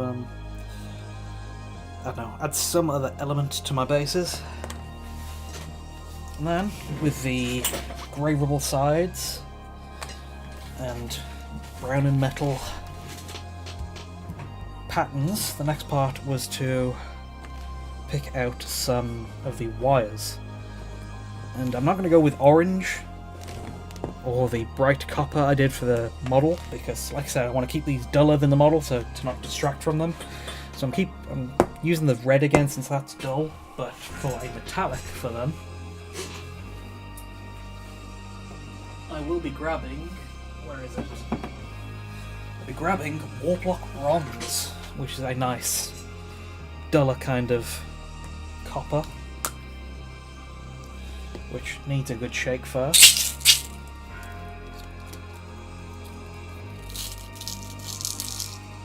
Yeah, that's the first time I've tried bases like that, so it turned out pretty nice. And then, once they get hit with a layer of good old magic in a bottle of washes and shades, should be even nicer.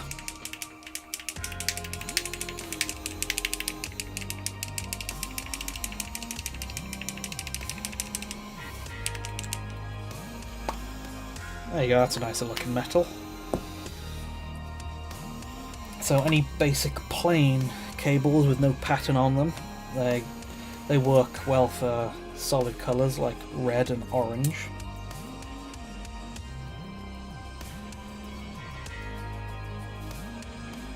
So let's get a good amount of corn red out.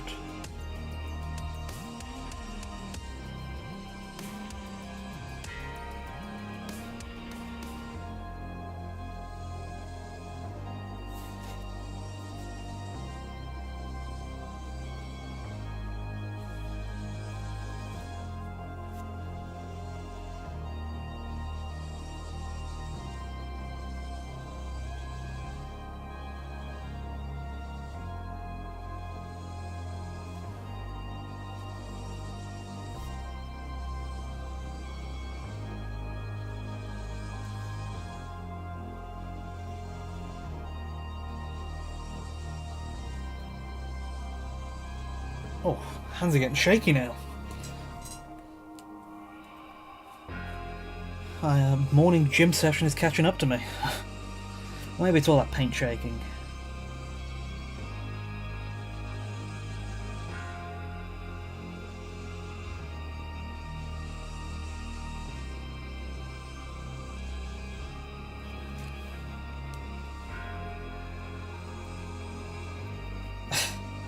Yeah, see you back in a minute, Murphy. Getting quite hungry too, but want to finish these models first. Well, finish what I wanted to on these models first.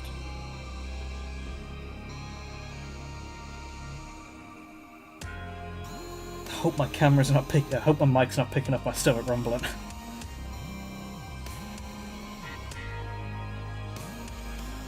Streaming always makes me real hungry, which is weird. I normally eat right before I go live. Still, after 2-3 hours, I'm still struggling. Well, not quite 2-3 hours, it's 4 hours currently, but I'm getting close to wrapping up what I wanted to. And once the bases are done, then it'll just be shading on the main models themselves. And then I can leave those to dry overnight.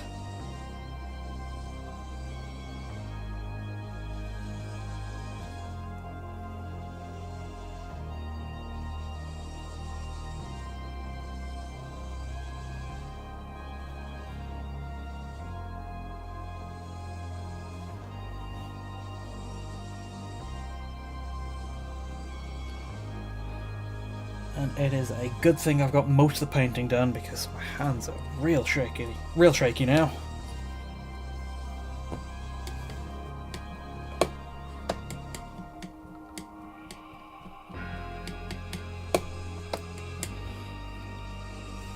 So yeah, I've got that warp lock bronze to use, and then I might just use a just dark plain metal like Iron Hands again.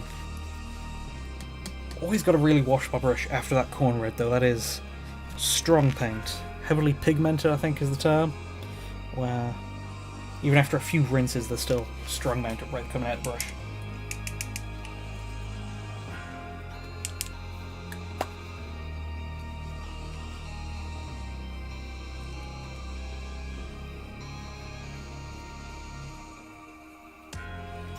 Yeah, warp lock bronze for the kind of segmented sections of cables.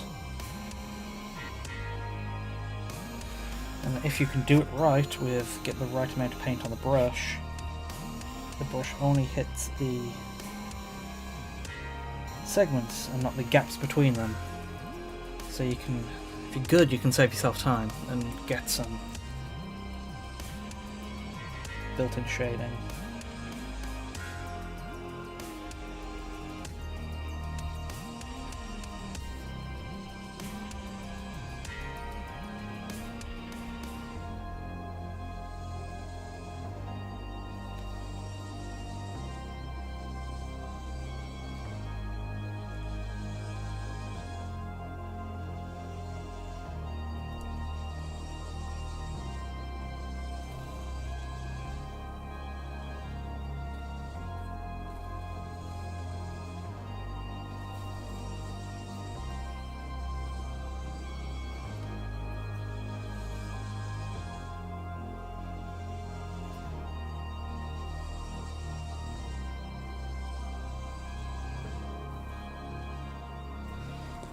Okay.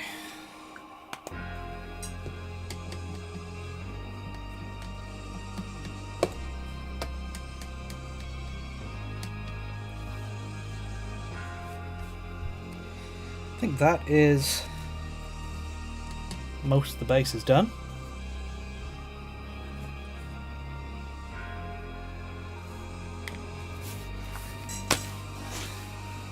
Let's get a good look at them.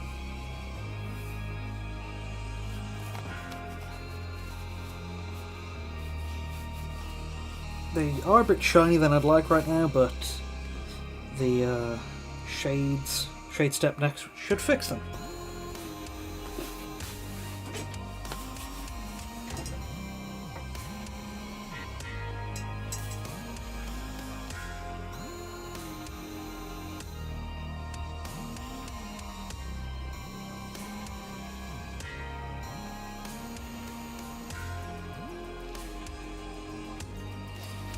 Now, the wire I used to pin this guy has come out.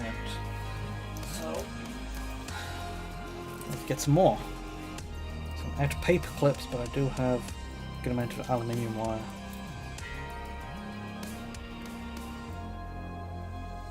Where's the end of it?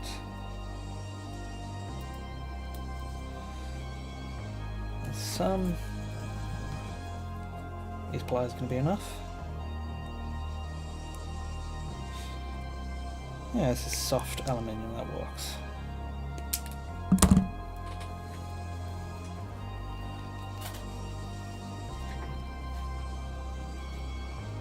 Yeah, thank you. They are shaping up pretty well. Super glue on the wire.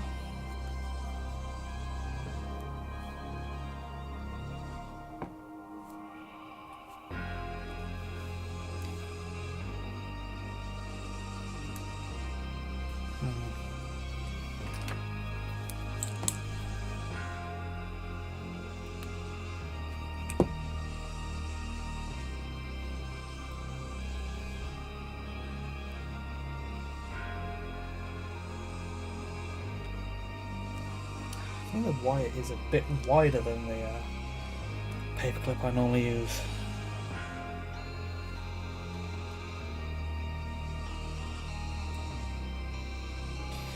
Yeah, there we go. That'll be a bit of a pain to work around later, but it works for now.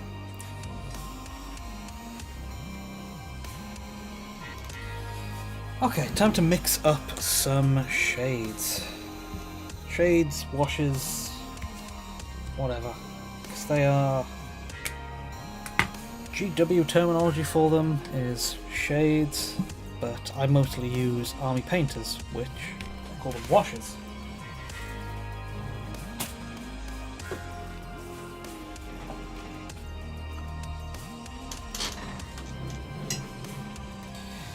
Yeah, good old ones that work for 90% of the stuff.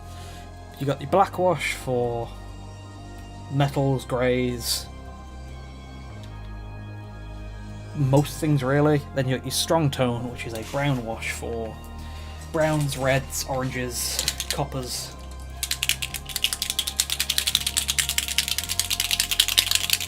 Problem with these is they can, I don't know, kind of cloud or fog, and then dry shiny sometimes if you don't shake them enough.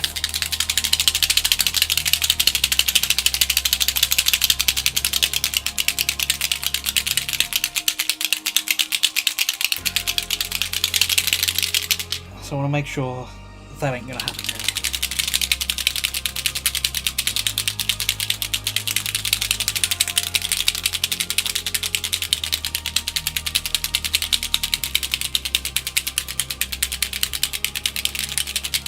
Of course, you do need to thin them differently depending on how like bright or dark the colour is. Like, I'm probably going to mix these a bit for the greys because I like a bit of a brown tint over the grey. But for the oranges, I'm going to use the brown one alone and just have it thin down a bit. So let's get on that.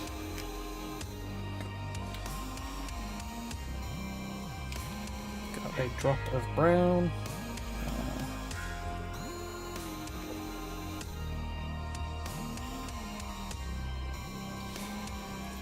2 drops of water.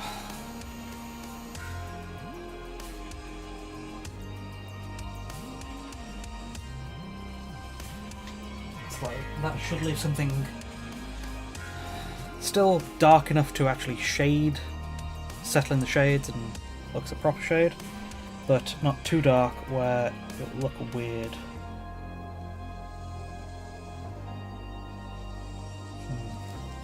That is actually not coming out on top of the model, so just add another drop of brown to make it a 50-50.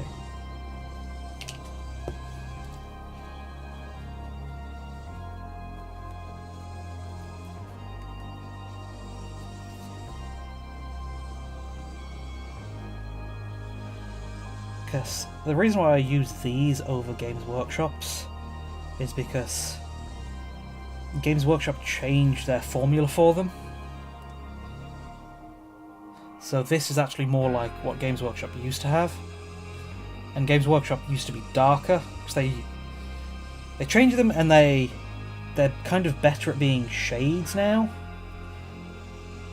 So because they settle more in the recesses, and they tint the model itself less. But I had kind of gotten used to that and like that effect and purposely use it in some places. Because I was halfway through, well, I had painted some AdMech and then they changed the recipe, so I can't really have them change and then have half my AdMech look different.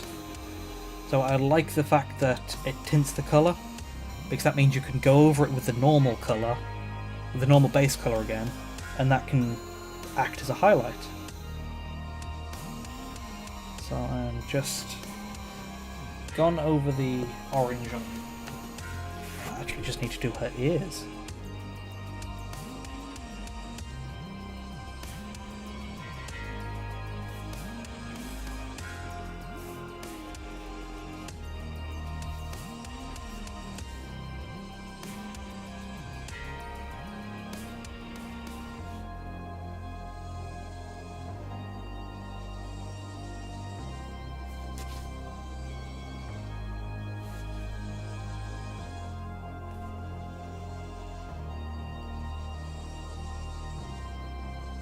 Oh yeah, and any orange cable while I'm at it.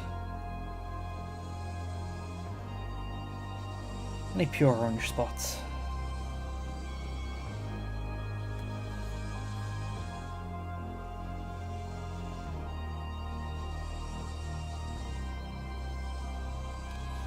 Because there are some ways you can use shades where you just mix them and just get a good kind of mixed colour so you can just like batch paint over everything. I know Lich's Lab, who's another cool kit basher kind of guy like me. He's doing a cool batch of minis for, what's it called? The War of the Fourth Primarch. And he's painting, it's an obscure lore thing, and he's painting all the chapters involved in that.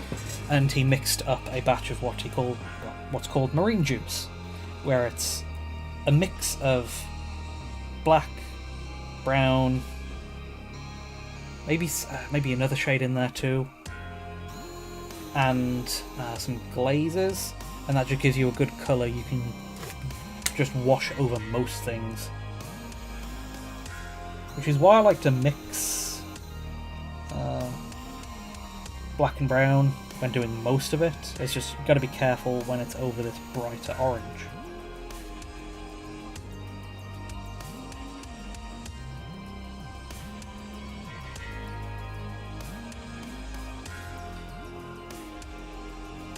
Oh boy, shaky. Shaky hands today.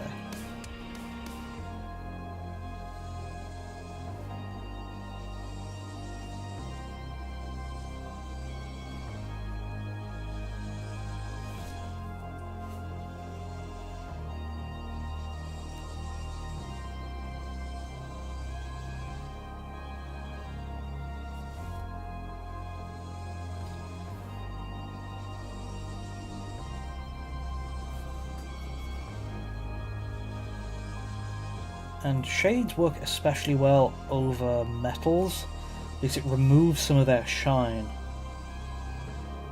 So it leaves you with the same colour, but it doesn't catch the light quite as much. Ooh. Gotta make sure to properly shade the skull, because it is another bright colour like the orange. And something about the brown shade over the Rakarth flesh really makes it properly stand out as bone.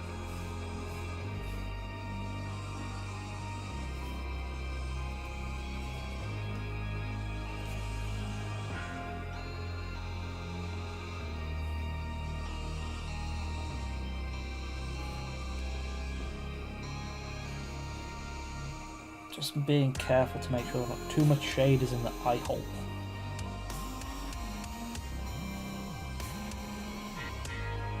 Again, you want to make sure it doesn't pool anywhere, and an eye socket is a perfect place for it to pool way too much. You want enough to shade it pretty well, but still want to leave enough space to see the back of it ever so slightly.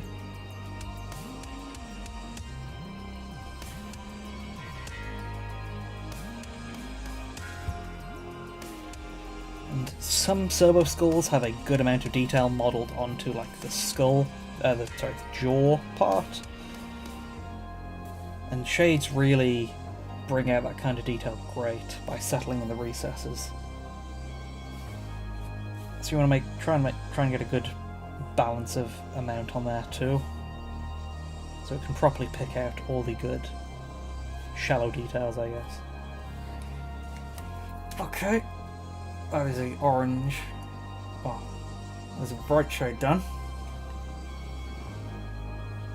Time to mix up a batch of proper shade, well, darker shade to go all over. Oh, 2 drops of brown.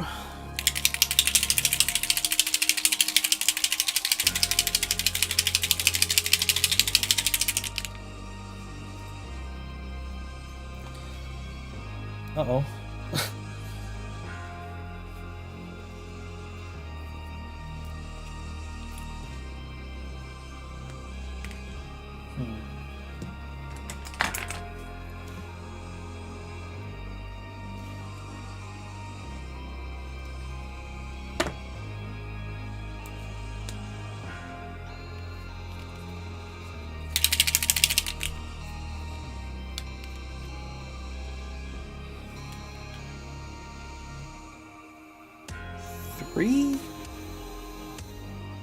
4 drops of black.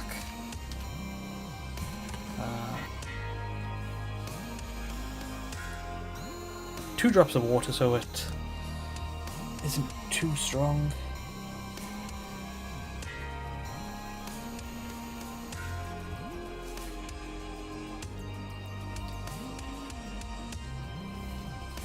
And then I can just brush it all over all the other areas. Metal, the robes.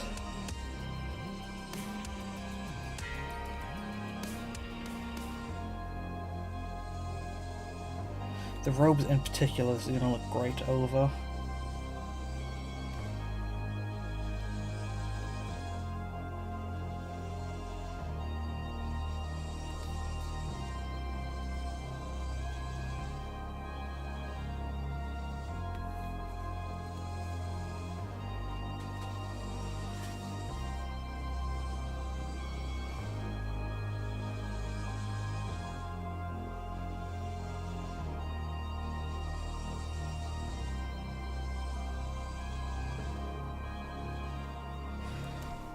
Whew.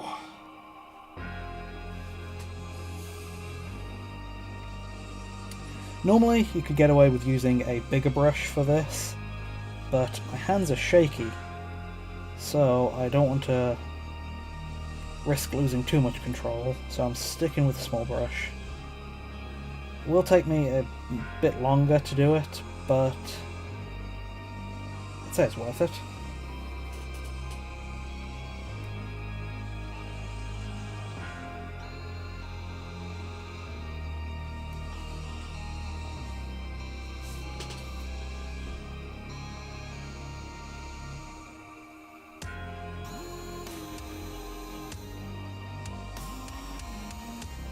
So you've got all the back, got the arm,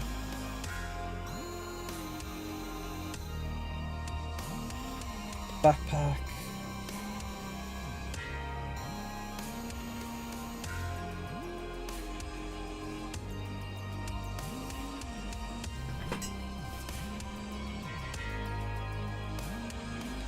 got some parts of the gun. I don't want to get in the way of the blue shading I did earlier, so I'm doing my best to avoid that. The mechanical hands, I have the very segmented fingers.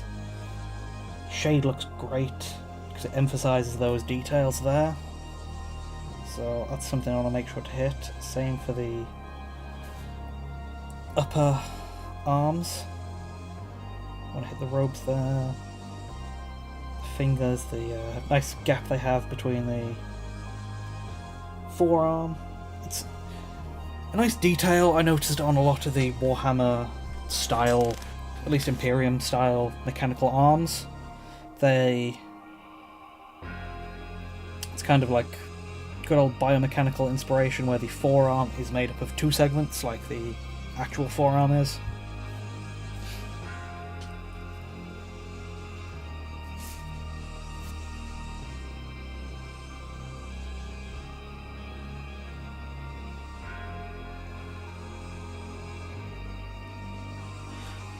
I want to maybe shade the hammer itself a bit heavier, so I can do some like scratches on it later, metal scratches, to give it extra weathering, and so the more shade I put on it now, the easier it will be for those metal scratches to stand out against the darker base metal later.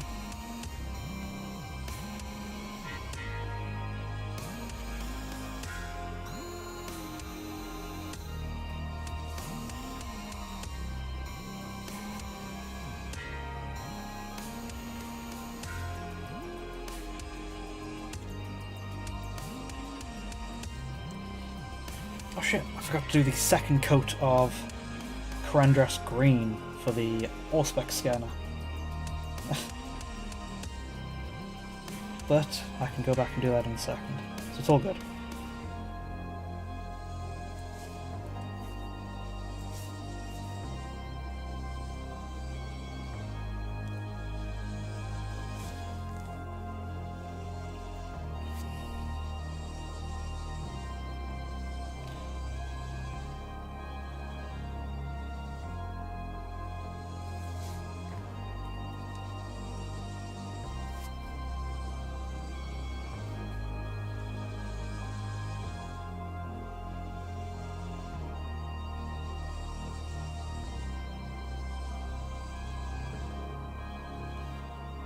Let's see, let's check before I move off it, make sure it's not pooling anywhere too badly.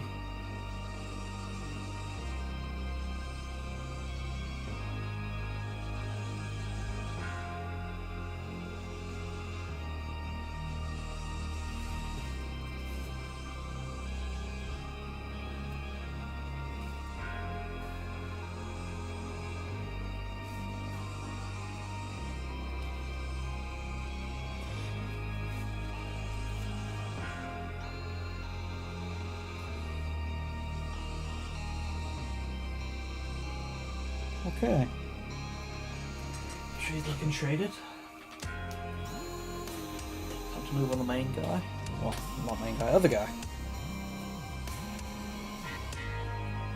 Good thing we got a good amount of shade left because, as mentioned, I'm going to use any leftover. Well, I do want to shade the base pretty heavily too, so having a good amount of that left over is nice.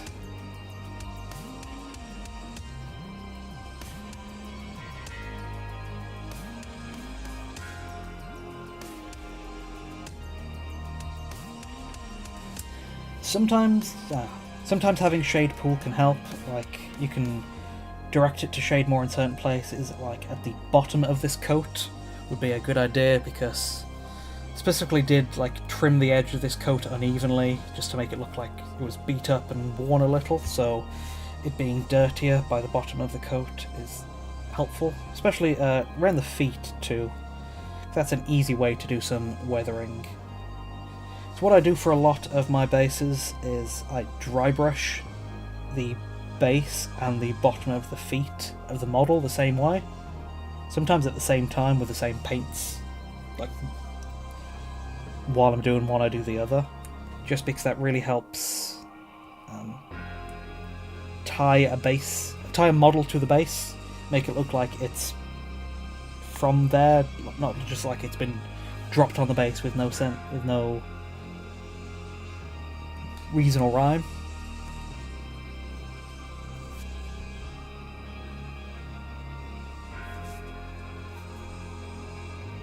Reason or rhyme? Rhyme or reason? Why did I say them reverse? Oh boy, the long stream's getting to me.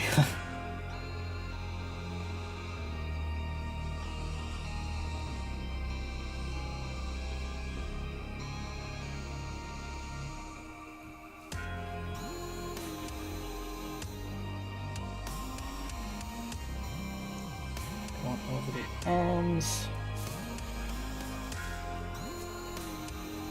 Again, having those forearms and fingers, make sure shade settles in there because those are good details I want to stand out. And all over the axe, that is a very nicely detailed piece. Has a good amount of crevices, nooks and crannies. The shade, which is already basically magic in a bottle, will work even better.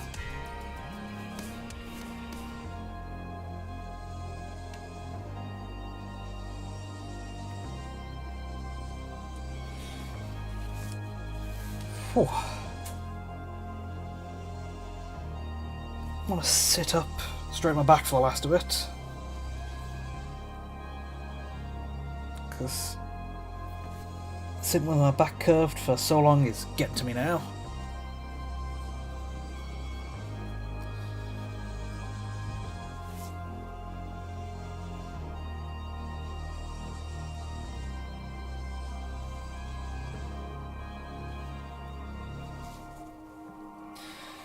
Gotta be careful around the hood because it's definitely something you want shaded. So there's a good fabric, so the shade will provide a good gradient and depth of colour, which is especially needed for fabrics, but can't have it mess with the glowing eye sockets I did earlier with the contrasts. Want to definitely make sure those parts stay separate because shades, washes, whatever you want to call them, they add shadows, but you don't want shadows on an area that's glowing.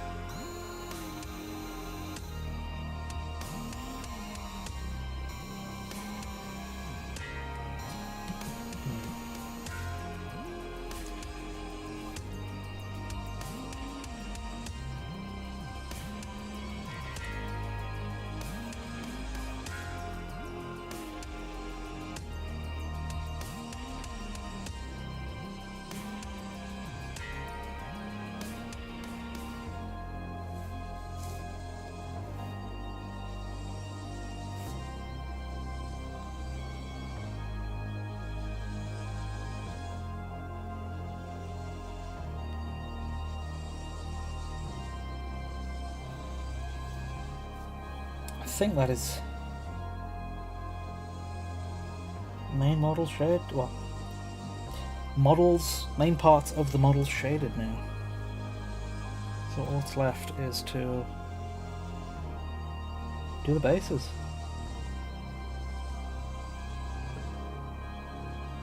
Again, just want to make sure nothing pools too much, because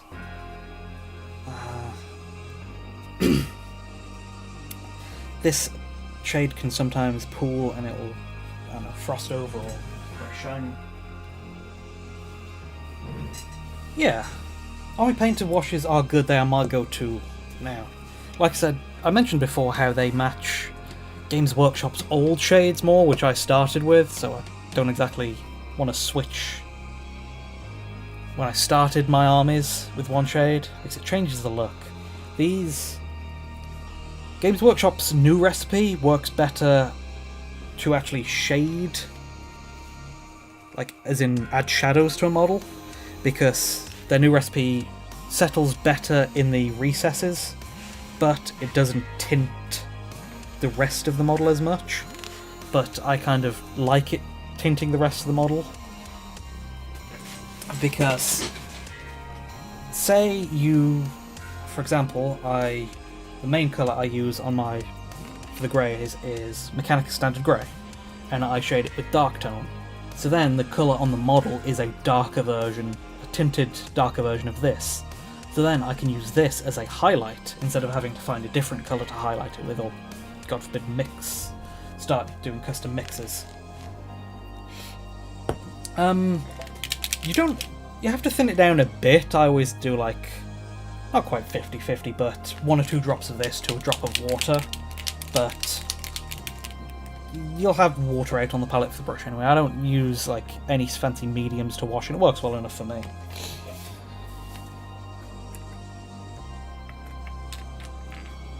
I know sometimes if you use a medium it can make it flow smoother or whatever, but that's never something I've worried too much about. I like to keep my painting simple, so I don't worry too much about correct mixing mediums or glazes or like blending paints.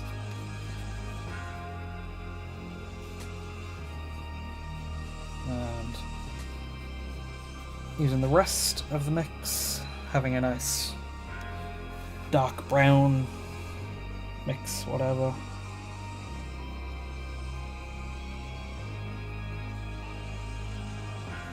And just hitting everything on the base with a thick layer of the shade.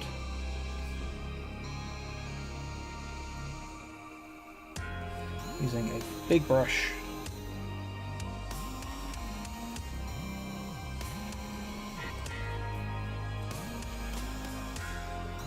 And this is the last step, so I'll be wrapping up after this.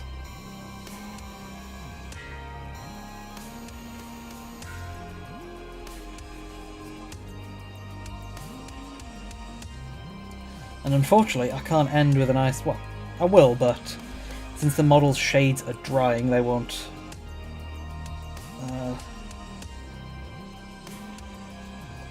look great showing them off, but it'd be good to show off progress at least. So yeah, making sure these have a nice layer of shade all over to darken them down and to make sure the metal parts aren't too shiny. Don't want that shine, especially on bases. I want nice dull bases so the model stands out onto, well, don't want the model to look too different from the base, but I want the base a tad duller than the model, so the focus isn't drawn to the base, it's drawn to the model instead. Okay. Oh, good day's work, exactly. So, this is how we're leaving the bases. Nice dull shaded metal. Kind of rusty elements with some nice browns in there.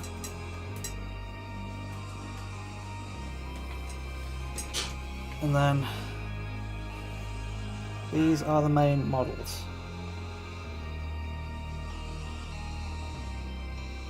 Shade is still drying, so they may be a tad wet.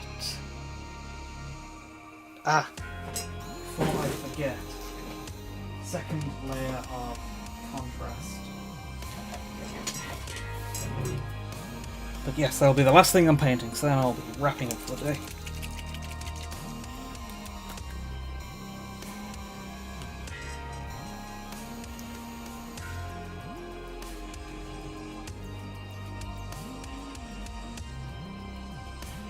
Nice Carandrass green, just getting inside the Auspex.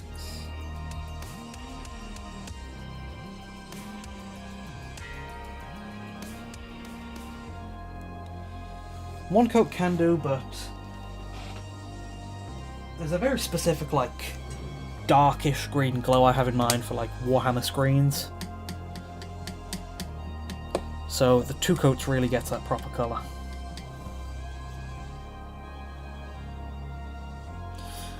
Whew. And that is a good painting session. What are we on now? 5 hours? Yeah, 5 hours pretty much. And there is Crest Gal after that second coat of contrast in the Auspex scanner. You can see now she's got a nice glowing blue eye too.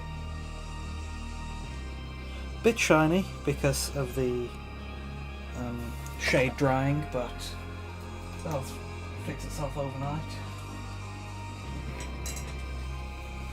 Whew. Very productive paint session. Got most of it done, although it wasn't exactly short, so I should hope so.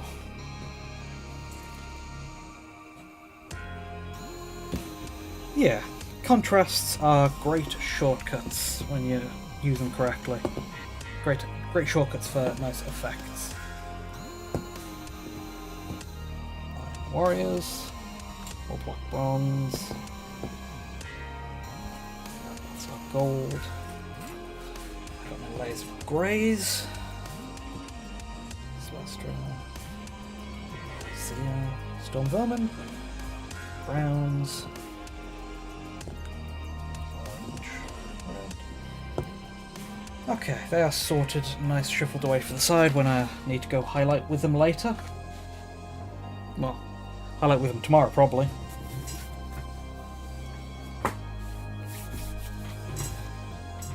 I'm not sure I will, working away on your Black Templars. Hope they're going well.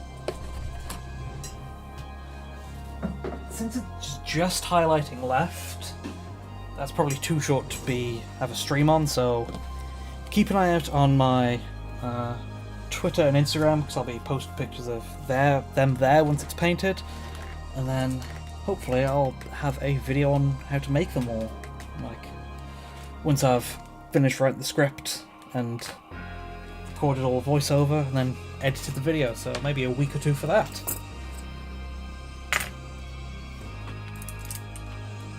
But thank you for showing up for this stream.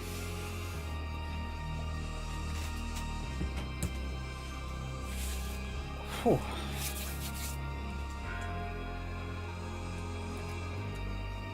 Catch you all around, and good luck with your own painting projects in the meantime.